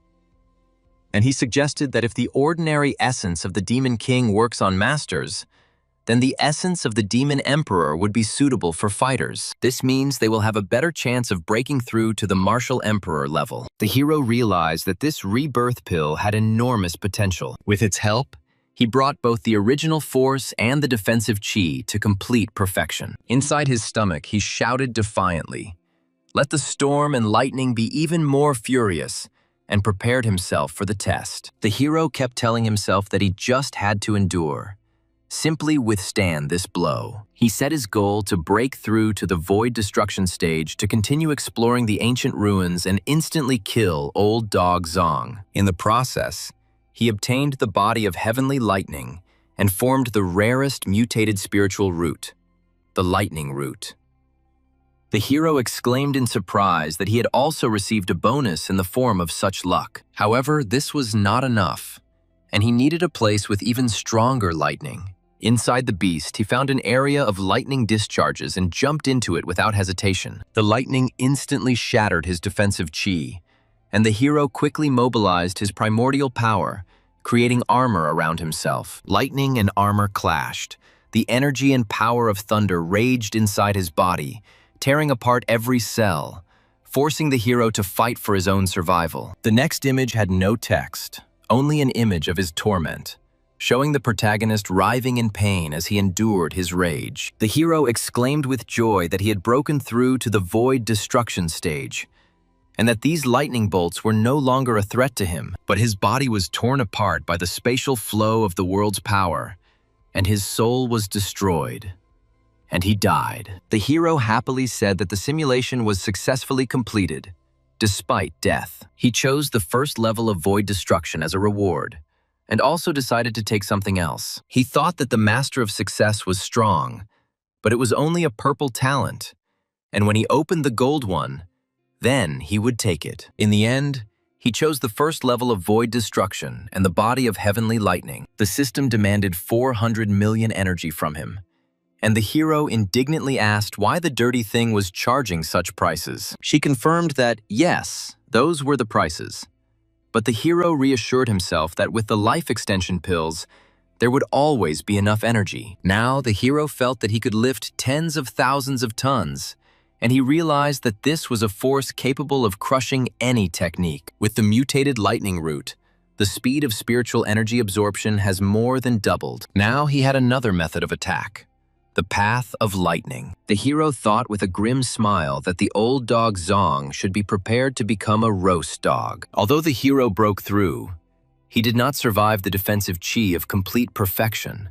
However, it was not urgent, and he would take it next time. The hero cursed the damn store because the prices were getting higher and higher every time, and soon he simply wouldn't be able to afford them. To begin with, he decided to sell a few pills to cover his expenses. Suddenly, Tsun Shui turned to him with a plea to save her father, barely holding back her tears, as if her last strength was holding her back from complete despair. The hero calmly asked her to tell him in detail what had happened, trying to speak softly and confidently so that she could collect herself and explain everything without panicking. He realized that this was why Kong Shui had been looking so depressed and withdrawn lately. She said she used all the pills he gave her and everything was fine at first. But then her father's condition worsened sharply, and she knew that he had given the Bailey family a life-extending pill, and he had briefly agreed to help. The hero warned her that this pill was extremely rare, but he would give it to her for free on the condition that she promise him something important. And she told him to speak. The guy told her not to delay such things next time and to come to him immediately, without hiding her problems. The hero added that she was also his family, and these words unexpectedly touched her to the depths of her soul, making her feel long-awaited warmth. A week later, she came to him and asked what it meant, pointing to the dowry that suddenly appeared in his hands. She explained that it was a dowry that her father had saved for her over many years, and now it belonged to him as a token of gratitude. The guy was surprised and asked what it all meant and what happened to her father, trying to understand the hidden meaning of what was happening. She replied that he had saved her father's life, and naturally her father was grateful, and then said that she had a lot to do at the Tarot Association. The hero noted with a slight grin that Sun Sui, as always, was willful and acted in her own way, not paying attention to other people's expectations. The boy saw that the dowry included a mine with rare metals, and thought that the Jin family was incredibly generous to give away such a valuable asset. He noted with satisfaction that this was excellent energy for the next simulation, which would definitely be useful to him in further research. The hero announced that it was time to start a new simulation, as the accumulated resources and knowledge allowed him to move forward without delay. The system reported receiving the purple talent of a talisman master, which was an unexpected but extremely pleasant surprise for the hero. The boy noted with amazement that he now had talents for pills, formations, artifacts, and talismans, making him a universal master. The hero thought that drawing talismans required an extremely powerful spiritual consciousness, so in this simulation he was in no hurry. In order to achieve instant kill, the boy brought the art of Bagua calculations to the level of great perfection, opening up new possibilities. Using it, the hero discovered that Elder Long spends an hour every day watching short videos, and decided to take advantage of this weakness. Using calculations, the hero determined that he was currently in a dungeon from the end of the Law era, which was ideal for an ambush. To ensure an instant kill, the guy hit his luck immediately after entering using the Bagua technique, completely erasing any traces of his presence. As expected, Old Dog Zong hid in the Changchun sect, disguised as an outside disciple, hoping to avoid persecution. The hero realized that his caution was at its highest level, and he couldn't get too close. Otherwise, he would immediately sense danger. The boy had an idea and told his elder that there was no need to bother, as he could handle the task just fine himself. The interlocutor noted approvingly that the hero at least had some sense, and for the first time expressed a slight respect for his determination. The boy thought that all of Changchun's outer disciples were foundation level, which made the old dog's disguise quite logical. With the caution of an old dog, he will be sure to play the role to the end, not allowing anyone to suspect his true identity. This meant he would definitely come to eat, and this was the perfect moment for an ambush, allowing him to strike without the risk of being discovered. When the old dog approached the food distribution, the hero politely asked for one bowl, pretending to be just an ordinary student. They told him that it was fine, and the guy got his portion, continuing to behave as naturally as possible so as not to arouse suspicion. He looked with a slight grin at his stunned opponent, who stood motionless, not realizing that he had already been exposed. He smiled stupidly, not yet realizing that he had been lured into a trap, and now he had no chance of escape. Without wasting a second, the hero struck a crushing blow with lightning speed, putting into it all the power of his accumulated primordial strength. When the hero dealt the fatal blow, the old dog Zong spat out the food in surprise, not believing that he had been found here. He flew back a few meters, hitting the wall, and tried to get up, but his strength was rapidly leaving him. He croaked that it was the same man and tried to say something, but the words stuck in his throat and disappeared. The guy didn't pay attention to the stunned students, picked up his spatial bag and calmly left without looking back. The hero thought with glee that he would finally see how much this dog had accumulated over thousands of years, and he anticipated the prey. An immersive 24-hour simulation launched, and the guy became completely immersed in viewing the trophies. The hero was amazed to see that the spatial artifact had a volume of 3,000 cubic meters, which amazed even him. Even in the cultivation world, it was considered top-notch, while the Bailey family's ring was only 100 cubic centimeters, which looked ridiculous. The guy eagerly said that it was time to see what was inside, expecting to see incredible treasures and secrets. The hero saw that these were all techniques and was amazed by their number. He found Zong's diary and realized that these were records from 2,000 years. The hero thought ironically that the old dog was a real graphomaniac, and that it was a shame he hadn't written web novels, since he would have had enough material. But the guy realized that this was actually a plus, since there was definitely a ton of knowledge about cultivation there, and he decided to take it and study it all after the simulation. The hero discovered the blood soul art, which required the sacrifice of hundreds of souls of infant girls, and was disgusted by its cruelty. The boy saw the blood-burning method, which required consuming the blood of girls under 18, and was once again horrified by Zong's atrocities. The hero exclaimed indignantly that this old dog could not store anything normal at all, and asked what kind of game it was. The guy didn't believe that there wasn't a single technique here that he could learn, and he continued searching, not wanting to give up. The hero found the art of formation with puppetry, a minor divine skill for shortening distances and sword control. The scene froze for a moment without text, as if giving the hero time to comprehend the scale of the treasure he had found. The guy said with satisfaction that this could already be practiced and suggested that there must also be something valuable in these chests. The hero opened one of them and saw the highest medicinal materials, shining with a soft light and emitting powerful energy. In the next chest, the guy found supreme pills, each of which could change the master's fate. The hero found the highest artifacts and was impressed by the richness of the collection, clearly collected over many centuries. The guy noticed that one chest looked new and had been opened often, so there must definitely be a treasure inside that was worthy of attention. The scene was again left without text, creating tension before the opening of the most important chest. Opening it, the hero was amazed to see a puppet made so skillfully that it seemed alive. The guy realized that this bastard had made a puppet out of the woman, and he assumed that this could really be the flower fairy, the legendary beauty. The hero mentally wished her rest in peace, and promised that when he killed the old dog Zong in reality, he would send him after her. The boy was surprised to see paper that wasn't even afraid of his fire, and he wondered what kind of mysterious artifact it was that could withstand such a thing. The hero uttered an interjection in surprise, seeing something unusual in the space bag, which immediately attracted his attention. He realized with amazement that this was old dog Zong's personal mountain of spiritual vein, which he kept separately from the rest of his treasures. Now it became clear to the guy why there were no spiritual stones in the bag, because all the energy was in this huge mountain. The old dog simply had a whole mountain outside, and he carried only the most valuable things with him, not wanting to take any risks. Following the diary of the old dog Zong, the hero accurately determined the location of the mountain of spiritual stones, hidden from prying eyes. According to records, this place was the dream place of the five-element sex leader, who went into hibernation several hundred years ago. The boy thought that the ruins, the hibernation, and the ancient master sounded somehow familiar, as if he had encountered something similar before. He clearly understood that it looked like the true Wangmu from the ancient ruins, and wondered if he was not the only one who had fallen into hibernation thousands of years ago. The hero noted with surprise that there was a huge number of puppets on the map guarding the territory and hidden passages. According to the map left by the old dog, the boy successfully found a cache of spiritual stones hidden deep in the mountain.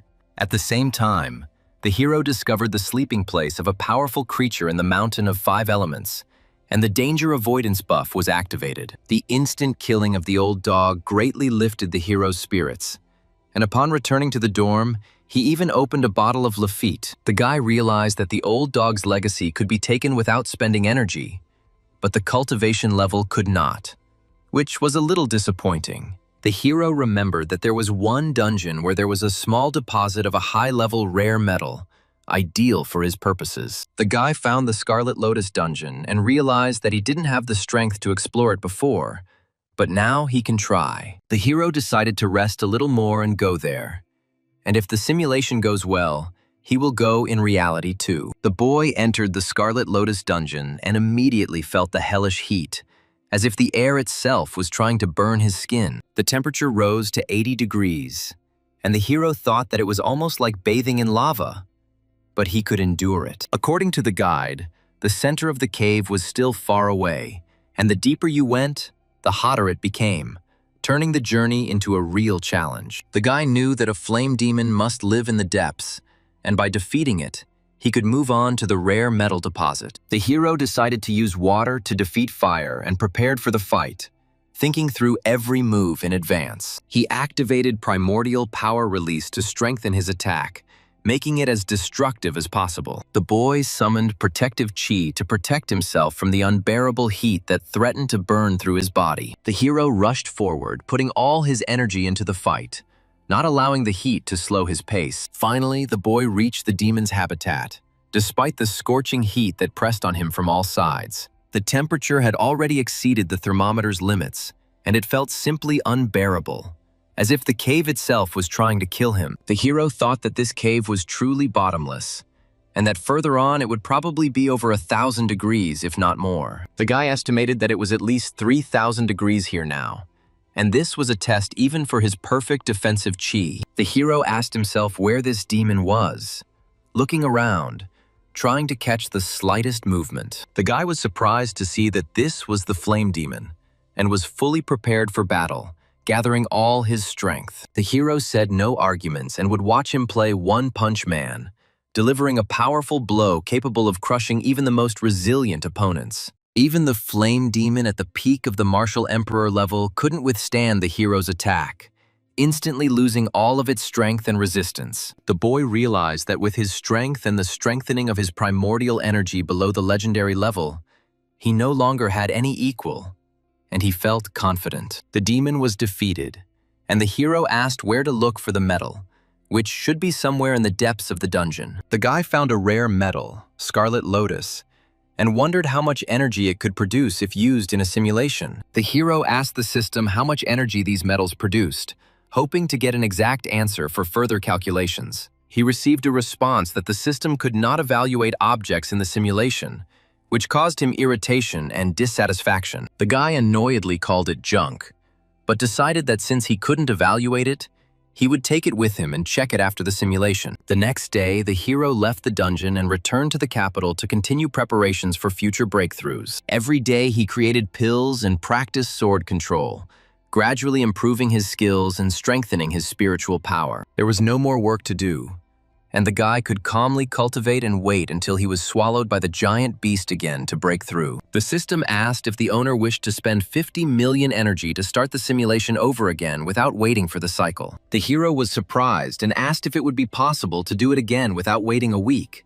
since this would significantly speed up his development. The system has proven that it can start from a specific point in the current run, opening up new opportunities for optimization. The guy chose to start from the moment he arrived in Shuangqing in order to turn the situation around and achieve a more favorable result. The hero suspiciously asked the system if it was deliberately adding paid features, hinting at its greed. This is all because he will soon have a deposit, and the system has clearly decided to take advantage of this to draw out more energy. In Shuangqing, a young man wandered the city streets using his spiritual consciousness, and after 3 days lured out the old dog Zong. The hero said with feigned respect that after the great rupture between heaven and earth, he must have slept for a long time and was not very familiar with the world. Old dog Zong readily replied that such a person was exactly what he needed, hinting at possible cooperation. The guy repeated that this was exactly the kind of person he needed, and agreed to his help, hiding his true intentions. Suddenly, the old dog asked why the hero wanted to kill him, since they had never met and had no enmity. The hero replied that the old dog did not know him, but he had known him for a very long time, and dealt the fatal blow. The guy thought with glee that he could finally kill him in reality, having all the necessary trump cards in his hands. The old dog asked at the last moment, since the hero had already come, why didn't he show up? But there was no time left. Old dog Zong asked again if he would show himself, but the hero remained in the shadows, not wanting to reveal himself prematurely. The guy realized that this man was not weak and was clearly somewhere nearby, but his spiritual consciousness could not determine the location. The old dog said with disdain that since he did not dare to come out, he should continue to follow him if he had the courage. The old dog defiantly asked if the hero had the courage to follow him to the capital, but the boy suddenly called out to him, ordering him to wait. The old dog indignantly asked why the hero attacked Zong's protector, not understanding the true motives of what was happening. The hero was surprised and asked if it was Lo Shu Ying, and she responded by wondering how he knew her name and past. The guy asked her mysteriously if she remembered the girl who cried all night in the rain and said that there was no turning back. Confused, she asked who he was and how he knew these words. But with the help of the code phrase, the hero established contact. She said that before, everyone joined the cult through Protector Zong, and now he was dead, and asked how the guy was going to infiltrate. The hero replied that he didn't have one, and made an appointment for a month later so that she could bring him into the cult without suspicion. She agreed, and the guy thought that everything was working out quite well, opening up new opportunities for him. The hero realized that, judging by the simulation, it was entirely possible to kill the old dog Zong in a month if everything went according to plan. But to do this, he would have to meet with Luo Shuyin, and the guy wondered if he would really have to repeat this in reality. However, he immediately decided that he would meet under a false identity, and it would be better to keep a low profile in order to avoid unnecessary risks. A month later, the hero met Luo Shuyin in time and, on her recommendation, joined the cult of dissent without arousing suspicion. She warned that the cult was currently investigating the death of Zong's protector, and it would be better for the guy not to go outside. The hero replied that he was not worried, since he had already hidden his fate, and even the protector of the moon would not be able to figure him out. The boy realized that the moon's protector was stronger than him, most likely at the peak of the return to the void stage, or even fusion. The hero remembered that it was the protector of Long who brought the old dog Zong into the cult, which explained their close connection. According to the diary, they met in the Valley of the Dragon, where something important happened for both of them. The boy thought about this protector of the moon and his origin, trying to understand who he really was. The hero speculated whether the protector of the moon was a descendant of dragons, given his strength and strange abilities. The boy thought with relief that it was good that he had the Bagua calculation technique, which allowed him to hide his fate from such creatures. Realizing that the Moon Guardian would do nothing to him, the hero focused on cultivation, preparing for future breakthroughs. As his strength grew, the boy needed increasingly higher-level pills, but Liho's fire level was no longer sufficient to create them, and bringing it to perfection was not a matter of one day, requiring a huge amount of resources and time. The hero decided that he would first visit the ancient ruins and take the spiritual stones from there in order to speed up his development. The guy knew that with resources, cultivation would go faster, and this would give him an advantage in future battles. The hero fought the puppets in the ruins for 300 rounds, and eventually defeated them all, proving his strength. Carefully avoiding the sleeping true Wangmu and the dragon spirit vein, the boy reached the end of the ruins. The hero summoned his primordial power and prepared to dash, intending to overcome the final obstacle. The boy made a powerful breakthrough, overcoming the last obstacles, and felt his strength rapidly growing. The hero was shocked by what he saw and could not contain his admiration, realizing the scale of the treasures that had been revealed. The guy realized that it was as if the floor was paved with gold. So rich were the resources found. The hero glanced at the piles of shining treasures and realized that this cave would become his main trump card in the coming battles. The hero said with a triumphant smile, "Welcome to his cave," as if greeting his own future. He promised that he would treat them well, hinting at upcoming events and his confidence in victory. Shisong said that if his guess was correct, there should be a similar field of spiritual stones in the ruins of the Five Elements Mountain. The guy went there again, defeated the puppets, and reached the central area of the destroyed ancient space, remaining cautious. The good news was that the layout was almost identical to the structure of the ancient ruins. Therefore, the hero found the central part without difficulty. But an unpleasant discovery awaited him, connected with further dangerous events. The protagonist barked that the barrier was too strong, and that destroying such protection was an incredibly difficult task for him. After 3 days and 3 nights, the hero finally broke through the protective layer that had long held back the internal energy and hidden important secrets. The boy ran off dancing, rejoicing at the spiritual stones, which seemed to him a long-awaited reward for his hard efforts and long trials. But at the moment when the hero relaxed, a dark, swift shadow suddenly flashed before his eyes, causing an alarming premonition. Shisong nervously asked who had appeared in front of him, although he knew that the situation was rapidly becoming extremely dangerous and unstable. A terrifying force struck his protective chi, instantly shattering the energy shell into countless small, scattering fragments. The corpse wheezed, cursing and declaring that everyone around it must die, creating a frightening atmosphere and increasing the tension. The guy was shocked to realize that in front of him was a real living dead man,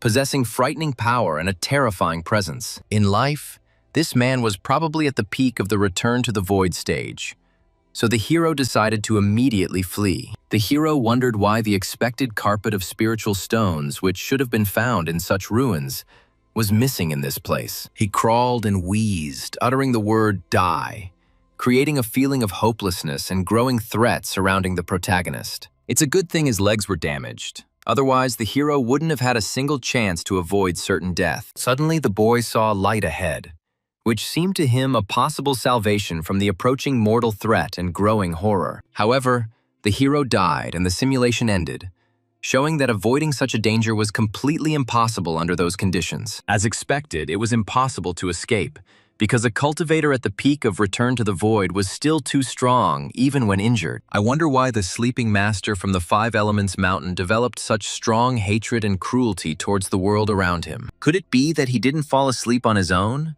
but was beaten, had his legs broken, and was buried alive by unknown enemies? If someone is capable of burying a master of this level alive, their strength must be at the fusion stage, which is alarming. The hero thought that true Wangmu intercepted the spiritual veins of the world, collected them into a dragon vein, and used them for his own development. There were spirit stones and dragon veins present in the ancient ruins, confirming the connection with true Wangmu's actions and methods. And in the ruins of the Five Elements sect, there was neither one nor the other, which gave rise to alarming suspicions about the true events. Could it be that True Wangmu used the sect master as a sacrificial burial, creating a terrifying ritual mechanism of unknown purpose? The hero decided to stop thinking, first strengthen himself, and then personally ask True Wangmu about the reasons for such actions. And he decided to see what awards he had received, and realized that the catch was truly impressive and very useful. After expert evaluation,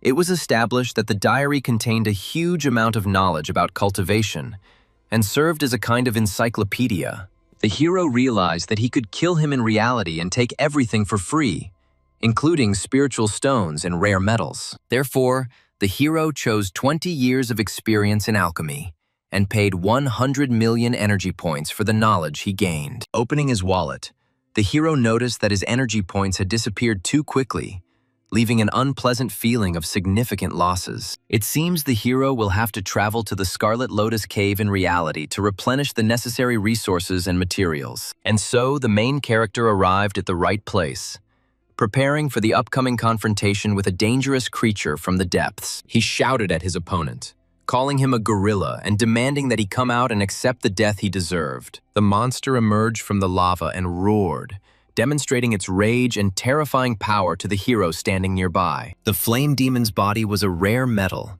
and if it was destroyed in one blow, significant losses would occur. And so the monster began to attack, creating a threat and forcing the hero to look for a suitable way to counter the dangerous creature. And Shi-song concluded that if the creature was made of flame, it was afraid of water and water techniques. The hero attacked with a sword imbued with water power, expecting that such a technique would inflict significant damage on the creature and weaken it. Shi-song smiled, realizing that his calculations had been correct, and that the chosen strategy had indeed worked against the fire monster. The monster lay motionless, but its condition was questionable and did not give the hero complete confidence in victory. And then he began to rise from the ground, demonstrating his ability to recover despite the damage and destruction he had received. Shi-song didn't understand how this was possible, because the monster continued to grow stronger, contrary to all expectations and logic. He absorbed the power of the firewall, strengthening his own body and restoring the destroyed parts of his fire structure. Then the hero decided to transfer him to a world where there was a complete absence of fire, and the fiery energy that sustained the monster. And the monster found himself in a cave of the spiritual field, where the fire force could not support his body and abilities. The chickens were in shock and did not understand who appeared in front of them, disturbing the peace and usual order. Magic appeared in the sky, creating a sense of impending change and heightening the tension surrounding the event. Then snow and ice began to fall on the monster, suppressing its fiery nature and significantly weakening its power. Looking at the water, the protagonist told the system that he would like to understand the true meaning of life and find his purpose. The system suggested that the meaning might lie in trying to survive the apocalypse, or trying to save a family from danger. And the hero shouted that the point is for happiness to fall from the sky and for everything to come just like that. The system reported that it had successfully transferred 220,000 lower spiritual stones, 5,000 middle ones, and 300 higher ones. The hero thought that he needed to cultivate further, because once he reached the fusion stage, he would be able to take True Wangmu's dragon vein. A week later, the system started the simulation, and the hero decided to take the talent of the success master to convince Luo Shuying. He started spinning the wheel of fortune, and the system congratulated him on obtaining a purple talent called Cold Emperor. Shi-song shouted that he needed a master of success, and was indignant, believing that the system was completely unable to hear him. And the hero began to poke, repeating that he didn't believe it and wanted to try again, hoping for a better result. He sat down in a chair and told the system that it was too greedy because his energy points were disappearing too quickly. The simulation began, and the hero, as usual, first dealt with the old dog Zong, eliminating any possible threats. Luo Shuyin, as in previous simulations, asked why the hero was killing, expressing bewilderment and caution. The hero didn't use a password for identification, but instead used his talent as a master of success, promising to help her with a promotion. And just like that, he managed to convince Luo Shuyin, and the hero realized that this talent really had enormous power. After dealing with Luo Shuyin, The hero returned to the capital and continued cultivating. But there was no progress, so he took out the diary. In the era of decline, when spiritual energy had dried up, the hero wondered whether this mysterious world of the void still existed. To find out the location of the void world, the hero traveled back to the era of decline and learned the truth from the head of the Changchun sect. After explaining the chapter and studying the ancient books, the hero suddenly realized that the void world was a kind of cultivation internet. It is virtual, but at the same time, it really exists. And only advanced, high-level users have access to it. Since there are records of the void world in the Age of Decay, there must be a way to get there. The protagonist joyfully shouted that he had found the necessary information that could lead him to an important discovery. The page depicted the void pill, and the hero realized that it was the key to the transition. The hero remembered that among the trophies of the old dog Zong, there really was such a rare and valuable pill. Since it was a simulation, the hero decided to try using the pill to test its effect and capabilities. The hero thought that the dog Zong did not throw away expired pills, and this could lead to unexpected consequences. After swallowing the pill, the hero felt his insides burning, and after a while, he broke through to the return to the void stage. Once there, the hero explored the space with spiritual perception, but all around was only endless emptiness without landmarks. The hero thought that, like in old messengers, perhaps he needed to enter something to fully enter. Magic began to shine in the space, creating a feeling of hidden powers awakening and opening up new possibilities for the hero. The hero's spiritual perception intensified, and he realized that this lightning had an unusual nature and significant impact. Realizing that lightning in the void strengthens consciousness, the hero withstood several blows, strengthening his spiritual power. The hero's spiritual perception doubled, and he felt a significant expansion of his capabilities and depth of perception. The hero realized that with his strength, he would not have been able to withstand such blows, which meant it was the effect of the pill. While the hero was hovering in the sea of lightning, an alien spiritual feeling approached him from the southwest, causing him to become wary. He looked around and realized that there were indeed other cultivators in this place who could sense his presence. The hero introduced himself to the man, saying that he had recently reached the return to the void stage and gave the name Zong Go. The man replied that he could be called Taoist Long and spoke calmly, without showing hostility. A look of surprise appeared on Shisong's face, as he didn't expect to meet such an important person in this place. The hero thought that this could be the same Elder Lun,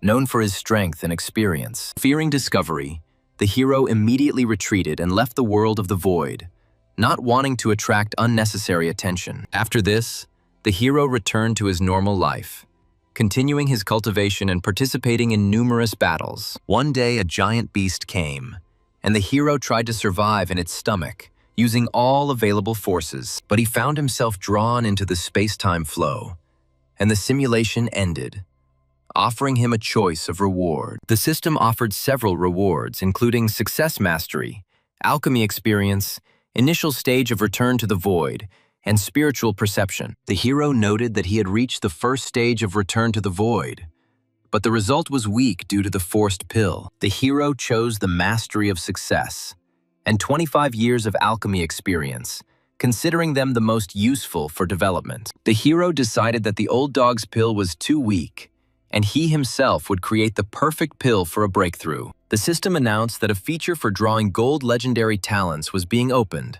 costing 1 million energy per attempt. Each attempt had a 1% chance of getting a gold talent, with the rest coming out purple. Shisong yelled for his money back and expressed outrage that getting a golden talent was a matter of luck, like loot boxes. For every 100 million energy spent, the chance increased by 1%, reaching a maximum of 50%. If the golden talent did not roll, the chance on the next attempt would increase by 10%, and the guarantee would accumulate. After receiving the golden talent, the guarantee was reset, and the hero called the system a cheater for such rules. The system stated that even with bad luck, after a maximum of 11 attempts, the chance would become almost perfect. The guy barked, demanding that they shut up, because it was more than 10 million energy for one golden talent. The man frowned and said that the rules remain unchanged, and the upgrade to version 4 depends on the hero's decision. The hero agreed to upgrade,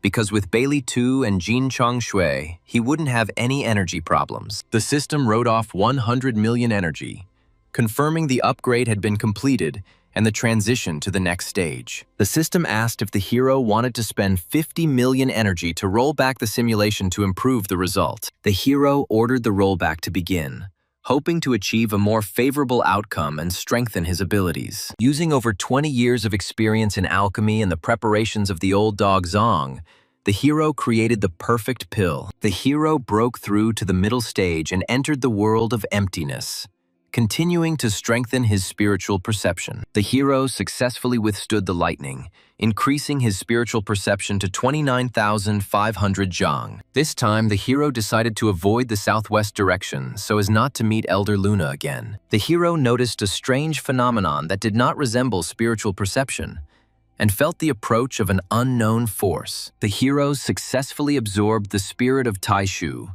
increasing his spiritual perception to 30,000 Zhang and strengthening his consciousness. One such spirit gave an increase of 500 Zhang, and the hero realized that he could get rich, but he ran into Elder Long. The man noted that the hero was talented and offered to go with him to deal with the Zhuan-level Taishu spirit. From him, the hero learned that in the world of emptiness there are 4 levels of Taishu, differing in strength and meaning: heavenly, earthly, Xuan, and Huang, where Huang is the weakest and heavenly is the strongest, and the spirit of the Xuan level gives 3,000 Zhang. The hero realized that the elder was clearly not a kind person, and his invitation probably concealed a dangerous catch. Understanding his intentions, the hero nevertheless agreed in order to better study the world of the void and gain new knowledge. Soon, the man led the hero to the dwelling place of the Xuan level Taishu spirit, preparing him for the upcoming test. The man shouted that he would cover from behind, and the hero should go forward and engage in battle with the spirit. While fighting Taishu, the hero constantly kept an eye on the elder, fearing a sudden attack or betrayal. The hero said that he knew about the attempt to strike from behind and prepared himself for a possible deception on the part of the elder. Ji Song clenched his fist, gathering strength and preparing to deliver a decisive blow that could change the course of the battle. And the guy hit the man in the stomach, trying to prevent betrayal and end the conflict in his favor.